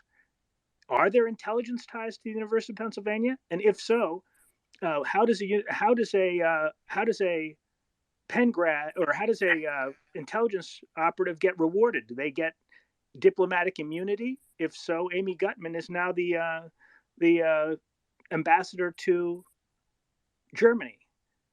David Cohen, who actually Hey Jim, you're sending a lot of data points down range, and I'm not sure that they're not connected, but I'm not sure that they are, and we're not drawing those connections. So, okay. I saw the DM you sent me, brother. So look, when you send all that kind of like raw, I'll call that raw intelligence, and I don't have time to cull through it all. I know you're kind of reading off some of the things you've seen. Here's my suggestion to you, because I'm not saying you're wrong, and I'm not saying that the things you're saying are inaccurate. I just don't know, and I don't think anybody else here is going to be able to track it verbally without sort of the resources that you have that you've been accumulating. So my suggestion is, and I think it's a good thought, draw the picture for people verbally in like an article or an op-ed or something like that. Send that down the line to us so we can read it and kind of see if it lines up with the things that we see. And if it's like you got people like Tracy up here right now. You've got and I've got a little bit of a platform, but I'm happy to retweet things that make sense. And if you got it, like let's expose those things in a format that is actually digestible, because it's so hard to get these Twitter spaces where people are gonna just hear a lot of data points and they go like, oh, that makes me think, but like none of that stuff comes down to evidence. That's very kind of just thought, I would say stream of consciousness type of stuff. And it's hard to be able to make sense of someone else's stream of consciousness, if that makes sense to you. Okay, thank you very much for that. And just connecting it to the Department of Defense stuff that Sasha Latipova has come up with. It seems that all roads are leading to the intelligence community involved in these issues. Yeah, and if you want to see, if you want to see how this is done really, really well, check out Name Redacted 247. Name does a really, really good job of putting together what I would say is raw intelligence. A lot of the stuff that you're talking about, digging through the internet, finding out these connections, seeing who went to school here, and then what happened there, and all these kind of things.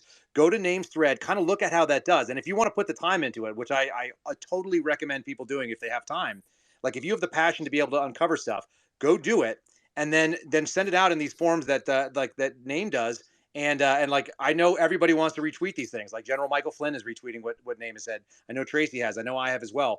They're really, really helpful to break them off into bite-sized pieces.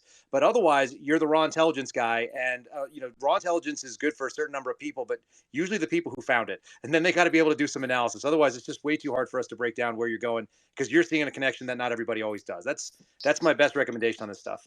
Thank you very much. And what do you think about the special counsel that's just been appointed to Biden? How do you give him the information so he does so they have no plausible deniability of knowing knowing what's going on? How do you give them evidence that they can't ignore? My thought on special counsels, especially when they're first named, is like, let's see what they do. I think it's wrong to judge people by looking at their background because we don't know.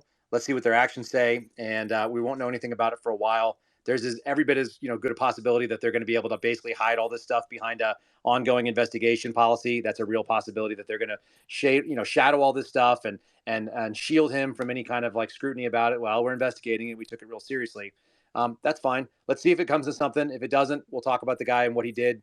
Well, wait a second. I hope that he has integrity. That's all. Hey, Jim. Well, Jim. before you do that, sorry. Thank you. Yeah, sorry, Jim. I don't want to cut you off, but we could definitely do this for an hour. I got to rotate these people through because, again, we've been here all morning, and I've got 1,000 requests. I just got to keep rotating people through. Lewis, and then Dallas, and then Matt, if you don't mind, Jim. But obviously, no disrespect at all. Jim was very kind, and I love people who can accept good advice like that. And he had a lot of really good information that I really will, like, if I had the time, would sit down and sift through myself. And I hope he puts that thread together. I really do. Me too. He has a lot. And that's just like the little tip of Jim. I've heard him go for hours. So Hey, Trash, before we move on to the next one, I brought my buddy Joe on here. Joe, if you see him, he just came up on the speaker panel. This is Joe Pugs.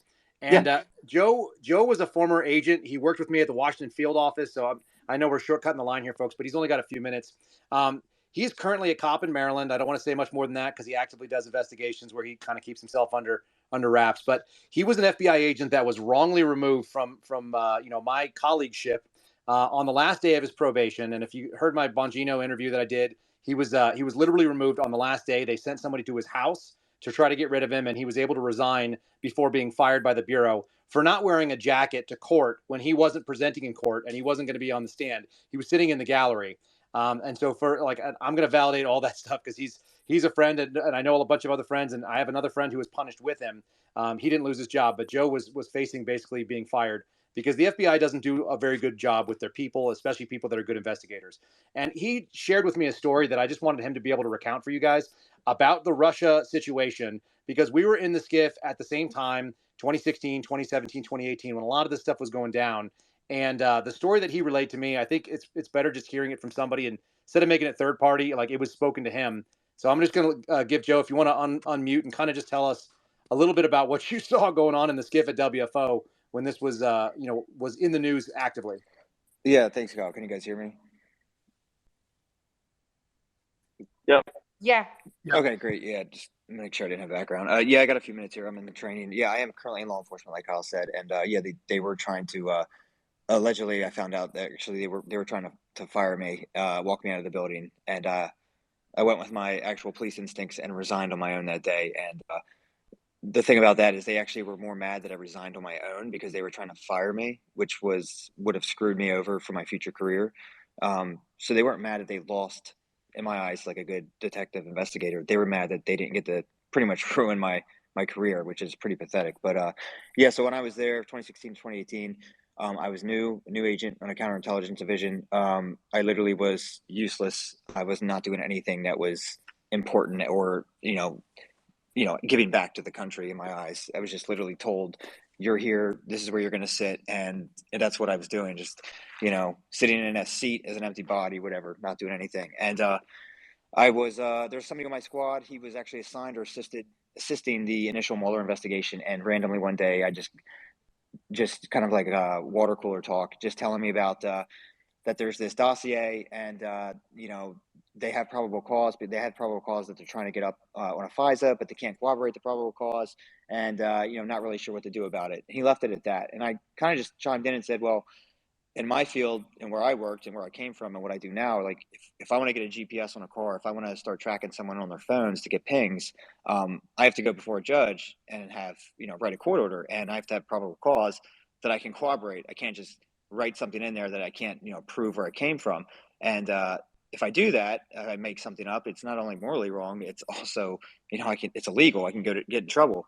And his response to me at that time was, well, this is above me. So, and that was it. That's where we left it. And, I went about my business. And then, after I left the FBI, it's like, it was just funny to me a few years, after that, years later, I find out, on the news, like everybody else, that all this stuff was bogus. So my thing about that was like, if they knew that back then, that this stuff was bogus and, they didn't have real PC, then it's like, how many other people knew about that? You know what I mean? So just to give you kind of an idea of what it was like. That I almost want to make you tell that whole story one more time so I can commit it to my memory. Yeah, Are I mean, you like I saying said, that a random lower level guy knew about this and they were what I, fishing for probable cause? that's what pretty much what I was told is that they want to get probable cause, but they did not. It was along the lines of they weren't able to cooperate. They didn't know where it was coming from, and because they were told they try to get a FISA. What was And the date? I don't really remember, to be honest. I just know it was I think it was the beginning stages. Because like I said, all this stuff to me, I just remember it because I remember giving my spiel about how you really can't do that. If you had to guesstimate If years, like what year, like time frame? 2018. it was in the beginning almost of whenever that investigation was starting. They Whenever the couldn't have initial thing. already had the FISA yet, so let's see something. Sorry. No, that's fine. Like I said, I only, refreshed all this in my memory because after Kyle came out with speaking, and then I kind of suppressed a lot of all the negativity that went on there. But I just remember that day because, I gave my Did, my advice. did they say who it was about? Was it in reference to the dossier? It was just in reference to the dossier. That's all I remember hearing. So So it was the Page FISA. I heard Steele dossier. That's what I remember hearing. And like I said, I don't know what they did with it after. I'm not sure if he even stayed on it. From what I remember, someone told me that he ended up not staying on that investigation team. So I don't know if he did the right thing and said, like, I'm out of here or what. I can't speculate. But I know that he did not continue, from what I was told, on that actual initial team. Because I think in the beginning, wasn't it like only a few people or something like that? It was like a handful of people in that initial Mueller investigation. Yeah, So we surrendered like maybe a dozen agents or so from the Russia field that right, were that yeah, were up in the skiff and they all rolled out and left their squads to be able to kind of like before they actually kind of formalized the team. But the thing that I kind of wanted people to know is like number one, people are not willing to do the right thing and lose their jobs over this kind of stuff and step up, even though that's what they swore that they would do. And number two, like people like Joe keep coming up. Like Joe came up to me right after I did the Bongino interview, and he reached out, and there's a lot of people that were wronged.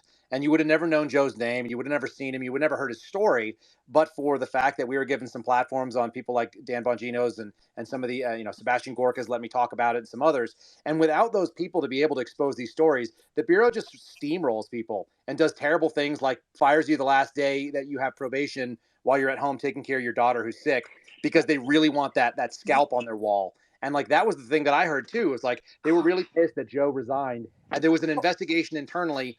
Who told Joe that we were going to come fire him because we almost got it done, but obviously someone leaked it. Not the fact that Joe is like a totally intelligent human being and a criminal investigator with a background who realized that his boss's boss doesn't normally randomly show up at his house on his doorstep when he's on sick leave. That's kind of dumb arrogance that you deal with inside these upper echelons, particularly at Washington Field, where God forbid you have somebody who actually understands how the world works, which is what we have. That actually happened. I was at home taking care of. The reason I didn't go in that day, I was actually taking care of one of my. I have two little girls and two boys, and I was actually taking care of them that day. And I actually said, like, I can't come in. I have to take care of my daughters. And they kept trying to lure me to the office. It was actually pathetic. Like, we really need to have a meeting. And I was like, guys, family first. Like, are you not this? I mean, law enforcement is family first. I mean, this isn't my first rodeo. I was in the field before then, like 8 years. Like, family always comes first. You should know that. But yeah, but this meeting is really important. And I was like, well, then put me on speakerphone, guys. Like, and then it was like, well, all right. And then after that, I remember getting off the phone. I was like, I'm done with this. I'm going back to my old police department. Like, this is ridiculous. And yeah, they ended up showing up to my house and were really asking, like, who told you? Did anybody call you and tell you? And it was like, no, you guys did. You kept harassing me. Yeah, and that actually happened. That really happened.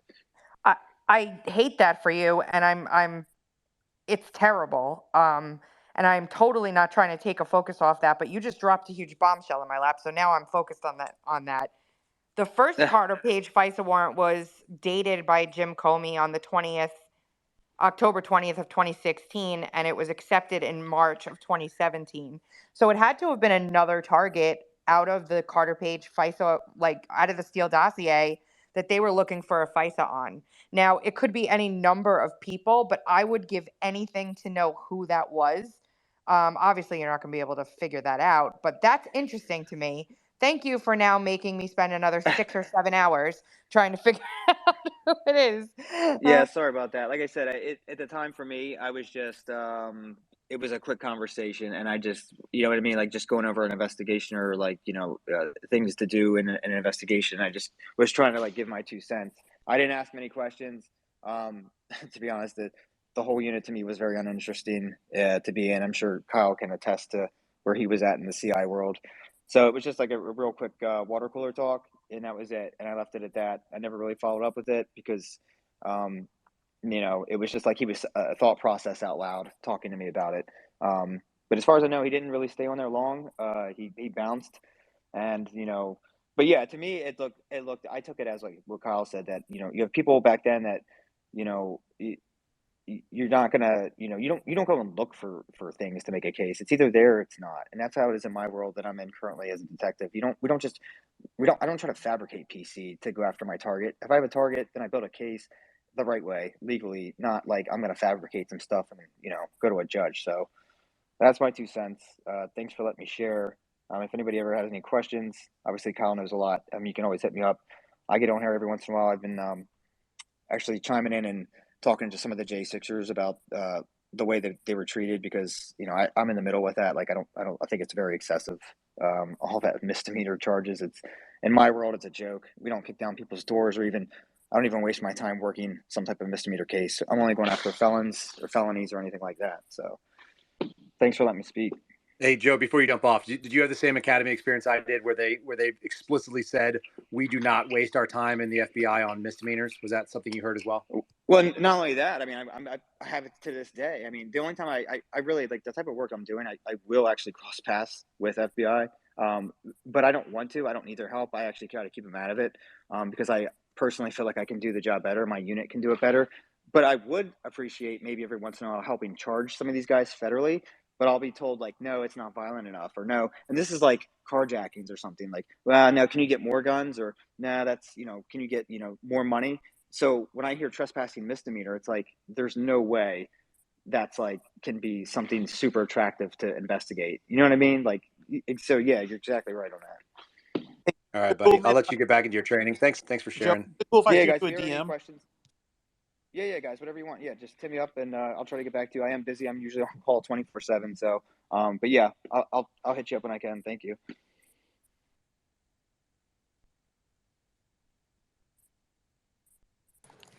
Awesome. I think Matt was up, and then Dallas. Hey guys, yeah, no, that's incredible stuff. I'm just here watching this Joe Biden stuff, and having classified documents in 3 different locations. And for all the military guys out there, I had a top secret clearance myself, and I remember coming back from Afghanistan. I had a map of Afghanistan in our AO in my office, and I remember the battalion commander at the time saying, "Can't bring any maps back. Can't bring anything classified. Nothing. Leave it all in country. Can't bring it back with you." And I remember looking at my map and thinking about taking it home with me, because I thought it was cool. Like that's that's something to remember my deployment from. All the different parts of Marja that I went to, and the Helmand province, right? And I made the decision not to bring my map back, not to bring anything back, and to follow the rules, because I thought to myself, if I get caught with just a little teeny map of Afghanistan, if I get caught with that, they will destroy my life. They will throw me in the brig, and that'll be the end of my military career. And I made that decision. But here we go, and we've got Joe Biden with all these classified documents all over the place, and nothing's going to happen to him. And I think what we're all sick of in this country is just the double standard and the 2-tier justice system that we have. There's different rules for different people in this country. There's no debate about that. We now know that that is a fact. And so what do we do as Americans? How do we fight back against this? Because our politicians just seem to get away with whatever they want. And the prosecutors, the state attorneys, and the DOJ, they decide, hey, we're going to prosecute this person, but we're not going to prosecute others. That the last guest we had on was talking about, the DOJ is going to prosecute people for misdemeanors now, the January 6thers, but we're totally going to ignore people who mishandle classified material. I mean, it's absolutely insane. So, just want to get your thoughts on that, Kyle, what you think about that, and what we can do as Americans to kind of push back on this 2-tier level of justice in this country, which is sickening to most of us.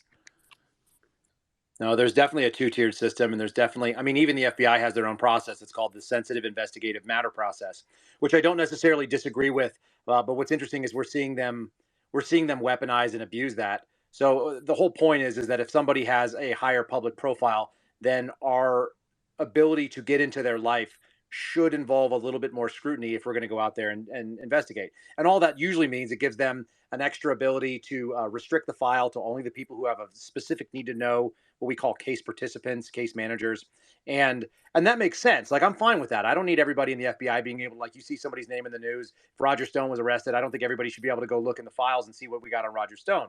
But what we also are seeing now is that we are actually cutting people slack in places that don't need to be cut. We're doing political hit jobs on people that are like pro-lifers and things like that, and arresting people for nonviolent, misdemeanor assaults and things like this. And so we're seeing it in real time. And Matt, I think you're 100% right. If you brought that map home and they wanted to go after you, it would have been a problem. And if you didn't bring it, if you brought it home and they didn't have any problem with you and you towed the line, then that would have been fine, right? So like we know it's just something that's always over our heads.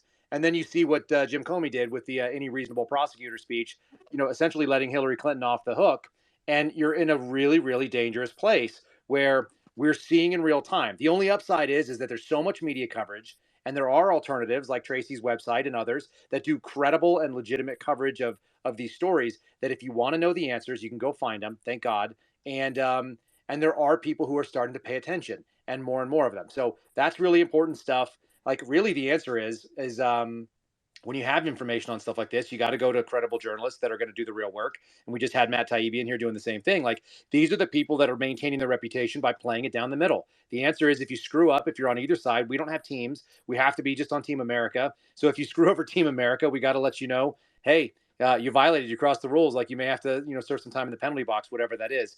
And if we don't, and we're going to give this favoritism, which we keep seeing, at least we can see it now. We can see right where they are. They're out in the open field. Thank God that there's so much transparency, whether they like it or not. So, that's my 2 cents on it. It is gross. It is sad, but it's real. You're not hallucinating. Obviously, none of us are.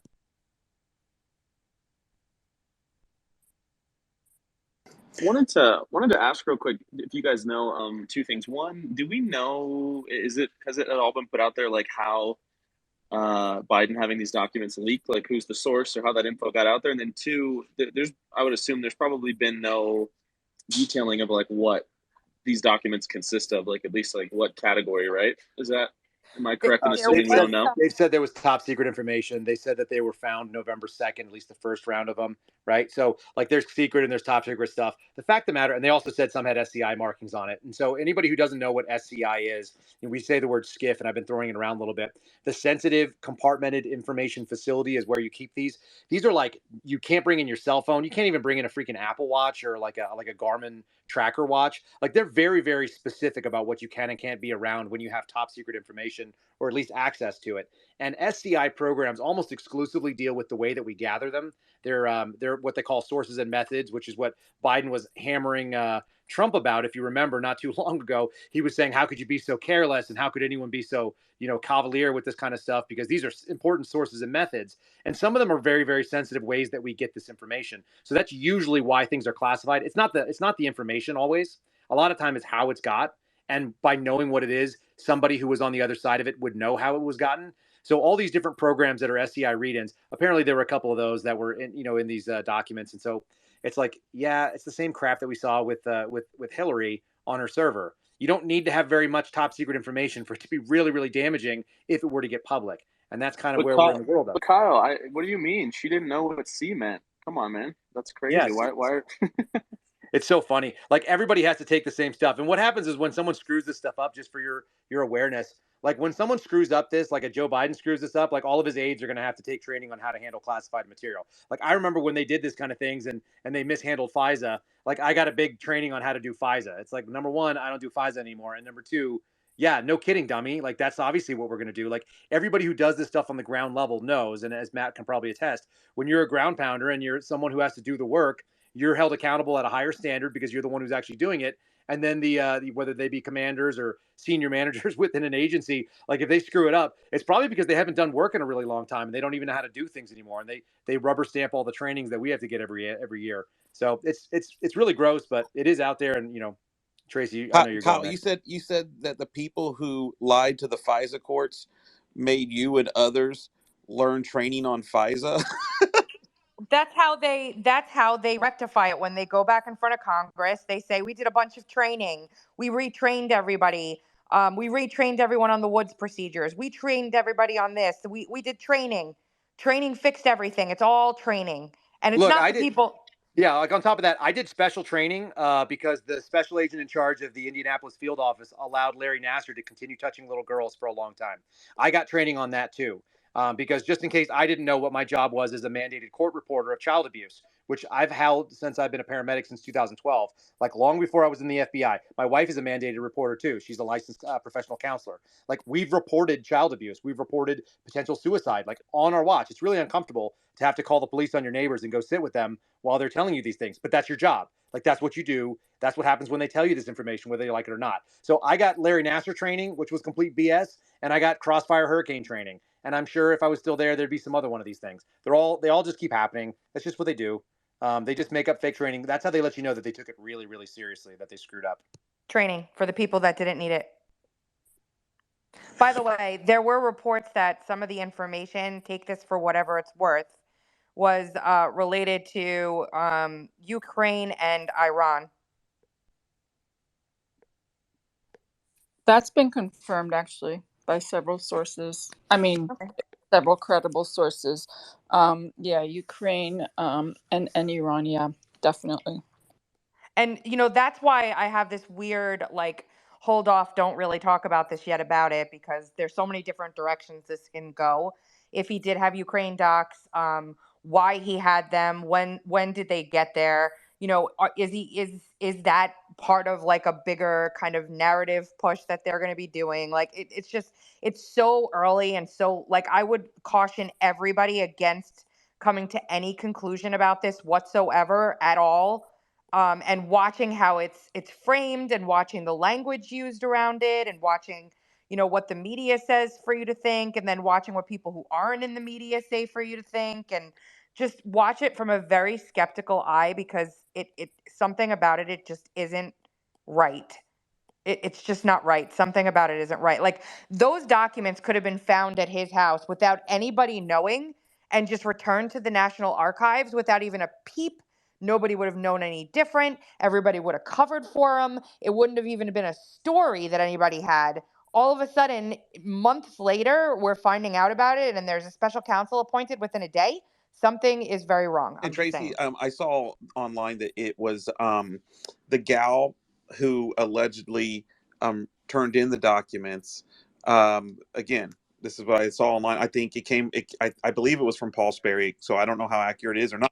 Yep. But he stated that she, up until a month ago, worked with the National Archives, and in building the situation with Donald Trump, right? All the documents that he had out, and then she left, and then comes over and is apparently the person who notified or returned the documents on behalf of Biden. As Paul Sperry was tweeting that out yesterday, I was tweeting out like an hour later about her in the Missouri v. Biden case, because she was uncovered in discovery there as being somebody behind the censorship efforts as well. So she came up like 3 times in one day after never knowing who this person was. Remus? What's her last name? I can't remember it. Remus or something? Yeah, I'll Like, go look it up while the people spot talking the hands, and I'll send it over to you. Can I just say something about what I said about something being confirmed? And Tracy, you can chime in on this. So when we say something's been confirmed, okay, the only way I can really say that is if I've seen the documents, okay? So when we say that, we mean that enough credible sources, enough independent credible sources have stated the same thing, whereas it is most likely the case that the statements confirm that is what the thinking is. It is not saying that, I've seen the document and yes, that it was, or Tracy's saying that, yes, it's about Ukraine and Iran, but it's saying that enough credible sources have independently stated this for us to think that it is a credible source. It's credible. And I agree with that. And then go back one layer further. How do you determine what a credible source is? It's probably the right way, but there may be someone on here who wouldn't agree that your credible source is theirs. So it's such a furry, fishy little kind of place to be. So I just, everybody at this point should be very cautious of running and parroting any certain narrative. Just, in my opinion, take it for whatever it's worth. I'm just watching and like waiting for the dust to settle, because there's a bunch of very well scripted, very carefully worded bombardments of different sorts of narratives that are being peppered all over social media right now. And I don't know what their motivations are, why they're saying the things they're saying, how they're saying them, like where they're getting their information from. It just looks like a very carefully planned operation with like several different narratives running all at the same time. That's just the way it looks for me after watching media and politics for like as long as I have. I agree 1000%. I try to do that to the best of my ability, and sometimes like my brain is just exploding because I also have a career, I have a job, and I have friends and family and things like that. So it's like it's just so hard sometimes to keep up with it. So I kind of try to center down kind of what Spinks was talking about and Tracy was talking about, and just kind of wait for the dust to settle and try to see through the noise because it's very, very noisy. Lewis is up, and then Julia. Hey, Trash, you could always just be a federal whistleblower. You lose your job, you got a lot of time to do this kind of stuff. Oh, that's true. I guess I could do that. All right, I'll DM you.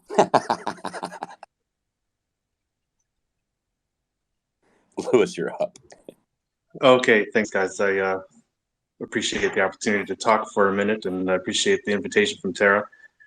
I think that the invitation came quite a few hours ago when the story was coming out of the Russiagate feed there from Taibbi, and the thing that's interesting for me is whether or not one of these Twitter drops are eventually going to expose the extent to which the government's suppression of the Calexit movement was also, in the same context of this Russiagate with the Trump campaign, also overhyped and falsified to suppress the political speech of those who supported the Calix campaign. If those, if you don't know me, I'm the guy who started the Calix campaign back in 2016.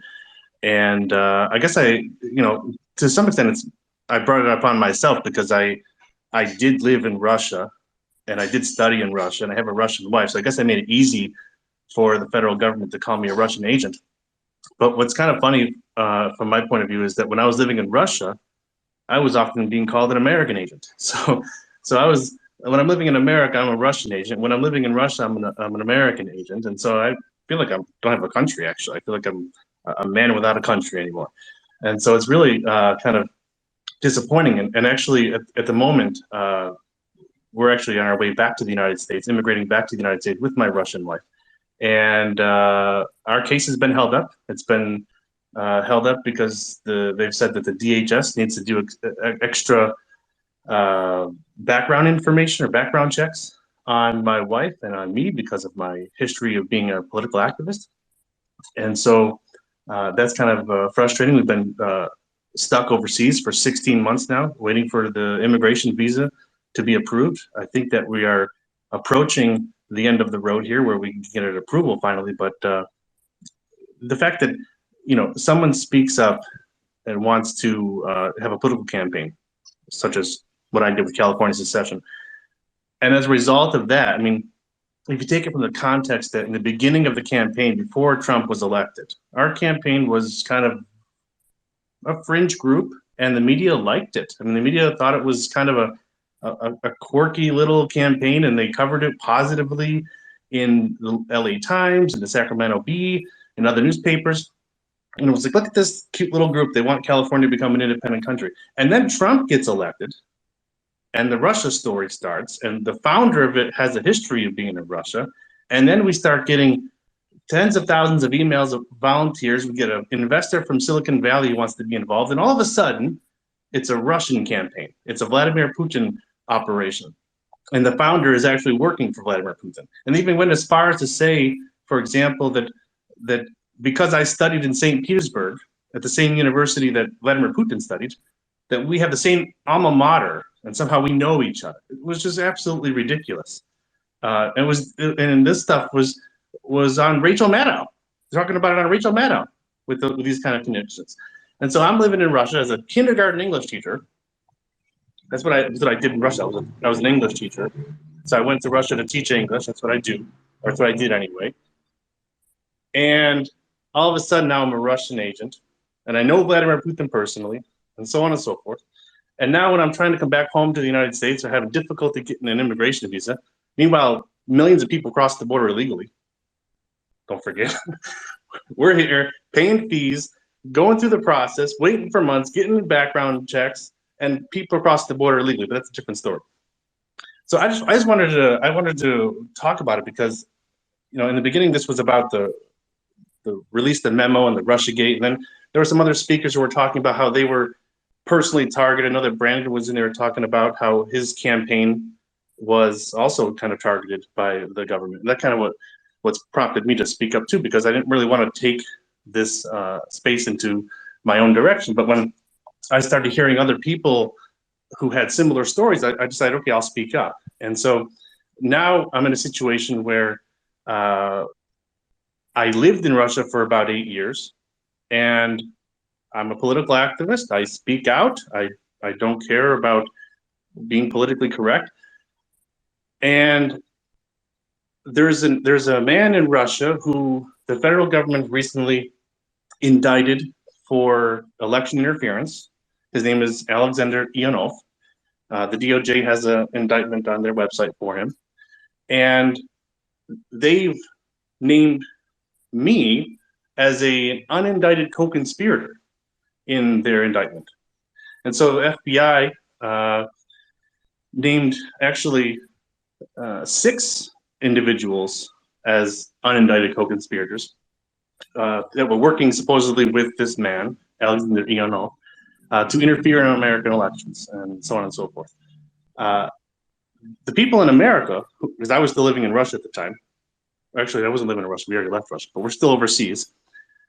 The people who are still in the United States got their homes raided at 5 o'clock in the morning with military-grade vehicles coming up at their doors, taken out of their homes, arrested on the streets, and their houses destroyed by federal agents serving search warrants. And I can only imagine that I was not treated that way simply because I wasn't located in the United States at the time. But at the same point, if I was a Russian agent, then why haven't they come to extradite me from wherever I am right now? I mean, I post where I am basically every week on Instagram, so I'm not trying to hide it. And so I contacted the FBI through their FBI, I don't know what we would call it, the hotline, I guess, to say, hey, I can voluntarily help you with your investigation because I do know Alexander Ionov. I mean, that's true. I do know him. We work together with a number of political issues in Russia. And I can help, and I'm willing to help because I kind of feel like it's the patriotic thing to do. Even though I don't like the FBI and I support publicly defunding the FBI, you've been saying, get rid of the FBI and the other alphabet agencies in Washington, D.C., and the IRS too.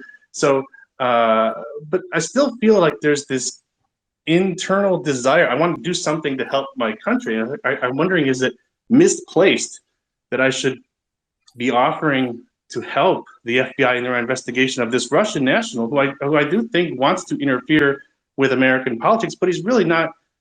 He's not somebody that has the ability to do that. He's just another activist, kind of like I am an activist. And so when I'm working with this individual in Russia on a political campaign in Russia, unrelated to American politics, for example, they say Russia this, Russia this, Russia that, and it's not Russia. It's this man, Alexander Ionov. He's not Russia, and it's kind of funny for me because we took advantage of that ourselves. For example, when we were doing the Galaxy campaign, and we would make a press release, right? It's just our little group of California secessionists, make a press release, and then the news says California this, California that.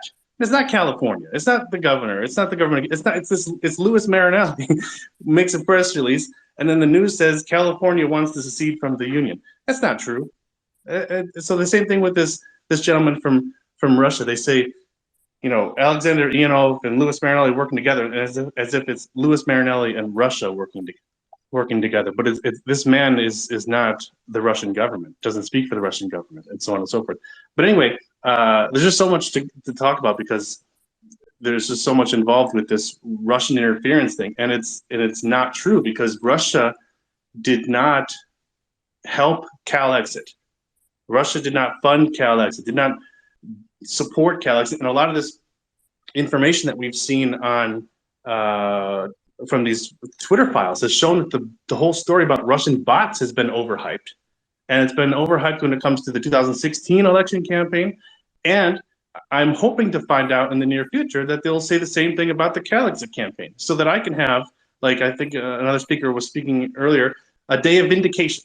Because for 6 years now, I've been called a Russian agent, a spy for Putin, a traitor, and so on and so forth, simply because I lived in Russia and taught English to kindergartners and was the founder of a secession campaign, which I don't think that's unpatriotic at all. The United States was founded on secession.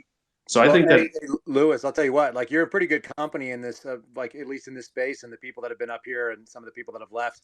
You know, when it talks about people who have been called a Russian cat's paw under different yeah, circumstances. So, like, there's an awful lot of good people. I think your vindication has already come. And I'll tell you this: if California decides to leave the union and become like a nicer place that doesn't like fascism or whatever it is they're implementing down there, as someone who was born in California and raised in America, when we moved to Texas, I'd love coming back. Like California's a nice place if it didn't have like all the Californians ruining it. So yes, I agree. I sort of wish you good luck on that sort of thing.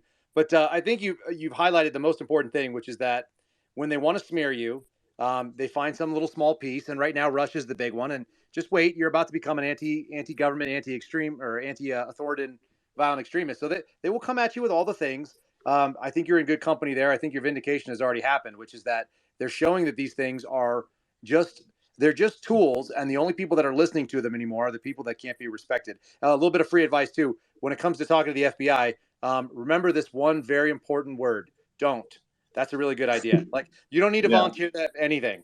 There's no upside for you at this point. You know what I mean? So I would yeah, just recommend against that, patriotic or I otherwise. agree. I agree. I just feel like there's that, they're investigating something foreign. If it, so it's like if it is there is a foreign threat out there and they have a case against somebody, and I have some information, I feel like I have a patriotic duty to help them. But at the same time, it is the FBI, and they're Yeah, not Can I my yeah. ask friends. Shrug off a stupid? that responsibility you think you feel. Like, go ahead and let them do their own job. They get paid really well for it. I promise you, they Yeah. got this if they need to. Otherwise, they're going to come after you. So, if you like your front door, maybe just keep that stuff. Whatever it is, they'll figure it out on their own.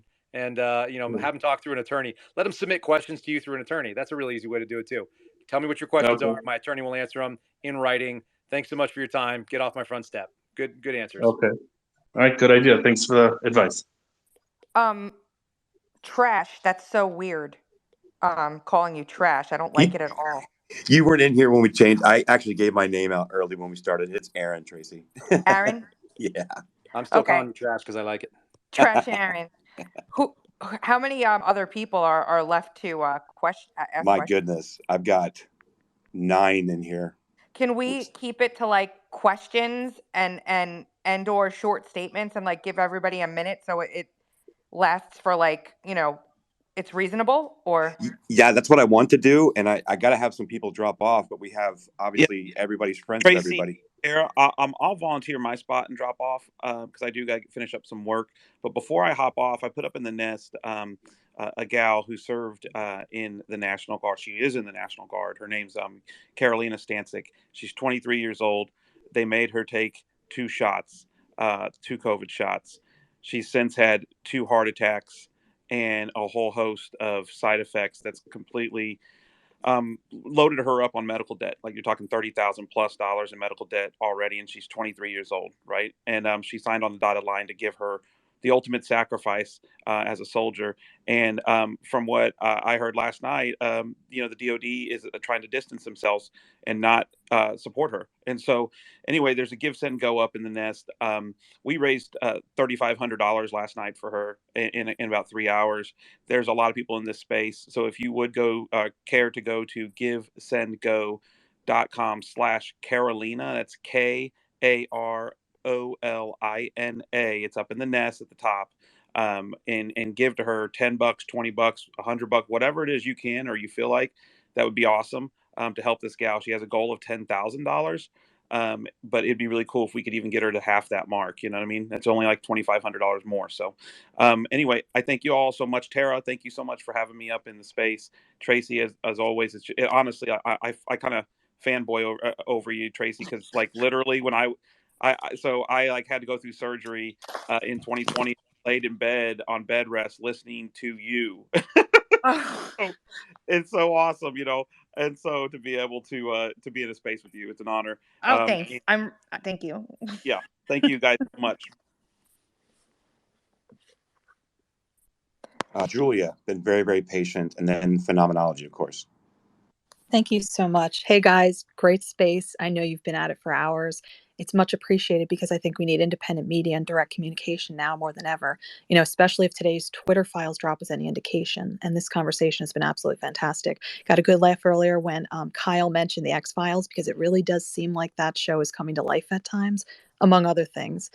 And Tracy, you really crystallized how things are adding up with respect to the investigation into Biden and the classified documents, especially when you drew attention how quickly they appointed a special counsel. So my first question is for Kyle, and anybody else, obviously, who wants to weigh in, maybe even Joe if he's still around.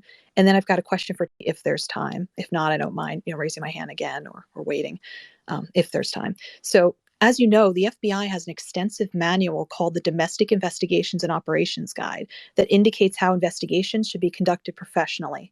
It seems to me that a lot of FBI failures have been tied to FBI agents failing to follow established procedures.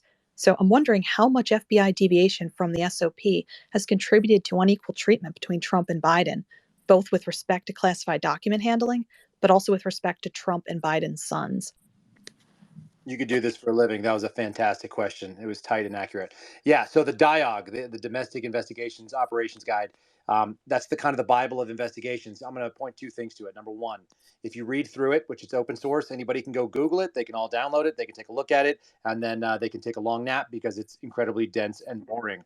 But what's really important about it is the FBI lists itself as an intelligence agency first. That's the first heading. And the second is going to be the FBI as law enforcement. So that is the stem of the problem.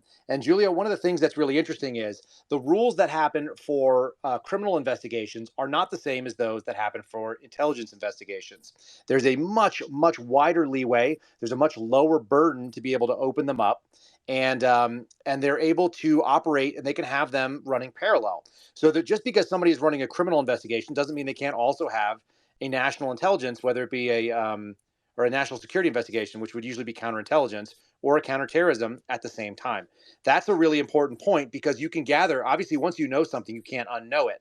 And if you gather it through a national security posture, you can always go and recreate the work in a different way and get it back through the criminal posture in order not to expose sources and methods, which is kind of one of the things they always try to maintain. So it's a really dangerous tool set. And this is where I think that we come into the discussion of whether or not there can even be an FBI intelligence mission this way, because having those two in the same building, sometimes on the same floor, sometimes on the same squad, like my squad was supposed to be able to do both. That's absurd. It's absolutely incredible to imagine that I have access to FISA material where I can get raw emails directly out of your email address box because you're talking to somebody that I'm covering, and then also go and open up a criminal investigation where I need to get a Title III warrant tap on you, or a Title III warrant and a Title III wire. So all that stuff is really scary. I do think there are missteps on there, but I think that they're kind of by design at this point, and they're only because the people that are running these programs are willing to abuse the process. So hopefully that kind of answers it. But yeah, it's really scary stuff. And if you want to know what they can do, she's right. Go look at the dialogue. It's out there. Like there's only one part of it that I think that's classified, and it's it's one of the appendices, Appendix G, which is classified specifically because it tells you exactly what it takes for me to open a counterintelligence investigation into you. And there's a real good reason why, because it's so broad, I could open it on anybody in this space simply for being in here if I so chose, mostly because you guys are sitting here listening to me talking. So that should be a real big concern for most people, that it's so broad. And the criminal thing, it's much tighter. It's whether you have an allegation or information that a federal crime has happened, and that the person that we're talking about probably did it. That's how we open those cases. So, And Kyle, please let everybody know how long those counterintelligence investigations can remain open on a random person that you choose to open one on. how long is the song? How long is your feelings? How long is it that this country has been around? It's as long as they want. So as long as they can articulate that they're adding something to it every 90 days and that there is an ongoing investigation, it can exist forever. And the only close when they come to a head, like for example, national security investigations can go forever. Here's a great example. We arrested a guy for child pornography in maybe 2019. That had to be 2019. He had 23 years of a counterterrorism investigation into him with no charges ever filed. And when they finally came at him, it was for child pornography. So he was somebody that was a member of a mosque in Woodbridge, Virginia. This is a concrete thing that I watched happen. 23-year long investigation. The resulting charges had zero to do with why they opened it, and they never substantiated any terrorist connection. That should tell you what's so scary. I agree, Kyle. Oh, sorry. Go ahead. Sorry, I'm going to add one more thing to this because it's a great thing that everybody needs to know. It was a fantastic question. Fantastic. Um, what do they have access to while this counterintelligence investigation that goes on in perpetuity is ongoing? Well, they go whatever they can articulate that they need. So let's say what's on the table and what's not on the table. What's on the table are things like bank records that we'd normally be able to subpoena. We do them through what's called a national security letter. And what we do is we'll send off a letter to the bank, and it'll say, please surrender the following records based on this secret subpoena signed by the special agent in charge of my division. And trust us, we have a really good reason for asking you. That's why we did it. So the standard is met internally. It's usually reviewed by an attorney, and I'm not saying they're all going to be done by people that are unscrupulous.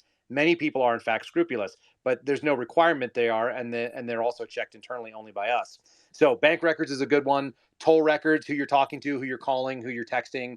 If you happen to use non-encrypted apps, there's a possibility we can get those as well. We could go get your emails, or we can get a Google account if we want to be able to do that, and we're able to articulate why we think that is, and someone signs off. So we can ask for all your records, your locations. Those can all come in from Google. And by the way, your Google account is restoring everywhere you've been, everywhere you've gone at all times, whether your phone is on and off. It's doing all those things everywhere you've logged in as well from other types of computers. So that's all out there. The sky's the limit as far as what they can get. The question is do we have the bandwidth to be able to process it and do anything with it? But that won't stop us from asking. So all your social media is always on the table. Those are all open source. The possibility of getting even things like DMs that are not encrypted, like anything is out there that if there's a company that's participating as a pass through and we can write paper for it, then that's all on the table as long as we articulate why we want it, what we're trying to find.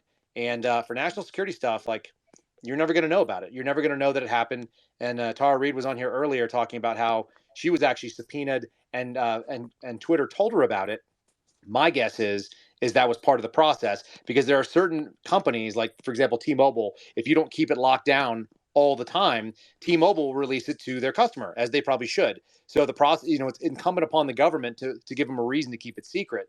And so we're always kind of complaining on that, but you can also let someone know they're under investigation in a punitive way. So let's say I knew that Julia used T-Mobile and I wanted to write process for it. I would just let the secret, the seal on it lapse, and then they would notify her, hey, by the way, the FBI is looking into your stuff. They'll send you a letter that says that.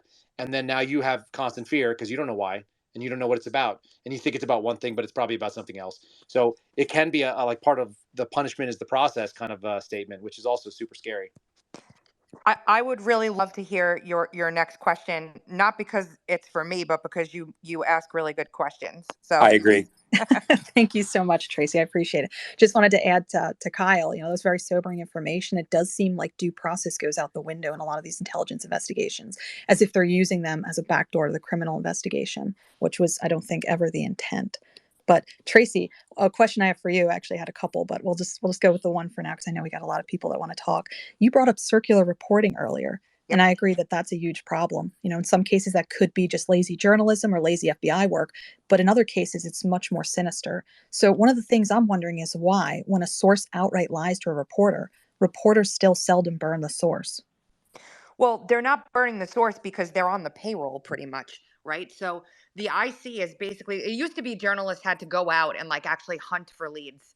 They used to have to actually develop source relationships with their with their sources to get information and like actually cultivate those relationships. And then maybe the source would give information, because typically when a source gave information to a journalist, it was because the journalist was attempting to expose some nefarious happening to keep the government accountable or to keep them accountable. Now there's a symbiotic and very cross-pollinating sort of relationship between the media and the intelligence community specifically. So when the intelligence community needs backup for some kind of an action they're taking, they'll go and pepper that out to their sources who are just sitting at their desks waiting for their buddy inside the IC to give them a call, whoever they are.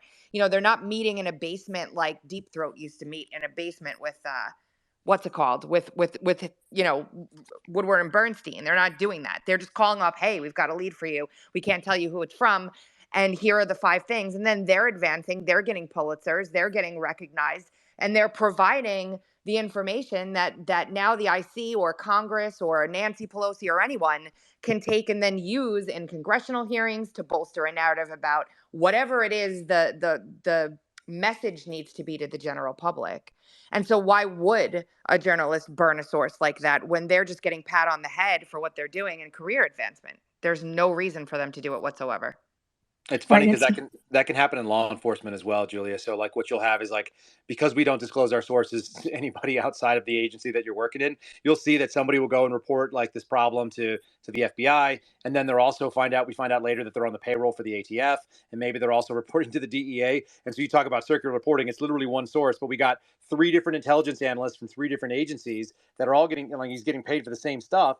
And then they're like, oh, source reporting indicates this. And they're like, no kidding, our source does too. And so then it's like, well, it's all the same source. And so they've had a couple of these that have been exposed over the years. It's really embarrassing when it happens. But part of it is because the nature of keeping sources is that you kind of have to keep them, quiet if you want other sources to come after you. You don't want to burn the source because it shows bad precedent, and it's bad tradecraft when you're doing that sort of thing. So part of it is just the nature of the work. But the vetting process has to be on point. And by the way, I just followed you because your questions are spot on. I love following people that I actually talk to and when they nail it. So anyway, Thank thanks. you so much. Well, and again, when we were reading the Twitter files, we saw it, right? They were talking about, you were talking about the 2 groups that were basically initially sourcing the information that no one can confirm. Twitter was pushing back saying, hey, why are all these same sources coming from this one place and nothing can be confirmed? And they just went with it anyway. We got kind of cut off in the files there. We were getting to the good stuff about Blumenthal, but yeah, it's that circular releases and a person familiar or a person close to the knowing of thinking of a person, just all that nonsense. Well, that's how you get Vindman out there, like talking about something that he didn't actually, personally witness. Those are usually called hearsay sources or hearsay witnesses, and they're not admissible for a reason because nobody cares. That's why I didn't want to tell you what the conversation that Joe had was, because Joe and I have had to talk about his conversation. But who cares what I heard Joe say about what he talked about with somebody? I want to hear what Joe said about it. Like, he was there, he heard the incriminating thing. Like, we think that's a bad, thing. So get the real source. Like, bring it. There's no reason for anybody to get a middleman. Like, middlemen, there's a reason why when you do telephone in grade school, the message comes out all garbled. Like, it's crap once it goes after a couple of sources. And anonymous sources without corroboration are a massive problem. I think, back in the Watergate days, there was a much higher standard for corroboration of a story, and we just don't see that happening now. And the Twitter files prove that today. You know what? Oh, sorry about that. I cut myself off. You know what's really funny is I grew up in a news family. Like, my dad was in CBS for many, many years, and was first on the radio in the 1960s when he was 14 years old. And he always told me that the standard for corroboration is 3 independent reports.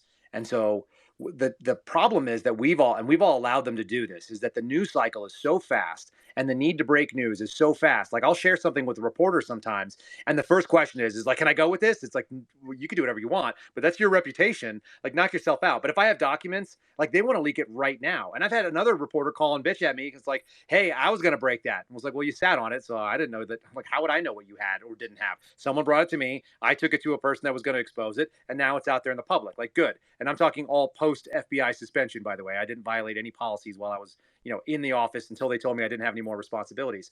But what's really wild about it is that we've actually allowed them to do this because we're so interested in who broke it. And the journalistic culture is like, you only get kudos if you're the first. So for me, and I'll just tell people how I came across Tracy. Tracy didn't break my story, and she didn't, interview me right away. But what she did do was write the single most comprehensive and accurate description of what had happened around me from all the other interviews that she had found. And she's so good at it, and she's so precise, and all of her quotes were exactly correct, that I found her on True Social, and I was like, hey, we should talk because you seem really sharp. I really love that. And so she has more credibility to me than people who were the first to write about my story when they heard, Bongino. They didn't even get it right. They were so quick to write something, they actually failed. And so the person that took their time nails the story. And I think that if we went back to that standard, it'd be great. But I don't think we will, not for a while. Thank you, Kyle. One of the things, it was actually, I believe it was Wendy that writes for me that wrote it, but nothing gets out of the office without me. So I'll take the credit too.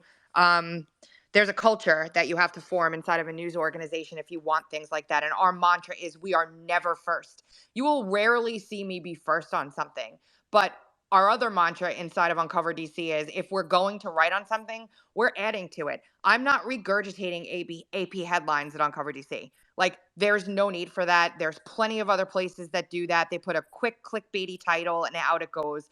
It brings, in my opinion, that's great. People need that, but it brings no value, or people don't learn a lot more outside of what was already said. And it's also a tool to launder disinformation a lot of time too. So that's another thing to look out for. But like, I don't want to be first. I want to be right. I want to be right. I want to be right every time. And when I'm not right, I want to make sure that my mistake gets more attention than what I wrote initially that was wrong. Otherwise, we're stuck in a place where that viral thing is going viral over and over and over and over again, and nobody knows that it's not correct. So, for example, we published a story about the heat maps in Arizona, right? And later on, we learned that there was another heat map next to the one that we had thought was by itself.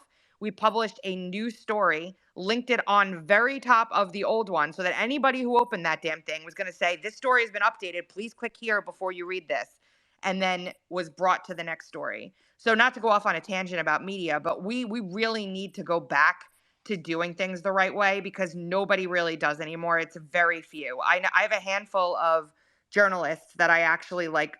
If they write something, I'm like, yep, it's legit. There's no doubt in my mind it's legit. Very few of them. I'm just going to say this right now. If you're not following Tracy, what are you even doing? Like, what are you even doing? Follow her. She is, I just got to do this because I love Tracy. So smart, so thorough in your research. And another thing, you recognize the good in others, which I really appreciate. And it builds a lot of credibility when you do have something negative to say about something. People listen. So I appreciate that about you. And if everybody would please retweet the space, that would be great. Yeah, tracysthebomb.com. Thank you. And follow her. But I was like, my face is hot, and I always say when this happens, I need ice. So I'm gonna. Here, Tracy, I'll help you out. I'm going to unfollow you right now because I don't like being told what to do. And Sphinx, you probably know that about me. So I have to unfollow Tracy. Kyle, I'm gonna TP your house tonight, man. I'm coming over right now. Kyle's only unfollowing me because I actually bought his merch today, so now he feels like he owns me. That's why he's unfollowing. She did buy. She sent me like the receipt saying she actually bought it, which is hilarious. Because I'm gonna wear it. It's a Suspendables T-shirt, and you have to have a Suspendables T-shirt. I mean. Yeah, the Suspendables are not just people in the FBI. Let's be real. The Suspendables are anybody that are willing to put it on the line and step up and take the consequences. That's my take on it. So, and just because we're talking about it, and it's really funny. Like buddies and I, we were talking about like making T-shirts, and I was like, man, I hate people that do that. And then they were like, but what if we made a Zelensky special? And I was like, now you have my attention. Talk more. And they're like, we could put an upside down FBI badge right in the chest where Zelensky always keeps his little trident thing, and then we'll put Suspendables on the back, and we'll put like a little super S for suspendable inside the upside down FBI badge. And I'm like, all right, I'm in. And I need a special hoodie. If I testify in front of Congress, folks, I will be wearing a hoodie that has the Suspendables on the back of it, because that's how much I respect our process, as much as Zelensky does getting our $110 billion. I thought hoodies were Fetterman's thing. Well, I'll be a Fetterman who's not. Please call people by their actual names. It's Sling Blade. Thank you. Not Fetterman. Sling Blade. Oh, that's a good one. Hey, some people call it a Fetterman, some people call it a Sling Blade. Real quick, I'm gonna get through these 3 questions so I can cycle some more people in. We did lose Phenomenology; she dropped out, so I'm trying to get her back up because she's got obviously incredible questions and comments. So, Eclectic, Suffer No More, and then CS, and then I can rotate some folks. Thanks. Hey, I'll make this a quick, concise question. I just finished up producing a documentary on Waco, and it's taken 25 years for the Branch Davidians to get a little bit of humanity. It took 25 years in a 6-part miniseries on Netflix and Amazon, and I'm wondering, I'm seeing a lot of parallels between them and the J6ers, and I'm having like a real black pill moment. This question is for Kyle. Kyle, how do you counter the narrative? Like the narrative at the end of the day, 24 kids died in Waco, and everyone focused on Koresh and his multiple wives. How do you counter the narrative? So it's really weird that you're asking that question. My first taste of the FBI was at Waco. My dad was the vice president of KRLD 1080, the news station, and David Koresh called into that news station over and over again saying the government is trying to kill me. And the people in the newsroom were like, get off the phone, weirdo, because we're trying to cover this really big news story. Little did they know that Koresh was calling out while the ATF was literally like actively surrounding the house and doing the raid. So I've got a little different perspective on what happened there. And it may, if you wanted to interview my dad, I'm sure he would talk about it at this point. So this is the really weird story. He called in and spoke to my father for like 24 hours of unedited, nobody else listening, just two men on the phone. And my dad tried to talk him out of a lot of things. He talked him out of some kids coming out. He read a lot of the crazy spiritual, whatever it was, like fake scripture that he was putting out that he wanted on the radio, and they were letting kids go because of it. So, two things can be true at once. David Koresh had multiple wives and was probably abusing children there from everything we could tell. He also spoke about himself in the past tense over and over and over again. And my dad told me at the time, when I was a very little kid, he was never going to come out alive. So that can be true. And then also, that was a time when the FBI was more than happy to get involved in the ATF's mess. So you got to remember the two different agencies that were involved. When you talk about Ruby Ridge, you talk about the FBI getting there. The ATF would step in it, and then for whatever reason, because we were all DOJ, and I wasn't obviously part of it at the time, but they let the FBI get in there and try to mop up the problem. And once you're there and you've shot at federal agents, there's always now it's a bigger problem. Like, you've created a bigger mess than it needed to be. But I don't think it wasn't because of unlawful investigations. And if you've read the search warrant and you've read the affidavit that the ATF put out there, it's total crap. They had no business going into the to the Koresh thing. They could have also grabbed him any day when he was out on a jog or at the post office, which he did every day, and things like that. So there are a million failures that happen along the way. I don't think the narrative was always that the ATF and the government overreached. I don't know that anybody who doesn't think that doesn't care about knowing what the truth is. But it can also be true that Koresh was not a good person, and that the things that he had that were problematic were significant, and things that we probably would all agree with. So, I don't know, like I said, without seeing what your documentary kind of take on it is, I don't know how to counter that. But two things can always be true at once. And with January 6th, it's true, punching cops is bad. People shouldn't overrun federal buildings and cause damage and break stuff. And also, if you were marching around and somebody opened the doors and let you in, then you're not a criminal to me. So, the fact that we can't see any nuance in this country is where we've gotten in this kind of polarized and divided thing. If there's a follow-up to that, I'd love to kind of know if you had any different thoughts, or you were trying to steer it a specific way. No. That was the question. And if you'd be so kind as to shoot me a DM, I would really, really appreciate it. And you'll never hear me defend David Koresh. My hot button issue is 24 kids died there, 24 children. And I've heard the FBI tapes with the little kids going, "Are you going to come in and kill me?" I saw the pre-action report where they took 2 ATF days before the raid. Like that doesn't ever get put out there, but it will be Bro, soon. your volume's going through the blender. Oh, sorry. Yeah, there's no. I mean, look, there's no doubt that the ATF screwed it up big time. Like, anybody who knows anything about law enforcement knows they screwed it up. They were trying to actually get special forces to commit the raid instead of their own tactical team. That's why they ended up with those helicopters. That's how you end up with that clown talking about how they had shot down a helicopter with a 50 cal and other BS. And if you look at the search warrant, they were arguing that some guy who served some time either in Korea or Vietnam, who was a farmer down the way, knew what a machine gun was without being near there. I'll just tell you this. If you've ever been around a law enforcement shooting range and heard 50 people shooting a pistol at the same time, it sounds like a machine gun burst. So, I'm not confident that anybody who says stupid things, that doesn't know what they're talking about, without eyewitnessing, and the fact that a judge signed off on that search warrant is also atrocious. So, yeah, the fact that those kids were terrorized, it's atrocious. It's really, really sad. It's obviously the major story that should have been the piece, is that government overreach and a poor warrant service led to both death of adults who may have chosen kind of a bad path, and then also a bunch of innocents. So 100%, we still have a box sitting in my garage. My dad still has it, and I'm staying at his house right now. There's a box that's marked "to the Koresh children," because people would send stuff to the radio station. So there's not really a day that we go by when we're not, at my folks' place, where we don't know what went wrong at Waco. That box is in there. There's teddy bears and stuff in there that people sent to try to get it to the kids. And they are obviously, the unsung victims that are not focused on as much. And most of them had the ones that came out, their lives were screwed up forever, in so many ways, because they're always going to be screwed up because of that. That's very, very true. Yeah, if you'd send me a DM, I'd really appreciate it. All right. Looks like, thanks, Eclectic. I really appreciate you. Separate No More, and then CS. Yeah, hi guys. I got a call while I was waiting, so hopefully you can hear me. My sound is really low. There's a really great documentary on the Waco siege on YouTube called the channel is called Popo Medic. That's Popo Medic MEDIC, and it's basically footage from the entire siege. And I think the key takeaway from Waco was that it was the first time that we saw what the intelligence agencies can do when they go too far. David Koresh was a psycho. There's no justification for some of the things that he did, the things that he did to the people. But the ATF was something that I actually wanted to talk about because I know it's a very sensitive subject with gun violence, but when you look at the power that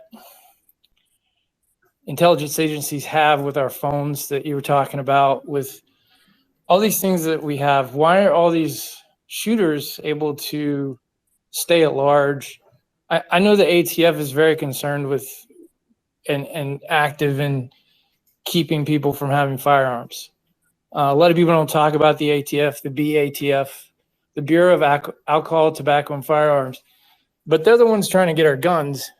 And if they're not out there trying to stop these killers before they kill people, a lot of people talk about false flags. If these people posted on Twitter, if they post on social media, if we have 80 FBI agents censoring Americans and they're not going after these people who are actually committing crimes, it starts to create this conflict of interest of, why are they letting people die so that they can take our guns? And I know that's a crazy thing to say, but you got to ask yourself, Suffer, you if got they to. have this much access to people and what we do every day, why can't they stop these things before it happens? And So instances where like the police were told to step down in that school shooting a few months ago. Why are these kinds of things happening? And I'm not aiming that at you, but I just think the ATF, my main point was, in the 90s, I was very involved in left-wing protests, the School of the Americas, the Battle of Seattle, those kinds of things. They definitely infiltrated the left and started riots because they wanted to turn the American people against the left wing. And that's what they do. They start these instances that create an uproar. But the difference is, back then they didn't have control of social media. They didn't have control of our cell phones. And it doesn't matter if you're on the left or right. The intelligence agencies are leading our country, not the Republicans, not the Democrats, and we don't vote for them. We don't vote for the CIA. We don't vote for the FBI. They're pulling the strings, and everything else is just a puppet show. Well, And let that's me, what people hey, need to remember. Suffer, let me give you some. I'm going to kind of redirect what you're saying here in some way because I think it's really Sure. important. Well, we talked a little bit earlier, or at least I mentioned that the apple of discord. That's the shiny object that we're all going to focus on when we're not paying attention to what we should be. There's no question. I 100% agree with you that the ATF is it's probably only aim is unconstitutional. I've got one friend who's an ATF agent, and every time I see him, I just say, "Hey, what's going on, man? Like, I don't trust you, but I'm just letting you know." I always start with that because one, he's a good guy and he just ran after gangbangers and that's all he tried to do. There's a very low reputation as far as like the tiers of federal agents. The ATF is at the bottom. Like there's some great people I'm sure that work there. I just don't know very many of them. And the only one that I know, I just give him a hard time all the time, 100%. It's like my full-time job whenever we talk. And he always gets butthurt if I don't like respond to his memes right away if he texts me. So just letting you guys know, like there are decent human beings and I've gone hunting with them and they haven't shot me in the back yet. But I still watch them all the time. So that can be true, but the question is not whether or not, like, why are we not catching school shooters before they go shoot or someone shooting in a mall before they shoot? Like, freedom is dangerous, y'all. Like, that's just what it is. You got to know that we've accepted a certain amount of danger in this society by having a certain amount of freedom. And you're going to be exposed to ideas you don't like because of free speech. And you're going to be exposed to potentially psychos who go out there and buy a gun because they've never committed a crime before. And their first crime, they decide to do it really big. You don't want the FBI, the ATF, the DEA, anyone at DHS doing pre-crime. You don't want it. Like, we can't simultaneously argue that the intelligence community is dangerous and then ask why aren't they doing a good job at protecting us.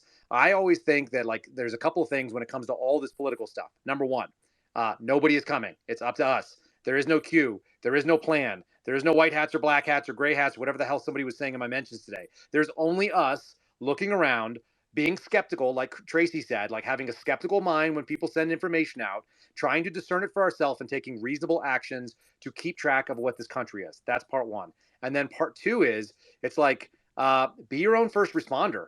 Plan on it. Plan on carrying a tourniquet with you. It sucks, but that's the world we're in, and we have the technology. There's actually like far less violence than there used to be. There was way more violence in this country with a smaller population, but we're more aware of it in many places. So a school shooting that happens in Colorado actually doesn't affect you if you live in Connecticut because you're nowhere near it, and the same conditions don't exist. But there's no reason why these people should be profiled or known because they're not in danger of committing a federal crime.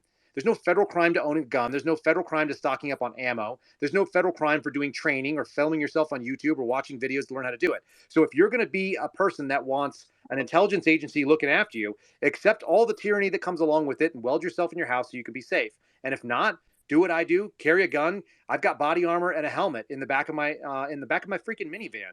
Because if I see a school that's going on, I'm going in. I don't give a shit if I'm part of the cops there or not. I'm going to roll in and I'm going to do what needs to be done. If I die trying, I'd rather leave it on the field doing that than anything else. So a lot of us need to take personal responsibility for that stuff. And like I say, don't argue 2 points. Be real cautious about that because it's a dangerous game to look for. I agree with what you're saying. I guess the point I was trying to make is, do you think these agencies could, I hear it all the time in the places that I congregate in, the concept of a false flag. Do you think they could stage these things to help push the public narrative to help ban more guns? I can't speak for the ATF specifically, but I'll tell you this. Every time the FBI sells a gun to someone on a put-up job, like the Gretchen Whitmer thing, or explosives, they're not giving real explosives. They're giving guns that don't have firing pins that are working. Like, they're not going to put that into, because those guns could just as easily be used on the undercover that's doing the setup. So I disagree with the way that we do those kind of things. I disagree with counterterrorism investigations. Like, writ large, I think they are a problem, but I don't think they are giving money people random amounts of, I don't think they're giving guns. Now, could somebody from the outside who has an agenda be pushing something like this? Of course. But the idea that people that are sworn law enforcement or even in the intelligence community, I just think it'd be very, very reckless to impugn those motives in that way. Like, they're pushing ideological goals, but like actual physical violence and selling guns to people or giving them money to go buy a bunch of ammo and shoot up something in Texas, I don't see any evidence of it. And I think it would be really reckless to think that's the case without more. I have a couple of things to add to this on top of that, Kyle. I'm gonna agree and disagree with you. I agree with one thing, or a couple of things. Actually, I'll say nobody really realized that the Gulf of Tonkin was completely a complete false flag operation until decades later, when all of a sudden we knew that the Gulf of Tonkin was a complete false flag operation. There are two different ways that narratives are taken and monopolized for whatever given purpose, and a lot of the times, the media afterwards and the messaging afterwards is the real false flag, not necessarily the act itself. So, for example, in Texas with that school shooting, when something terrible like that happens, it's much more likely that a terrible thing happened and the sort of power structure says, we can use this terrible thing to now advance X narrative that we're looking to advance. Like, for example, gun control, or Nicholas Sandmann in DC with his standoff against that guy. That was a completely organic event that was hijacked in order to propagandize a bunch of people. There are so many of them. They're called PSY-acts, not PSYOPs. PSYOPs is more of a bigger net. A PSY-act falls kind of underneath it as a part of that plan that they're doing. So COVID, perfect example. Although that's debatable, actually, wrong example. Certain parts of COVID. All of these little things. So it's much more likely, rather than them planting the gun in the person's hand and telling them, go in here and do this, that they take organic things that they wouldn't normally put a ridiculous amount of attention on, co-opt that event for their own purposes and then use that as their way to do what you would originally have assumed that they tried to do with the false flag operations. That's my opinion. I guess my thing is a lot of these shooters, if you look into the details, they censor a lot of the news around who these people really are. But if you look into who they are, a lot of them are severely, loners. They're outsiders. Some of them don't even have money to like buy guns, and then they turn up with these automatic weapons, and it just seems like it is a conspiracy theory, obviously, but it seems like some of them are getting pushed to do these things, So those are and then also nobody's most trying to likely. catch them before the fact. Well, those are So also most likely the types of people that would do those things. And a lot of them are already on the FBI's radar, we find out after the fact. The that's fair. Let me clarify that too. First of all, we're talking about semi-automatic weapons. I haven't seen any machine gun crimes that have happened in this country. Certainly no legal machine gun crimes for all of you that are NFA fans. So, and I'm literally sitting next to an AR-15 right now with a suppressor on it, and it's probably like upwards of $7,000-8,000 because I spend a lot of money on weapons. Like I can't move to Connecticut because I was offered a job up there, and I was like, well, I can't move there. I've got like $100,000 worth of investment. They would all be felonies out there. So I'm very committed to firearms. I'm very committed to using them safely. I'm committed to being accurate about speaking about them and maintaining everybody else's right. I carry a gun not because like I have to take care of it for me, but I just think like if we don't, like I can and I'm capable, and I'd be foolish not to be out there doing that thing. So, but let's talk about this sort of like on the FBI radar and whether or not they have money, because a lot of times the answer can be way more simple than you guys are looking at it. Like I was an 18-year-old kid with a $10,000 limit on my credit card because I had good credit history because I hadn't done anything bad. And I was offered an opportunity. Like if I thought I was going to go out that day, very, very simple, super easy. All I got to do is go and buy all these guns at whatever age, 21 years old, legally purchase them, which I'm allowed to do. And I assume that I'm never going to have to pay that bill because I'm going into a hail of gunfire. So that is not as crazy as it sounds. That's part one. And then, moreover, the so-called like known to the FBI. Once again, we're arguing two things that we have to be really cautious about. You don't want people to be quote unquote known to the FBI if they are not involved in a federal crime. You don't want the FBI investigating them. And when we say that they're known, what that usually means is they were reported to the FBI's version of a tip line or a 911 system, which is called eGuardian. An eGuardian can be reported by members of the public. It could be any one of us that reports it, or it could also be law enforcement. And you go directly to and you say, hey, I think this person is a threat. And I used to get eGuardian leads. They're the bane of the FBI existence if you are a frontline agent, because you get these things. They're almost always trash. There's almost always no details. And you call up and they say, well, like this person threatened the mayor of fill in the blank town.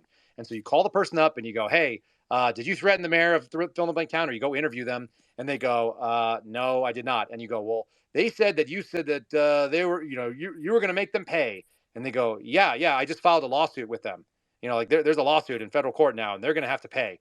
And you go, all right, well, can you be more specific about your language next time so I don't have to come knock on your door? So known to the FBI is hundreds and hundreds per day, maybe hundreds per hour of crazy reporting. And there's a lot of mental illness in there. And there's people that tell me that, there's a nuclear device inside my belly and at any moment I could explode and all the other wild stuff that you're going to hear. Like I'm not exaggerating how crazy it gets. And we got to sift through all that trash and find out if there's a federal crime, because if there's not, then they're going to end up in this thing where it's like, yeah, they were written up. There was a file. They were quote unquote known to the FBI, but there was no allegation or information that a federal crime was about to occur. So under what circumstances do you want your FBI looking into that? And in my case, we got to just accept some danger there. Also, a lot of the times, like he mentioned, mental illness and stuff like that with these folks, that's absolutely true. I mean, and whenever you're seeing school shootings by kids or anything like that, I'm just saying it, 99% of the time, there's SSRI medication in the background. It's more of a, oh my gosh, this person freaked out thing than it is, oh my gosh, they planted this person here to kill a bunch of kids in a school so that we could. The one thing that I have seen over the past 10 years that I think stands out to me as the most odd and the most crazy and the most probably set Say up. Las Vegas. I was going to say Las Vegas. Yes, it's Las Vegas. Las Vegas is an outlier in all of this. So that does happen, but it's not as common as I think people attribute it. Like every time something bad happens, that doesn't mean that it was a false flag by the government. It doesn't happen. And Tracy, there's a lot of agents that I know that are very, very still ongoing concern about what the hell happened in Vegas and how it happened, because the facts don't make any damn sense. Yep. There's some, I mean, it's a great topic for memes. It's a great topic for YouTube shorts. unfortunately, it's one of those things where it doesn't have to be the FBI that did it. They just we don't know what the answer is there, Well, and we go don't ask have Joe enough information. Lombardo, the now governor of Lombardi, the now governor of Nevada. I'm sure he'd be happy to discuss You know what? that. I have an invite to go and meet up with him and some other people on the 16th and go have dinner. So I'm actually I'll do that. So You know, there he you go. was the guy in charge. Thanks for your question. This was a long one, so thank you so much. Trash, who was next? So I've got, all right, so I'm going to realign the order to be CS, John Fisher, and then Gray Fox. Hey And guys, thanks. Sorry, thanks for holding these spaces. I got in here late, got out of work, but perfect content, and I can't believe who you're able to bring together. But just quick question for Kyle. When you were speaking on national security investigations on civilians or citizens, would there be any way to because I'm guessing your normal FOIA is not going to process anything or lead to anything. Is there any way that a normal person would be able to file something or figure out if that's happening? And then second question is, could those national security investigations, let's say for somebody who is just getting into accessing information that somebody in the government thinks they should not be accessing, could that ever lead to resources on the ground, like following anything like that, like agents on the ground? And then also, could those, or would you believe, because this is all your lived perception, from what you've experienced as in this industry. I got in late, so I don't know your full background, sorry. But would they ever be able to try to intimidate the target by acting like a normal person who is irate? Man, okay, there's a lot there. So I get a ton of DMs about people telling me that they're being gang stalked, that they're being there's all this sort of like terminology that I've started. I'm a targeted person. That's another one of my favorites.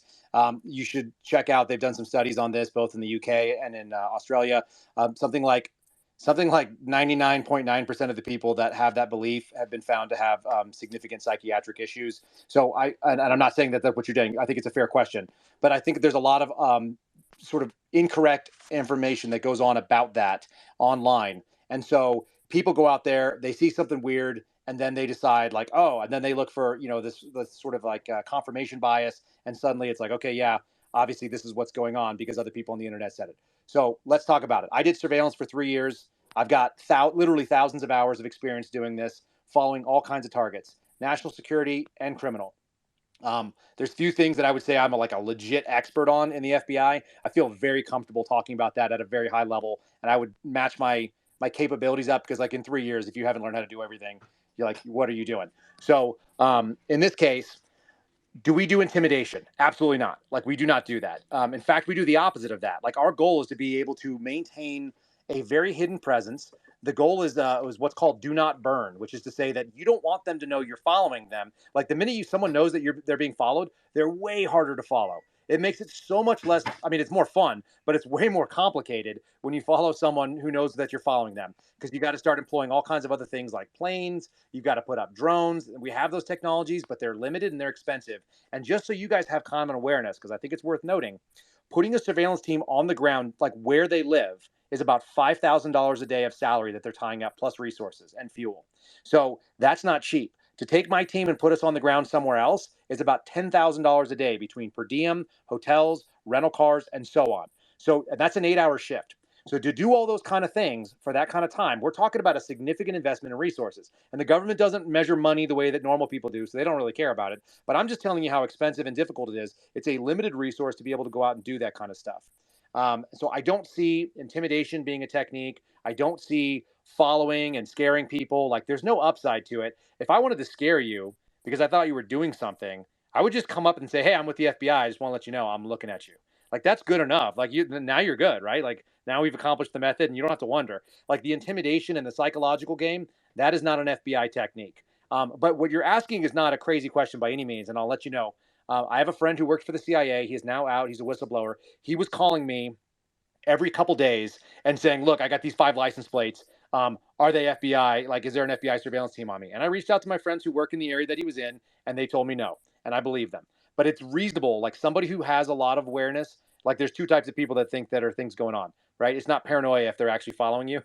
So, like, that's always a possibility. But oftentimes it's not. And if you have a lot of training to look for it, sometimes you see ghosts. We all do it. Like, when you're out doing surveillance, sometimes you see what we call counter surveillance. And a lot of times they're just ghosts. It's just things that are happening that look really suspicious, and they happen in coincidence to what you're doing. So there's a whole concept about guilty knowledge. You can go look it up. But people who have guilty knowledge, who like believe something, then they start thinking something's happening. So it's a good question, and you'll never know if there's a counter intelligence or a counter or a counterterrorism investigation into you, because everything is classified, secret, no foreign. So no FOIA is going to get it there. I think that answers the other part of your question. Your FOIA is not going to get it. The only possibility you have is what's called a Privacy Act request, where if it has your name on it, but we wouldn't use your name on something like that without it being classified. So it won't pop up that way. Awesome. Fantastic. Kyle, you didn't say that the CIA doesn't do things like that, though. So I don't think the CIA is doing that domestically. They definitely have teams that are capable of doing it overseas, and they're very, very good. And I've worked with people who have gone onto those teams, and so I'm aware of them. They use the same techniques. But once again, they don't want to be seen, and they're not trying to influence operational outcomes. Like, that's a different kind of team. The kind of people that are doing surveillance, that are trying to learn what you're up to, that are doing, investigations into you, it's way better that you don't know, because, like, you make it a lot harder. And I don't think they do the same thing either. Like, their job is to be covert and sometimes like low, like I'll call covert or low visibility. It's way better to be that than to be somebody who is seen, and now you're primed to look for problems. It makes it so much harder. Like, I don't think any cops operate that way, and FBI surveillance is no different in that case. Cool. Who was next? I love the question, though. John is up next, and then Gray Fox, and then BY. Hey, thank you. Appreciate it. And Tara, thanks for the invite. And Kyle, high five on something you touched on earlier as far as not opening the door for the FBI and without a warrant and getting legal representation. And that ties into my question. With the DOJ and the FBI, quote unquote, broadening, their investigations, broadening as far as those that were on the grounds on January 6th. Do any of you know of any top legal organization or law firm that is specializing in cases, so that if somebody was arrested or investigated, what have you, that there'd be an organization or a law firm to reach out to? Any specific ones? I know of one. There's a couple of people that are on Twitter that are doing it independently. So you do have some former federal prosecutors that are stepping into the mix, and thank God they are. Shipwreck Crew, if you're not following him, like, check into his story and be aware of it. Yeah, don't open the door. Tracy will give you one. And then I saw Brandon just jumped up on the platform, and he may know some of the others. We got to, if you want to help people in January 6th, like, your best is throwing money behind legal defense, because it's so expensive. And there's so few lawyers that are willing to step into that fray, because it burns some bridges with DOJ that they might otherwise, be profitable with. So maybe those two can jump in. That was my one. You took Ship. So that was the one I was going to say. Excellent. Thank you. Shipwreck Crew. Anybody else? Any other organization that you could, or a website or anything? They are very few and far between. I don't know of anybody else There, that's like there is openly another one, and advertising. I'll have to look for it. I think it's called Defending the Republic, but I might be wrong. They were taking on J6 cases, and when I spoke to them, I told them if they needed to call me, because she's like, "Could I use you as an expert witness?" And I'm like, "I'm sure DOJ would love that." But yeah, I'll show up. So that might be the one. I'll go look, and I'll see if I can find it while we're sitting here. I want to say it was Defending the Republic, but I'll hit one of my buddies up, because they knew the name of it. And God bless the people that have the nuts to go on and take on the federal government, because Patriot Freedom Project. Brandon texted me. Patriot Freedom Project. Wonderful. I see him as a speaker, but maybe he's not in the speaker category still. There's also stophate.com. I've had them in a space before, and I know that they worked, to support the J6 political prisoners. That was going to be my contribution as well. So, yeah. Yeah, they're on Twitter as well, if you just search it. That last one was freedomproject.com. Is that what you said? Patriot Freedom Project. Patriot Freedom Project. Excellent. Okay, thank you all. I really appreciate the information. And I'm asking for a friend, by the way. That's what they all say. It's always good to have a disclaimer and a caveat. You should always have that. The FBI uses those to just run over the First Amendment, so it should work for you too. There you go. Thank you all, and I'll drop down to let somebody else come up. Thank you. Thanks, John. Let's see. Gray Fox, BY, and then of course Phenomenology. Oh, and then Relentless. Sorry, I didn't see you down there, but it's just a lot of stuff going on here, guys. I appreciate the time. I just wanted to kind of give a quick background on 15 years law enforcement. Then I got off the road and went to the private sector, and now work as a digital forensics intelligence analyst and technician. So to kind of piggyback off of what Kyle has said about, I guess the disconnect between, the intelligence analysts and law enforcement cops that are doing the beat and actually doing the job and everything like that. Back when the midterms were going on, we were in a space, and I've been working in this intelligence analyst position for about 7 months, and the things that I saw while I was on the road, as far as child exploitation, sex trafficking, and things like that, they were few and far between, but they got to you. But whenever I got into the technical field, and basically I kind of explained it to people, I'm CSI for cell phones and computers, storage devices, things of that nature. The things that I kind of had an emotional breakdown during the midterms whenever I was telling everybody, just the fact that these people are sick, and it's worse than what you hear from on the news, activists, everything like that. You would not believe the numbers of these children and other people who are exploited, human trafficking, going across the border. And we see it on all these encrypted phones that we get a hold of, especially with the cartels. But you even see things where, and I can't go into too much detail, but you can tell that there are operators behind these activities that are not just the cartels. These are people that are very powerful, very rich, very well funded.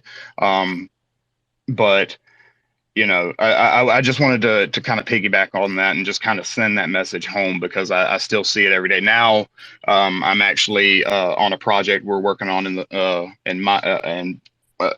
because of my experience in the corrections facilities. Now we're getting all the contraband phones and things like that they find on these inmates, and you would be surprised how much inmates in your area, in correctional facilities in your area, they're still running these same types of activities, even from behind the gate. They're still making money, running fentanyl, running sex workers, everything like that. It's pretty wild. And then to talk about that disconnect, whereas I worked the front lines, I'm coming in here to, kids that have just gotten out of college and everything else, and they have no idea what they're looking at, and they're able to kind of be numb to it. And it seems kind of like just not human how they don't react to certain things that they see.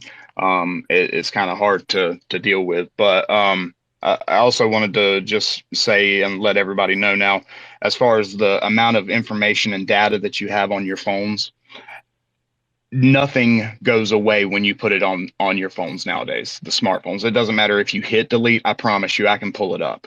You can hit delete. You can basically do whatever you want. You could break your phone in half. If there's a motherboard for me to connect to, I can pull every bit of data that has run through your phone.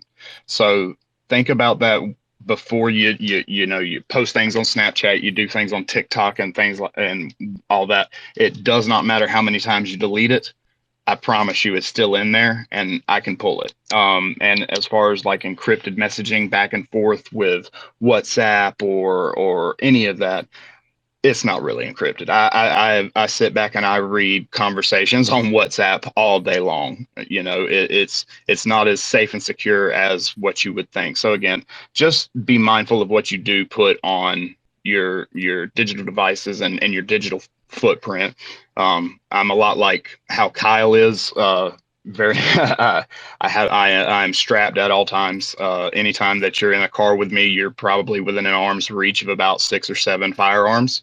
I spend all of my my spare cash on ammo, supplies, things like that.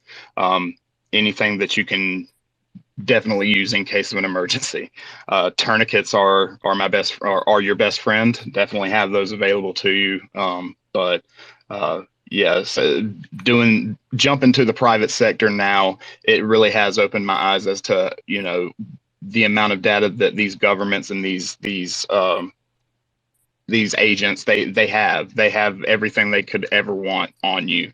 So just be mindful what you do put out there. And I wanted to ask, Kyle, have you ever had any run-ins as far as with ICE agents? Because I was actually approached a couple days ago by an ICE official about coming to work for ICE and their intelligence office, possibly in DC or Maryland. I can't remember which one, but just wanted to kind of get your feedback on it, because I mean, I'm not against trying to do the right thing, and yeah, I didn't know if I took a job or took a possibility with an agency like ICE, am I going to just be disappointed because they're not going to be doing anything? Am I actually going to be helping, or what I mean there? And thanks for the time, guys.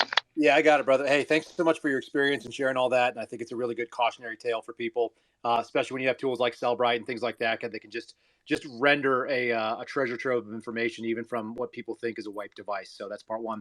Regarding ICE agents, yeah, I know a couple ICE agents. They were good people. I know some HSI guys. They were good guys as well. They seemed to be a little bit happier. They were a little bit less constrained by the FBI's kind of nonsense. So I think DHS it's a huge animal. But I'll just say this, if you're a gun lover and Maryland or DC are on the list, those are enemy country.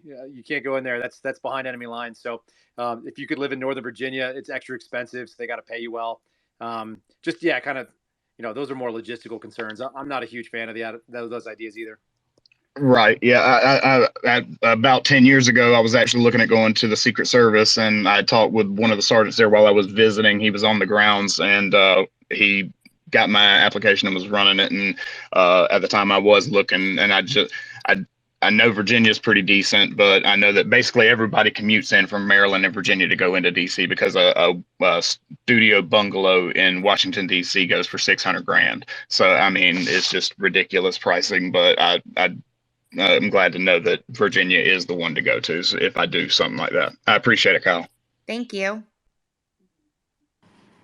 All right. I think thanks a lot, Gray Fox. I only have a half hour left before I have to jump. Okay. Not that it matters. I'm just letting you know. Hey, let me throw this out to you to follow up on Gray Fox. For folks who are really interested in what it takes and how you can do it, there's a guy whose name is Michael Bazzell, Bazzell. He wrote a book called Extreme Privacy: What It Takes to Disappear in America, and he updates it every couple of years. It's like a textbook. It's like biblically thick. But if people really are obsessive about how you can make yourself less visible, there's all kinds of really interesting ways that he has with ghost boxes and how to do dummy credit cards and how you can do a graphene and a sandboxed thing. There are ways that you can really, really make it difficult and distance. And law enforcement really only gets the low-hanging fruit. So if it's really complicated, they've got a stack of work, and if yours is not going to come through, they're going to go after somebody else. So if you are really worried about it and you want to buy this book, I've got a copy of it at home. It goes anywhere between $40 and $75, depending on when you buy it. I don't know why it fluctuates so much, but Amazon demand. But go ahead and check that sucker out if you guys are really obsessive about it. I think the newest edition of it is like $40 for a paperback, and it's a dense read, but it's a how-to guide for people that are obsessed with this idea. That's good. That's good information, actually. And I'm going to make sure I get my lineup set up here too. I've been working in the background as well, and my eyes are just going cross. So I'm pretty sure it was BY Phenomenology, Relentless, and then Michael. Great space. Appreciate being able to ask a couple of questions. I'm currently in the federal government, involved in infrastructure protection. So a lot of what people have said tonight really resonates with me. And I wanted to say that I love Tracy's comment on making retractions more prominent than the original story. I'm so used to falsehoods making page 1 and retraction going on page 32 below the fold. So that was kind of a brilliant point, and I hope almost as a code of ethics that's adopted. Kyle, since you're have a military background, I was wondering, Admiral McRaven of the SEALs has said Trump's undermining every U.S. institution or every major institution. James Clapper did the lying to Congress. about what the NSA was doing, and Snowden showed that. General Michael Hayden, agreed that Trump should get the Rosenberg treatment if he allowed nuclear secrets to leak. So I was kind of wondering, we know generals have politics, but to kind of find out that these people that we respected have had such extreme politics, how do you feel about that, Kyle? And is that a good thing, especially making them public? Well, I don't think it's a good thing at all. Obviously, I think the politics of the military the whole point that we have civilian leadership is that the military is supposed to just execute what they do best, which is, hurt feelings and break things overseas. That's the purpose of it. It's not supposed to be a social justice experiment. Not everybody gets a job in the military. Like, they kicked out dudes when I was going through the MEPS who couldn't duck walk. I don't even know why you have to duck walk, but apparently, somebody has found it necessary. And if your spine has too much of a curve in it, you're done. And your feet are too flat. So it's supposed to be a very selective group of people that are able to go do violence on our behalf. That's the purpose of the military, whether anyone likes it or not. It's not a place where everyone gets to mix and have a good social feeling and everyone gets to feel nice about how it goes down. So when you seated these people, but the people that you mentioned, it's very interesting. Number one, they were all very high level generals, minus Brennan. But you're talking about one was a 4-star. Right. So you're talking about McRaven. Well, what does McRaven do right now? Do you know what he's up to? Consultant for private industry.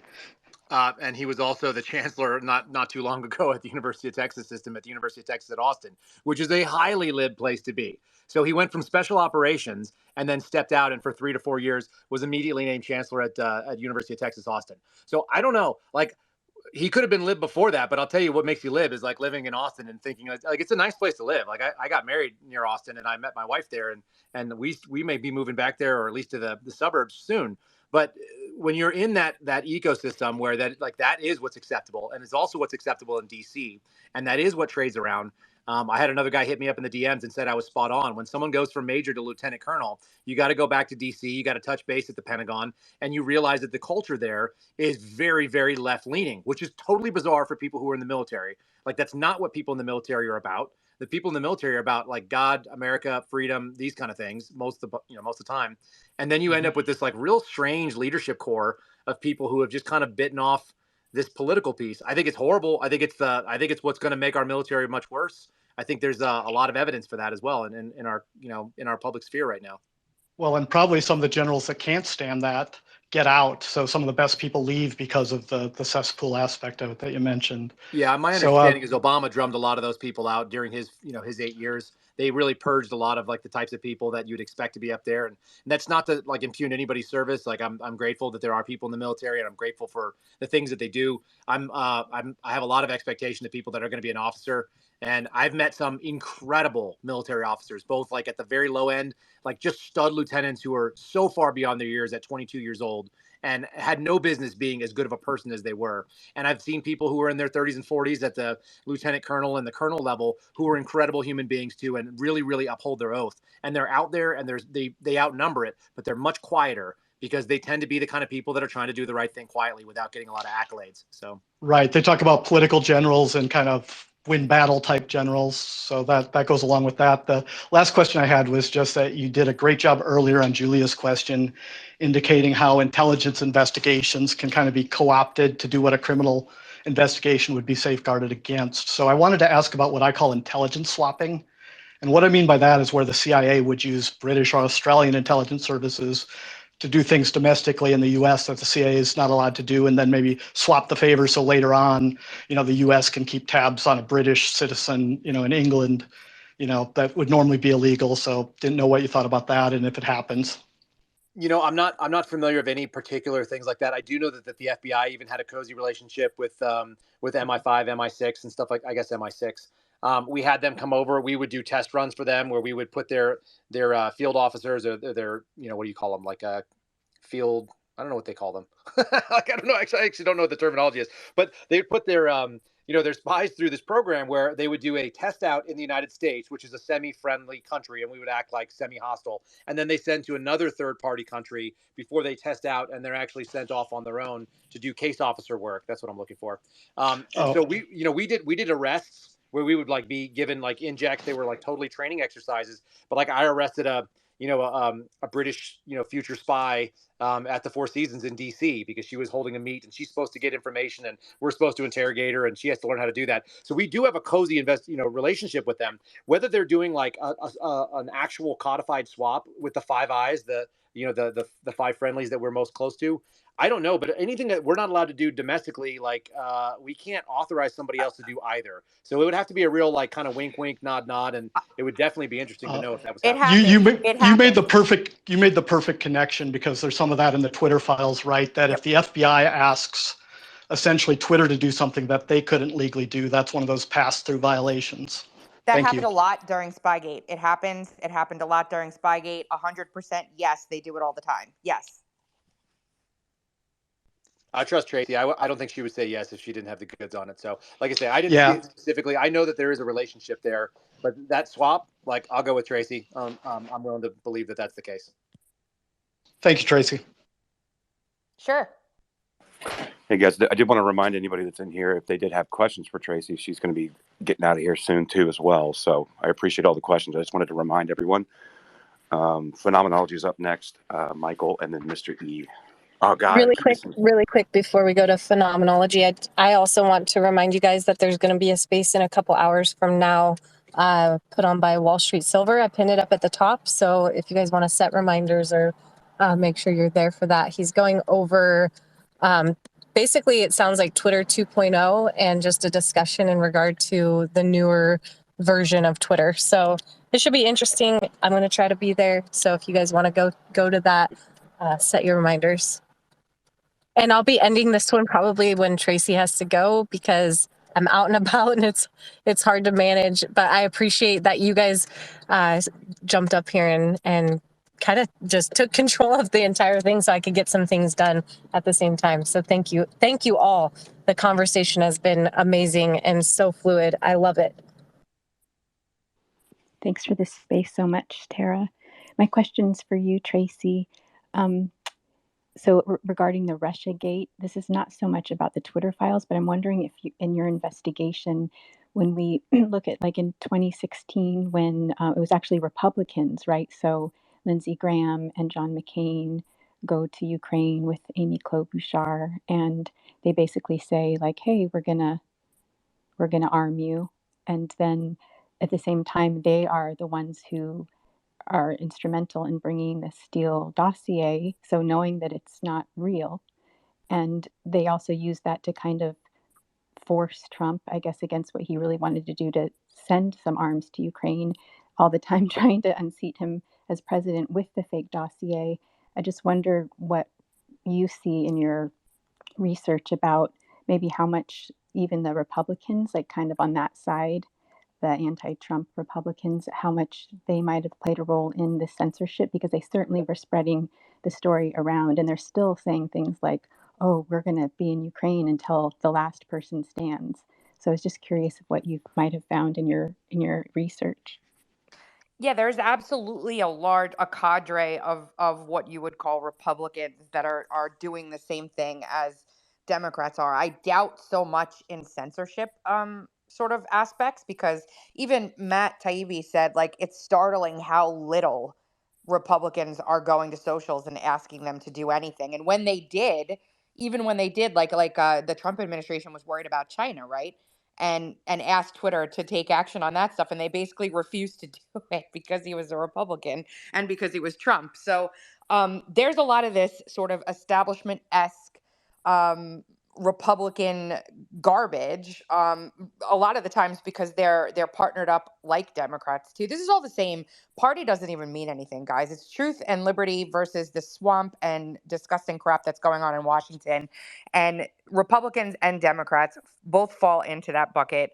Kramer, who was working at the McCain Institute, is the one who gave the dossier to BuzzFeed to get that out into the open. Now, I would argue that BuzzFeed wasn't supposed to publish the entire dossier unedited the way they did. And you could tell that that's true because CNN called him up and said, "What the hell are you doing? We're supposed to be able to just pull from this as like some anonymous source and drip this out for 3 years. But instead you publish the whole damn thing and everyone can see it's ridiculous.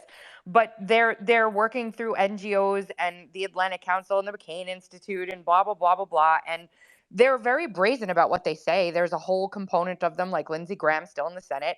But in terms of weaving that together with like social media censorship, I don't think that's really something they concern themselves with, in my opinion.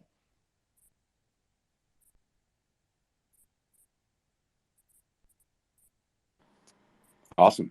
Yeah, I agree with that actually. I wanted to cut. I need to cut the line because I keep skipping over Relentless because he's hiding behind my request button. He's been up for a while with his hand up. Go ahead, Relentless. Thanks. I appreciate it. Hey, first off, thank you all for this space. I've been listening for several hours now, and it's been just the most intriguing space that I've been in. So thank you, Tara, Tracy, Aaron, Brandon that came in earlier. And so I just want to kind of give a little bit, a very short background and then into my question. I've been involved in my career for roughly 10 years with working at nuclear generating stations, working at DOE facilities, and have been the safeguards custodian or sensitive information custodian in those both of those places. And while I completely agree with what Tracy has said about everybody just kind of pull back, hold on, as far as these classified documents are going, I wanted to take a look. Instead of over here, I want to take a look where everybody isn't looking. And so the question I have, and really, Tracy and Kyle, please, weigh in on this.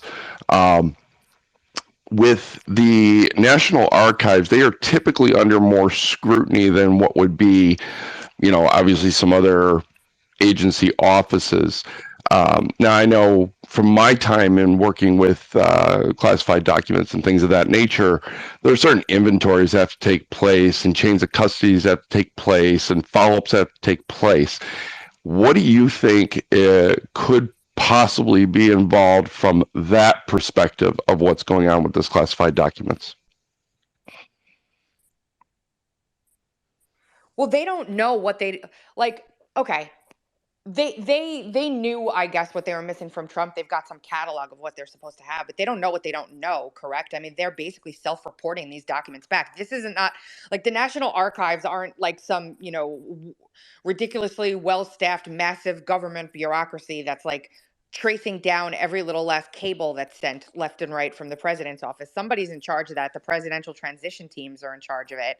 And even still, again, I'd argue that if Biden has like 2 folders of classified information at different locations, their people, if we were looking at how the things normally work, their people are going to say, "Hey, psst, guys, we had these documents. Can you just file these away, please?"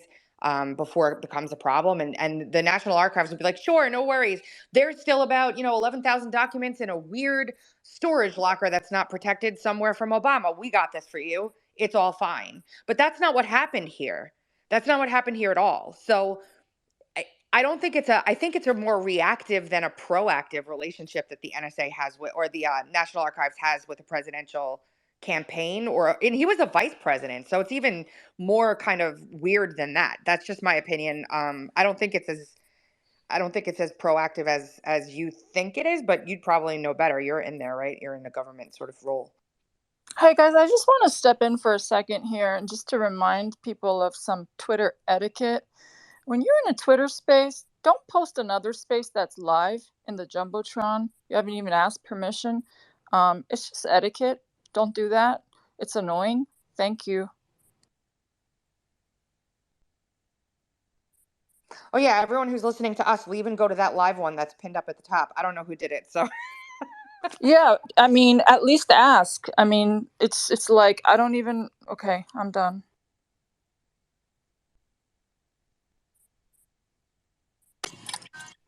We lost the thread. All right. Hey, Kyle. I'm here. Let's see. Oh, I hope that answered your question, Relentless. Sorry. I'm doing 100 things at once here. It was Mr. E, Michael, and then Freemason. I just want to briefly thank everyone. I want to take this moment to express my deep gratitude for all the wonderful people, the beautiful souls, this genuine push for righteousness. I'm just going deep here. Thank you, everyone here, and just keep at it. Don't give up hope. Um, Also, I want to express some words of comfort. I heard some emotion earlier about the treatment, right, that people get, right, when they stand up for the truth, right. And I've heard it all across, you know, all walks of life. And there's an isolation that one feels, right, no matter what sphere you find yourself in, whether you're your own church or your own community, PTA. I don't know what your sphere is, right? You see something and it's grievous, and speaking up on it can either one or two things, right? Either something gets done about it, or you're gonna get pounced on, and then you either fall in line or retreat or get pushed out, or it's anything can happen. Really, it depends on the individual and how strong you are. So keep pushing, and even though some of us might feel isolated, like I've heard Laura Loomer speak on the isolation and the feeling that the treatment that people get, right, when they're pushing for that. She was running for office, right? And the push that comes against a human being can be so severe. She said she even felt like committing suicide at one point, and it's tragic.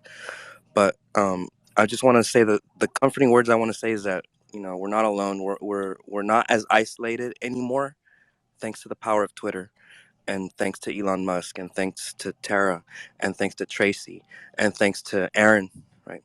Trash Panda. Just all these genuine heroes in society that are stepping up. Thank you. Thank you very much. Well, that was very kind. It was. It was kind of a nice break too. Also, I gotta say, it takes a big man to be accepting of being called trash by so many people on this open forum a million times. Just saying. I love it. I think it's great. He's not a man, he's a raccoon. Let's get Yeah. it right. Yeah. Okay, I gotcha. Sure. Then you're not trash. I thought you were human trash. Never mind. But yeah, Have you everybody. really quick? Have you guys seen this tweet from Paul Sperry saying that there's new speculation growing on?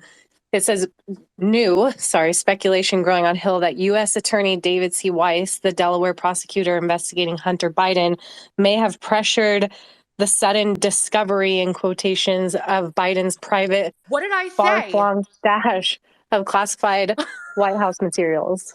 What did I say? I said that earlier. You called it. You did. Yep. And Okay, so I'm gonna I was say here. this. I shared this with Kim a few days ago, and I haven't confirmed this, but I got this from a reliable source that, again, unconfirmed, unverified, that one of those classified documents, not only about Ukraine, but about Hunter. So I haven't said that publicly on a space until now, but since you just said that, Tara, I'm happy to say it on this space. There you go. we should probably change the name of this space to Tracy is Vindicated many times over. That was no. Sphinx, you're awesome, by the way. I tell you that every time I'm with you, but you're so awesome. I love being in the same space with you guys. And I almost got my warm fuzzy blanket for Phenom when she came back up again, because that's how she makes me feel every time I can't get over saying that again. I have 10 minutes or 7 minutes. How many minutes? 17? Yeah, 13 minutes. Sorry. Oh man, it's a good thing you're a writer and not a mathematician, right? That was like pretty simple stuff. I got my age wrong on the podcast last week. So yes, For people who don't know what that feels like, by the way, like what Tracy's going right now, like because we're constantly back and forth, like over any given week, like it just feels like you're spinning in a vortex when all this crazy stuff continues to come out. It continues to give you more information about things you knew about and things you didn't know were on the radar, and now they are. And it literally feels like you're in a vortex or a whirlpool spinning around, and you're like, oh, there's my house. Oh, there's my house. Just you keep passing it in the night. And so yeah, I'll give you some credit for not knowing how many minutes are left. That's fine. You get a little pass. That's great. Michael Freemason, and it looks like CanCon joined us if you want to say something into that time too. So Michael, go ahead, and then Freemason. Hey, how's it going? Amazing space. Thank you guys for having me. I actually put up the interview I just did with Roger Stone. That wasn't live. I wasn't sharing other spaces, so I hope you guys didn't misinterpret that. But the information that I wanted to cover again was what I went over the last time I was able to communicate it, and that is Newstar and Ericsson, because those are the apparatuses by which Five Eyes actually corporately is conducting espionage. So I don't know if you were able to, Tracy or Kyle, if you were able to look at the threads the last time around, but I presented this information to the Arizona State Senate, to General Flynn, to Mark Fincham, and several others, and they've all verified it. So what we're working to do now is to get in contact with Jim Jordan's office. But obviously, timing is everything. But in reality, the only opportunity I get to get my information out there is when I get into these spaces and speak. Because if even if you have hundreds of millions of followers and you go and retweet my threads, they will not move. And that's that's okay. I'm fine with that. But I just really would like the opportunity to try to go over this with either of you or both of you, or if you can just go through and take a look at the report. It's really important. And in 2014, just to give you some background, you had Michael Sussman actually defending Twitter with regard to FISA warrants. At the very same time, he was defending Rodney Joffe and the Numbers Portability Administration Center, a non-government contract. At the same time, he was dealing with the hiring of McCabe, who was working at Verizon. So you have Michael Sussman, who had worked at Twitter, which was revealed through the Durham probe, for 10 years. So he's been working at Twitter since 2012, and he's the one who got McCabe the job there.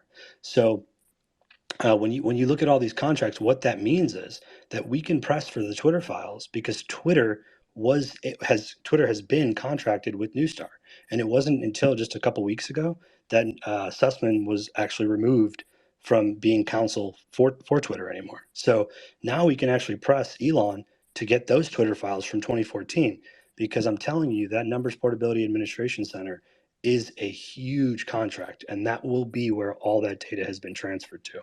And it's just very important. I know, I hate to sound like I'm all over the place, but it's a lot of information. I've been researching it for several years now. So I would just, if you have the ability, if you have the opportunity to take a look at it, that'd be amazing. And if not, I'll keep pressing on. So thank you.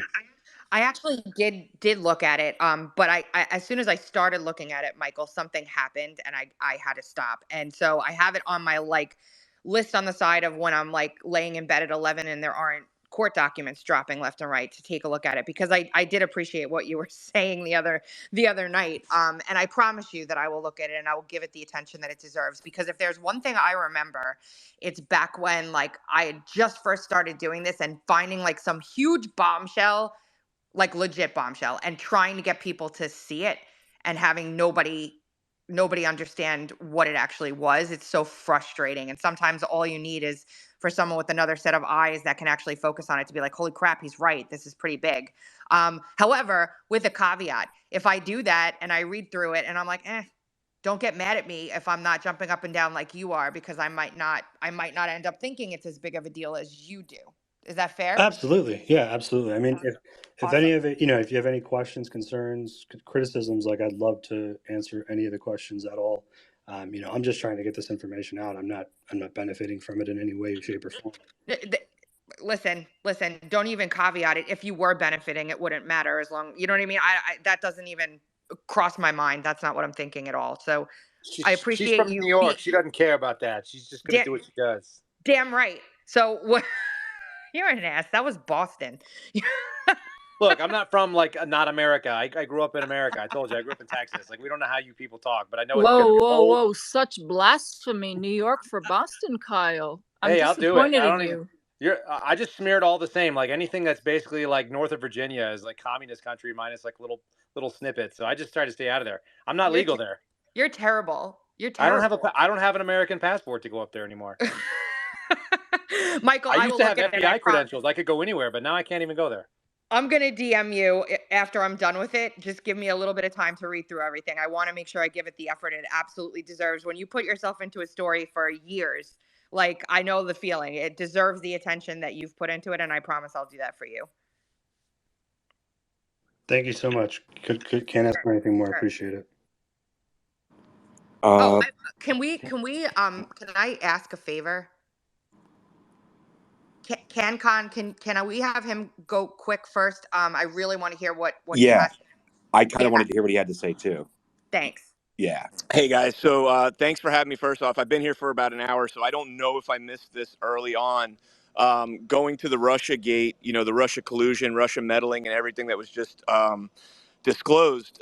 New York University, I'm sure you guys have probably seen this report, but before the Twitter files even dropped, New York University, I believe the guy's named Scott Tucker, did a study basically on the Twitter meddling, the Russia meddling and Russia collusion. And, in that we found out that it really was a big nothing burger, much like we got from the drops today. And, I couldn't help but thinking, I don't know if you guys touched on this or not, but one of the biggest things that came out of the whole Russiagate and Russia meddling was the Department of Homeland Security taking over our elections, federalizing the elections, and that kind of ties into all the other drops we've seen. And again, if I'm double speaking on this, I apologize, or if not double speaking, if I am double dipping on this, I apologize. But I think that's probably, at least in my opinion, because the elections are the foundation of everything in this country. If we don't have, the free and fair elections, we have nothing. And that was all used to basically declare our elections critical infrastructure, hand it over to the EIISAC and the CIS and all these other organizations through the Department of Homeland Security. And here we are. It was all based on a lie, right? Yay. So I just wanted to see if you guys had talked about that at all, and if either of you had any comments on that. Kyle, I'm a huge fan. I got to finish up your podcast with one of my co-hosts, Alpha Warrior, from the other night. So I'll be finishing that up later tonight. And Tracy, huge fan over at Uncovered DC. Keep up the great work. Thank you guys so much. What you guys have done for election stuff, specifically like what you've done with Kevin, has been amazing. So I appreciate you. I really do. Nobody's brought that up today, believe it or not. Nobody's brought up the DHS portion of it. You're the Hey, first Tracy, one. can I jump in there real quick? So Sure. on January 6th of 2017, the same date as the Russia collusion narrative is pushed, the same day that I believe it was actually a couple weeks before the P-tape was released, but that is such a major point. Jay Johnson actually works for the firm that transferred the propriety of the technology basically from Neustar over to Telcordia, which is Ericsson. So he's the one who actually made that decision on January 6th to make infrastructure and critical information, data, and the booths themselves proprietary. So that's a huge piece of this. It's the same day, January 6th, that they have the Russiagate handed out. The day before, again, you have, I put it up in the nest, a law that has to do with adjudicating guidelines for determining eligibility for access to classified information literally disappears from the Federal Register. And I'm not making it up. You can go and literally click the thread and then click to see that online right now, you will see that law is gone. And that law pertains to so much stuff, specifically, allegiance to this country. It has to do with the January 5th letter that is through the Executive Office of the President, the briefing with Comey, Clapper, and Brennan regarding NSA, Flynn, and Russia. And then, it's very, very important as to Crossfire Razor.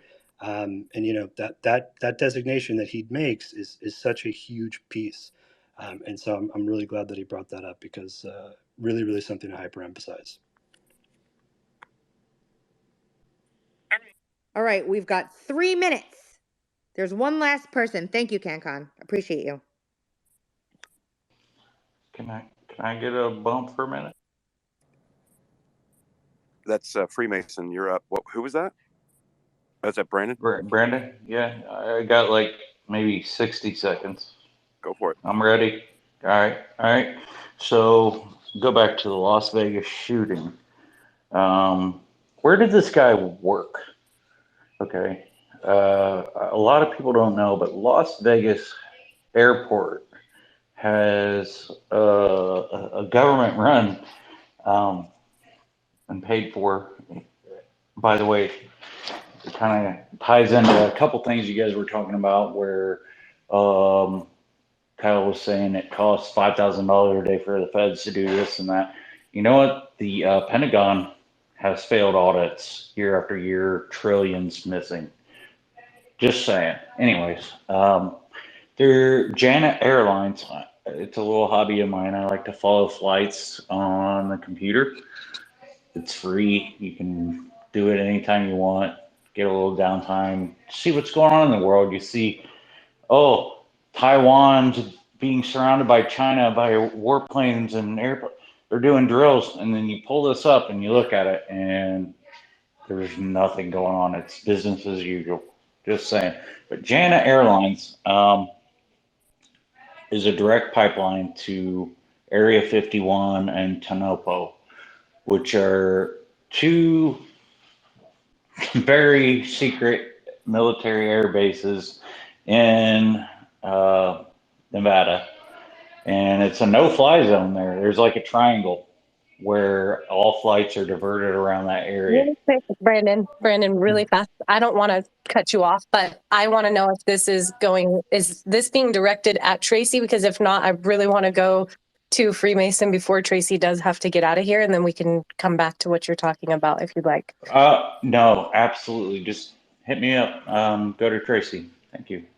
Okay, thank you. Yeah, she's got to go. Yeah, thanks. I'm just gonna hop because I loved this. I spent my entire day here while I was funneling all kinds of other things. It was really, really, really, really awesome. And I love all of you guys too. And thanks for giving me the stage, Tara. This was like overly accommodative, honestly, and I appreciate it. And I'll be back because I like being here, so it's fun. Thank you so much, Tracy. Honestly, it's always a pleasure being in your presence. I appreciate you, and I am so glad you are back on Twitter. I just cannot say it enough. Thank you. Thank you for coming back. And she's not, and you're not a Russian bot. So. No, I'm not a Russian bot. It's like although 50-50 there is right actually, now. Come on. There's a new Substack that some guy published a couple days ago where he accused me of being handled by the Russians, like I'm literally a Russian agent. And he has I guess he has 15 or 20,000 followers or something. So they all hit me up on one post asking how it feels to be owned by Russia. And I thought it was so funny. But anyway, bye. All right, Freemason. I wanted to get to you. Is he still up here or did he? He's still up. Hold on, Tara. We got some questions first. Freemason, I gotta know, where's your shirt? What's up with the salad that we're seeing up there? Oh man, I'll change that. I promise. How are you guys? Whoa, bro, get a tan. I'm blinded by the light. Listen, I went through a divorce, so I had to, show my pectorals up there. I'm sorry, guys. I wasn't meant to be offended. Listen, I'm a very high-ranked member of one of the most sought-after secret societies in the world. I get labeled a conspiracy actor for over 15 years. I joined the fraternity to basically crack the conspiracies, and now here I am full circle. First, I'd like to say that these spaces are, in fact, a modern-day Tea Party. And with people like Tara and Elon Musk, you could even liken to a Ben Franklin, if you would. The information and spread of it so fast, a lot of it can be awkward and out of control. But if we can cipher through it, and these spaces seem to really pinpoint that quite accurately, you can get to the gusto fairly fast. A couple points I want to point out. Number one, the first thing I thought, I'm involved with a very, very high level think tank. I won't say it on here, but if anyone wants to DM, I'll speak on that level. But that said, the first thing I thought was false flag. These guys, they get lazy, right? This is not something that's just partial to Trump or Biden. Someone knew those documents were there. The worst case being that they were left there for someone in Hunter Biden's camp to possibly funnel that info a lot back to the Ukraine or China. And moreover, it's the government is run without a question by a behind-the-scenes graph of people. I won't get into details here, but it would be awful convenient for them to use this to spearhead and then go ahead and indict Trump while they can openly say, hey, here's this investigation now into Joe Biden, have at it. It makes them look like they're not biased, of course. It basically absolves our AG, and it should be very scary to everyone up here. I mean, and many of you have spoke to this point before, but really, without Elon Musk getting a hold of this company, none of this would be happening right now. So I got to say, I'm happy. I'm sure everybody on here is happy. And if you want to give me a follow, by all means. And I thank you all so much. Thank you, guys. Enjoy your weekend. You too, brother. I just want to know if Elon Musk is Benjamin Franklin. Who am I? I'm just kidding. I'm just kidding. Did I'll he send already? Oh no. you a DM on that one. What'd you say? Betsy Ross, right? I said I'll send you a DM on that one. People have called me Joan of Arc. I'm like, I don't think so. I think that's a bit. Those are some big shoes to fill there. But yeah, thanks. I appreciate the comments, and putting on these spaces is the easy part. Getting everyone in here and speaking and sharing is the challenging part. So especially when there are still, it seems, moles at Twitter who want to hinder us from doing so by censoring the spaces, putting them as unavailable, or when I send them to people in their DMs, calling it spam, stuff like that. So it is a hindrance on sharing and, making sure that people know we're in here even having these conversations. So hopefully those kinks are getting worked out. Hopefully things, continue to improve with Twitter, and hopefully guys like Jim Baker are getting canned and no longer able to control things, whether it's from within Twitter headquarters or remotely. I don't know, but it's crazy. And being muted as a host on a space over and over as I was trying to speak, stuff like that. It's bizarre things I've never experienced here in the couple years that I've been hosting these things. So anyway, Yeah. I hope it gets better, and I hope we can continue these conversations, because I think they're really important and relevant to what's going on in the world right now. So, and I don't think it's just the United States. I think it's the entire world. And I think that there are people that we don't even realize who are behind the curtain and, in charge of all of it. So anyway, Hey, I appreciate you Tara, all. can I? Go I'm going ahead, to post Kyle. Go something ahead. up in the nest. One of my other fellow whistleblowers, a really good guy named Steve Friend, whose handle is @RealSteveFriend. And if you haven't seen him, he's currently going through like a shadow ban and search ban and all the kind of stuff that we're talking about, kind of censoring him. And I'm going to tell people why, and I'm going to post something up there, and you guys can follow him if you want to see it. I always see them in my feed, but I don't see them in my mentions. Actually, I don't see them in my feed. I go look for them. He's been posting what he's calling the OPR files, just as an homage to Matt Taibbi and what they're doing over there.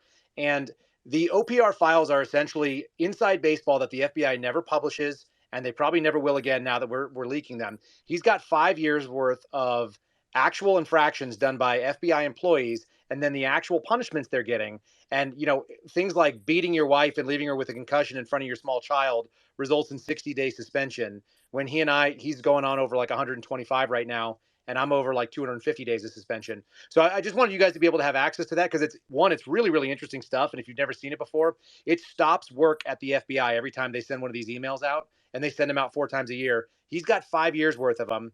They've got dozens of stories in each one, and you won't see them anywhere else. And they're disappearing in my mentions, and they show up like they're being blocked, like tweet unavailable. So I just wanted to expose it to more and more people and let you all be aware that it's out there. I think it's really interesting stuff. Like I said, you won't see it anywhere else, and I'm sure the Bureau is pissing their pants over it. So we should just, I'd be remiss if I wasn't trying to make them piss their pants more.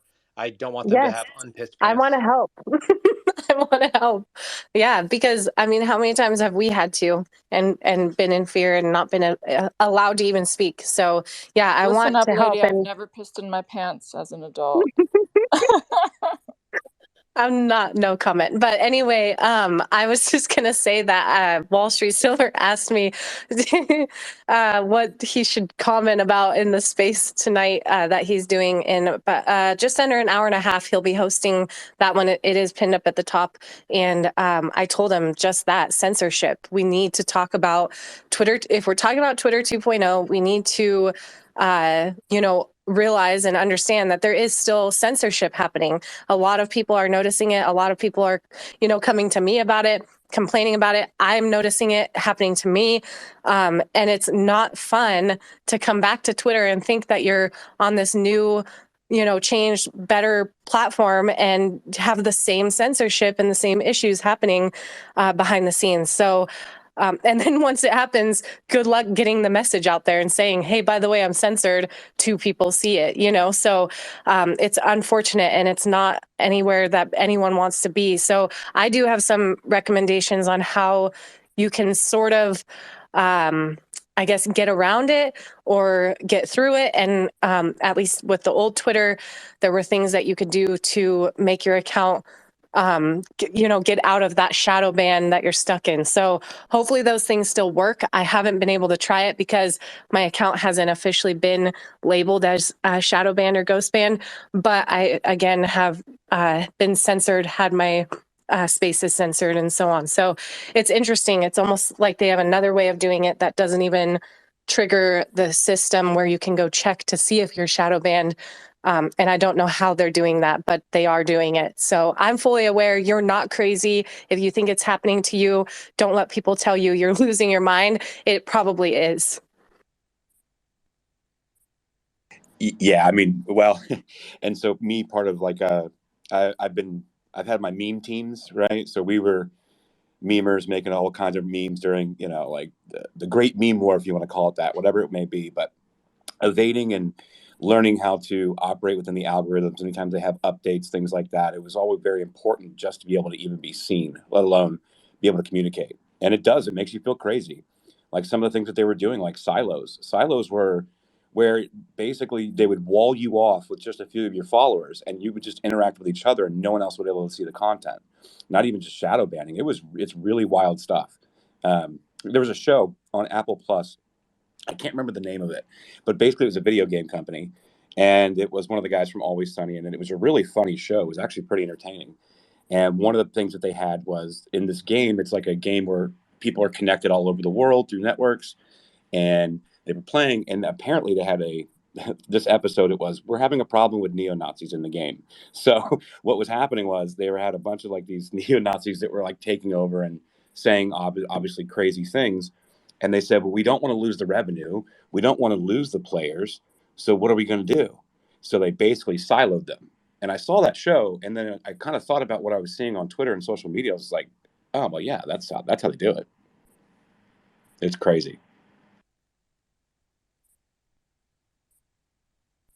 Yeah, it's crazy, and you're not, I promise. So for people who are feeling it, it is real. It does happen. And spaces were my old way of, sort of getting around it and the go-to. And now it seems they've figured out a way to hinder these as well. So which does make sense. And it felt like it was definitely in preparation of January 6th was when they really started to, I mean, if you remember the night before January 6th and all day, you couldn't even see spaces at the top of the feed at all. So yeah, it's interesting. And I just, in this discussion that we have later tonight, I want to ask questions. I'm not sure who he's going to have on there, but it sounds like he has pretty prominent people, maybe someone who works with Twitter. I don't know, but I want to ask them if so, what are they doing to fix these issues? And are they actually, censoring us more? What is happening? Yeah, we're welcome back, but no one can see you. What kind of, I don't know, what kind of social media app is that, and who would want to use it if they can't even get their voice heard or be seen or noticed? So those are my questions. That's the topic I told him I would like to see discussed, and I'm sure there are going to be lots of other topics as well. Right. Jared, I went ahead and pinned it up there. It's episode number 41 or installment 41. If people want to go find these things that I was talking about, first of all, you can see Steve's handle, so he's not always easy to find. I think he's actually search banned when I tried to go do it. So he's up there. And then secondarily, the hashtag will grab you all 41 of these installments, which are pretty wild. But it's hashtag OPR and the word files, plural, FILES. I think you'll see some stuff that knocks your socks back, because it, like I said, some of these activities are pretty wild, and they're even wilder when you find out like what the penalty was, which is pretty minimal. I can't see it. I don't see it pinned. I'm seeing it as the second. It's the second to the farthest on the left. When I scanned all the way to the left, there's one by Michael, and then the next one over is real Steve Friend. If you see it, it looks like it's all just text. It's a media file. Is it something that he tweeted or that you tweeted? No, it's something I just pinned his tweet actually so people can find his handle easily as well if they want to find it, because he puts them out once a day. So you can get them. You can literally get a daily dose of what's screwed up at the FBI on a daily basis in their own words, which I think is fun. Wow. Is there any way you could retweet it as well, just so I can find it on your feed? Because it's not updating for me on the call. Yeah, of course. Real quick, I just wanted to step in. Kyle, thank you so much for everything. Tara, thank you so much for everything today. Sphinx, it's been a lot of fun. Phenomenology, CanCon, everybody that's been here. I've been at work all day. It's about 15 minutes for me to check out, so I'll be driving home. And anytime I switch from Wi-Fi to 5G or LTE and switch from Bluetooth from the phone, it'll screw my audio all the way up. So I'm probably going to have to drop out now. But I really appreciate everybody that was speaking here today. Thank you, Kyle. Thank you, everybody. It was just an awesome day. What an awesome day. Yeah, it really was. And I couldn't have done it without you. I appreciate you showing up and jumping in to help me, because I couldn't see requests. So without someone willing to take the hot seat and be a co-host, I can't do anything with these spaces. So I really, really appreciate you doing that. I think this is our first time really interacting on spaces. So it was really a pleasure, my pleasure, to have you here. Yeah, I 1000% agree. And it was a lot of fun. Look forward to the future as well. So got a few things lined up and got some people that want to talk. So it'll be really cool. Make sure you guys are following Trash Discourse, which isn't trash at all. The discourse is amazing. So make sure you're following him. I don't know, do you host spaces of your own? All the time. Sometimes? Yeah. Awesome. I mean, so I'll have spaces where I'm co-hosting. I'll talk about the one coming up with Maze. Her and we started reading the Constitution. We just started reading the Constitution and the Declaration of Independence, and we had a lot of good political analysis, a lot of good guests show up and talk about it. That's coming up. I do a lot of stuff with like actual doctors, international doctors, COVID doctors, and they basically have a peer review. I'm just a fly on the wall, and they do a peer review of data. We did a VAERS one yesterday. So I do a lot of stuff with the J6ers. So a lot of the people like Derek Evans, a lot of the J6ers, we come and we talk. That's how I know about CanCon, because I had Helena talking about the prayer vigil down in Florida for Mickey or for Ashley, and then Mickey and all the J6er prisoners. So yeah, I do a lot of that stuff. Yeah. Isn't that amazing to be able to make connections with people like this on a platform so large? Like, you just never know who you're going to interact with. I mean, I never would have thought when I came to Twitter, I would be able to interact on a space with Elon Musk. Like, it's just insane. And it's amazing to be able to do that and bring people on. And sometimes, like I've tried to explain to people, there are people who you never know who's behind the profile. Even if they only have a few followers, they just got to Twitter. These are incredible minds, incredible people. Give them a chance. Like, don't just write people off based on their follow count. A lot of people were banned. A lot of people, hated the platform before, didn't like the censorship, and are just coming back around. So make sure you give people an opportunity and give them a chance. And make sure you're following Trash Discourse and everyone who came up, who resonates with you, who you want to hear, more from them. So that way you don't miss their spaces. You don't miss when they're putting on big things as well. It's important that we all just keep the community growing and, keep our voices being heard. That's the whole idea here. So, but on that, I know you guys have your hands up and I know people still want to talk, but I'm going to have to end this because the next space is starting in just over an hour and I need to eat some food and be prepared to go back on to that one. So hopefully you guys can come there. If I'm co-hosting and I see the people requesting who have their hands up now, I'll be sure to bring you guys up so you have an opportunity to speak there.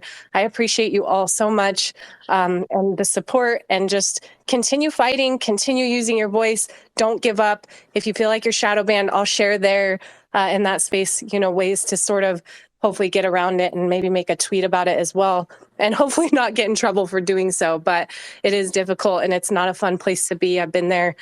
Just don't give up. Don't leave. Don't leave. We need you here. We need you in the fight. So don't give up. Thank you, everybody.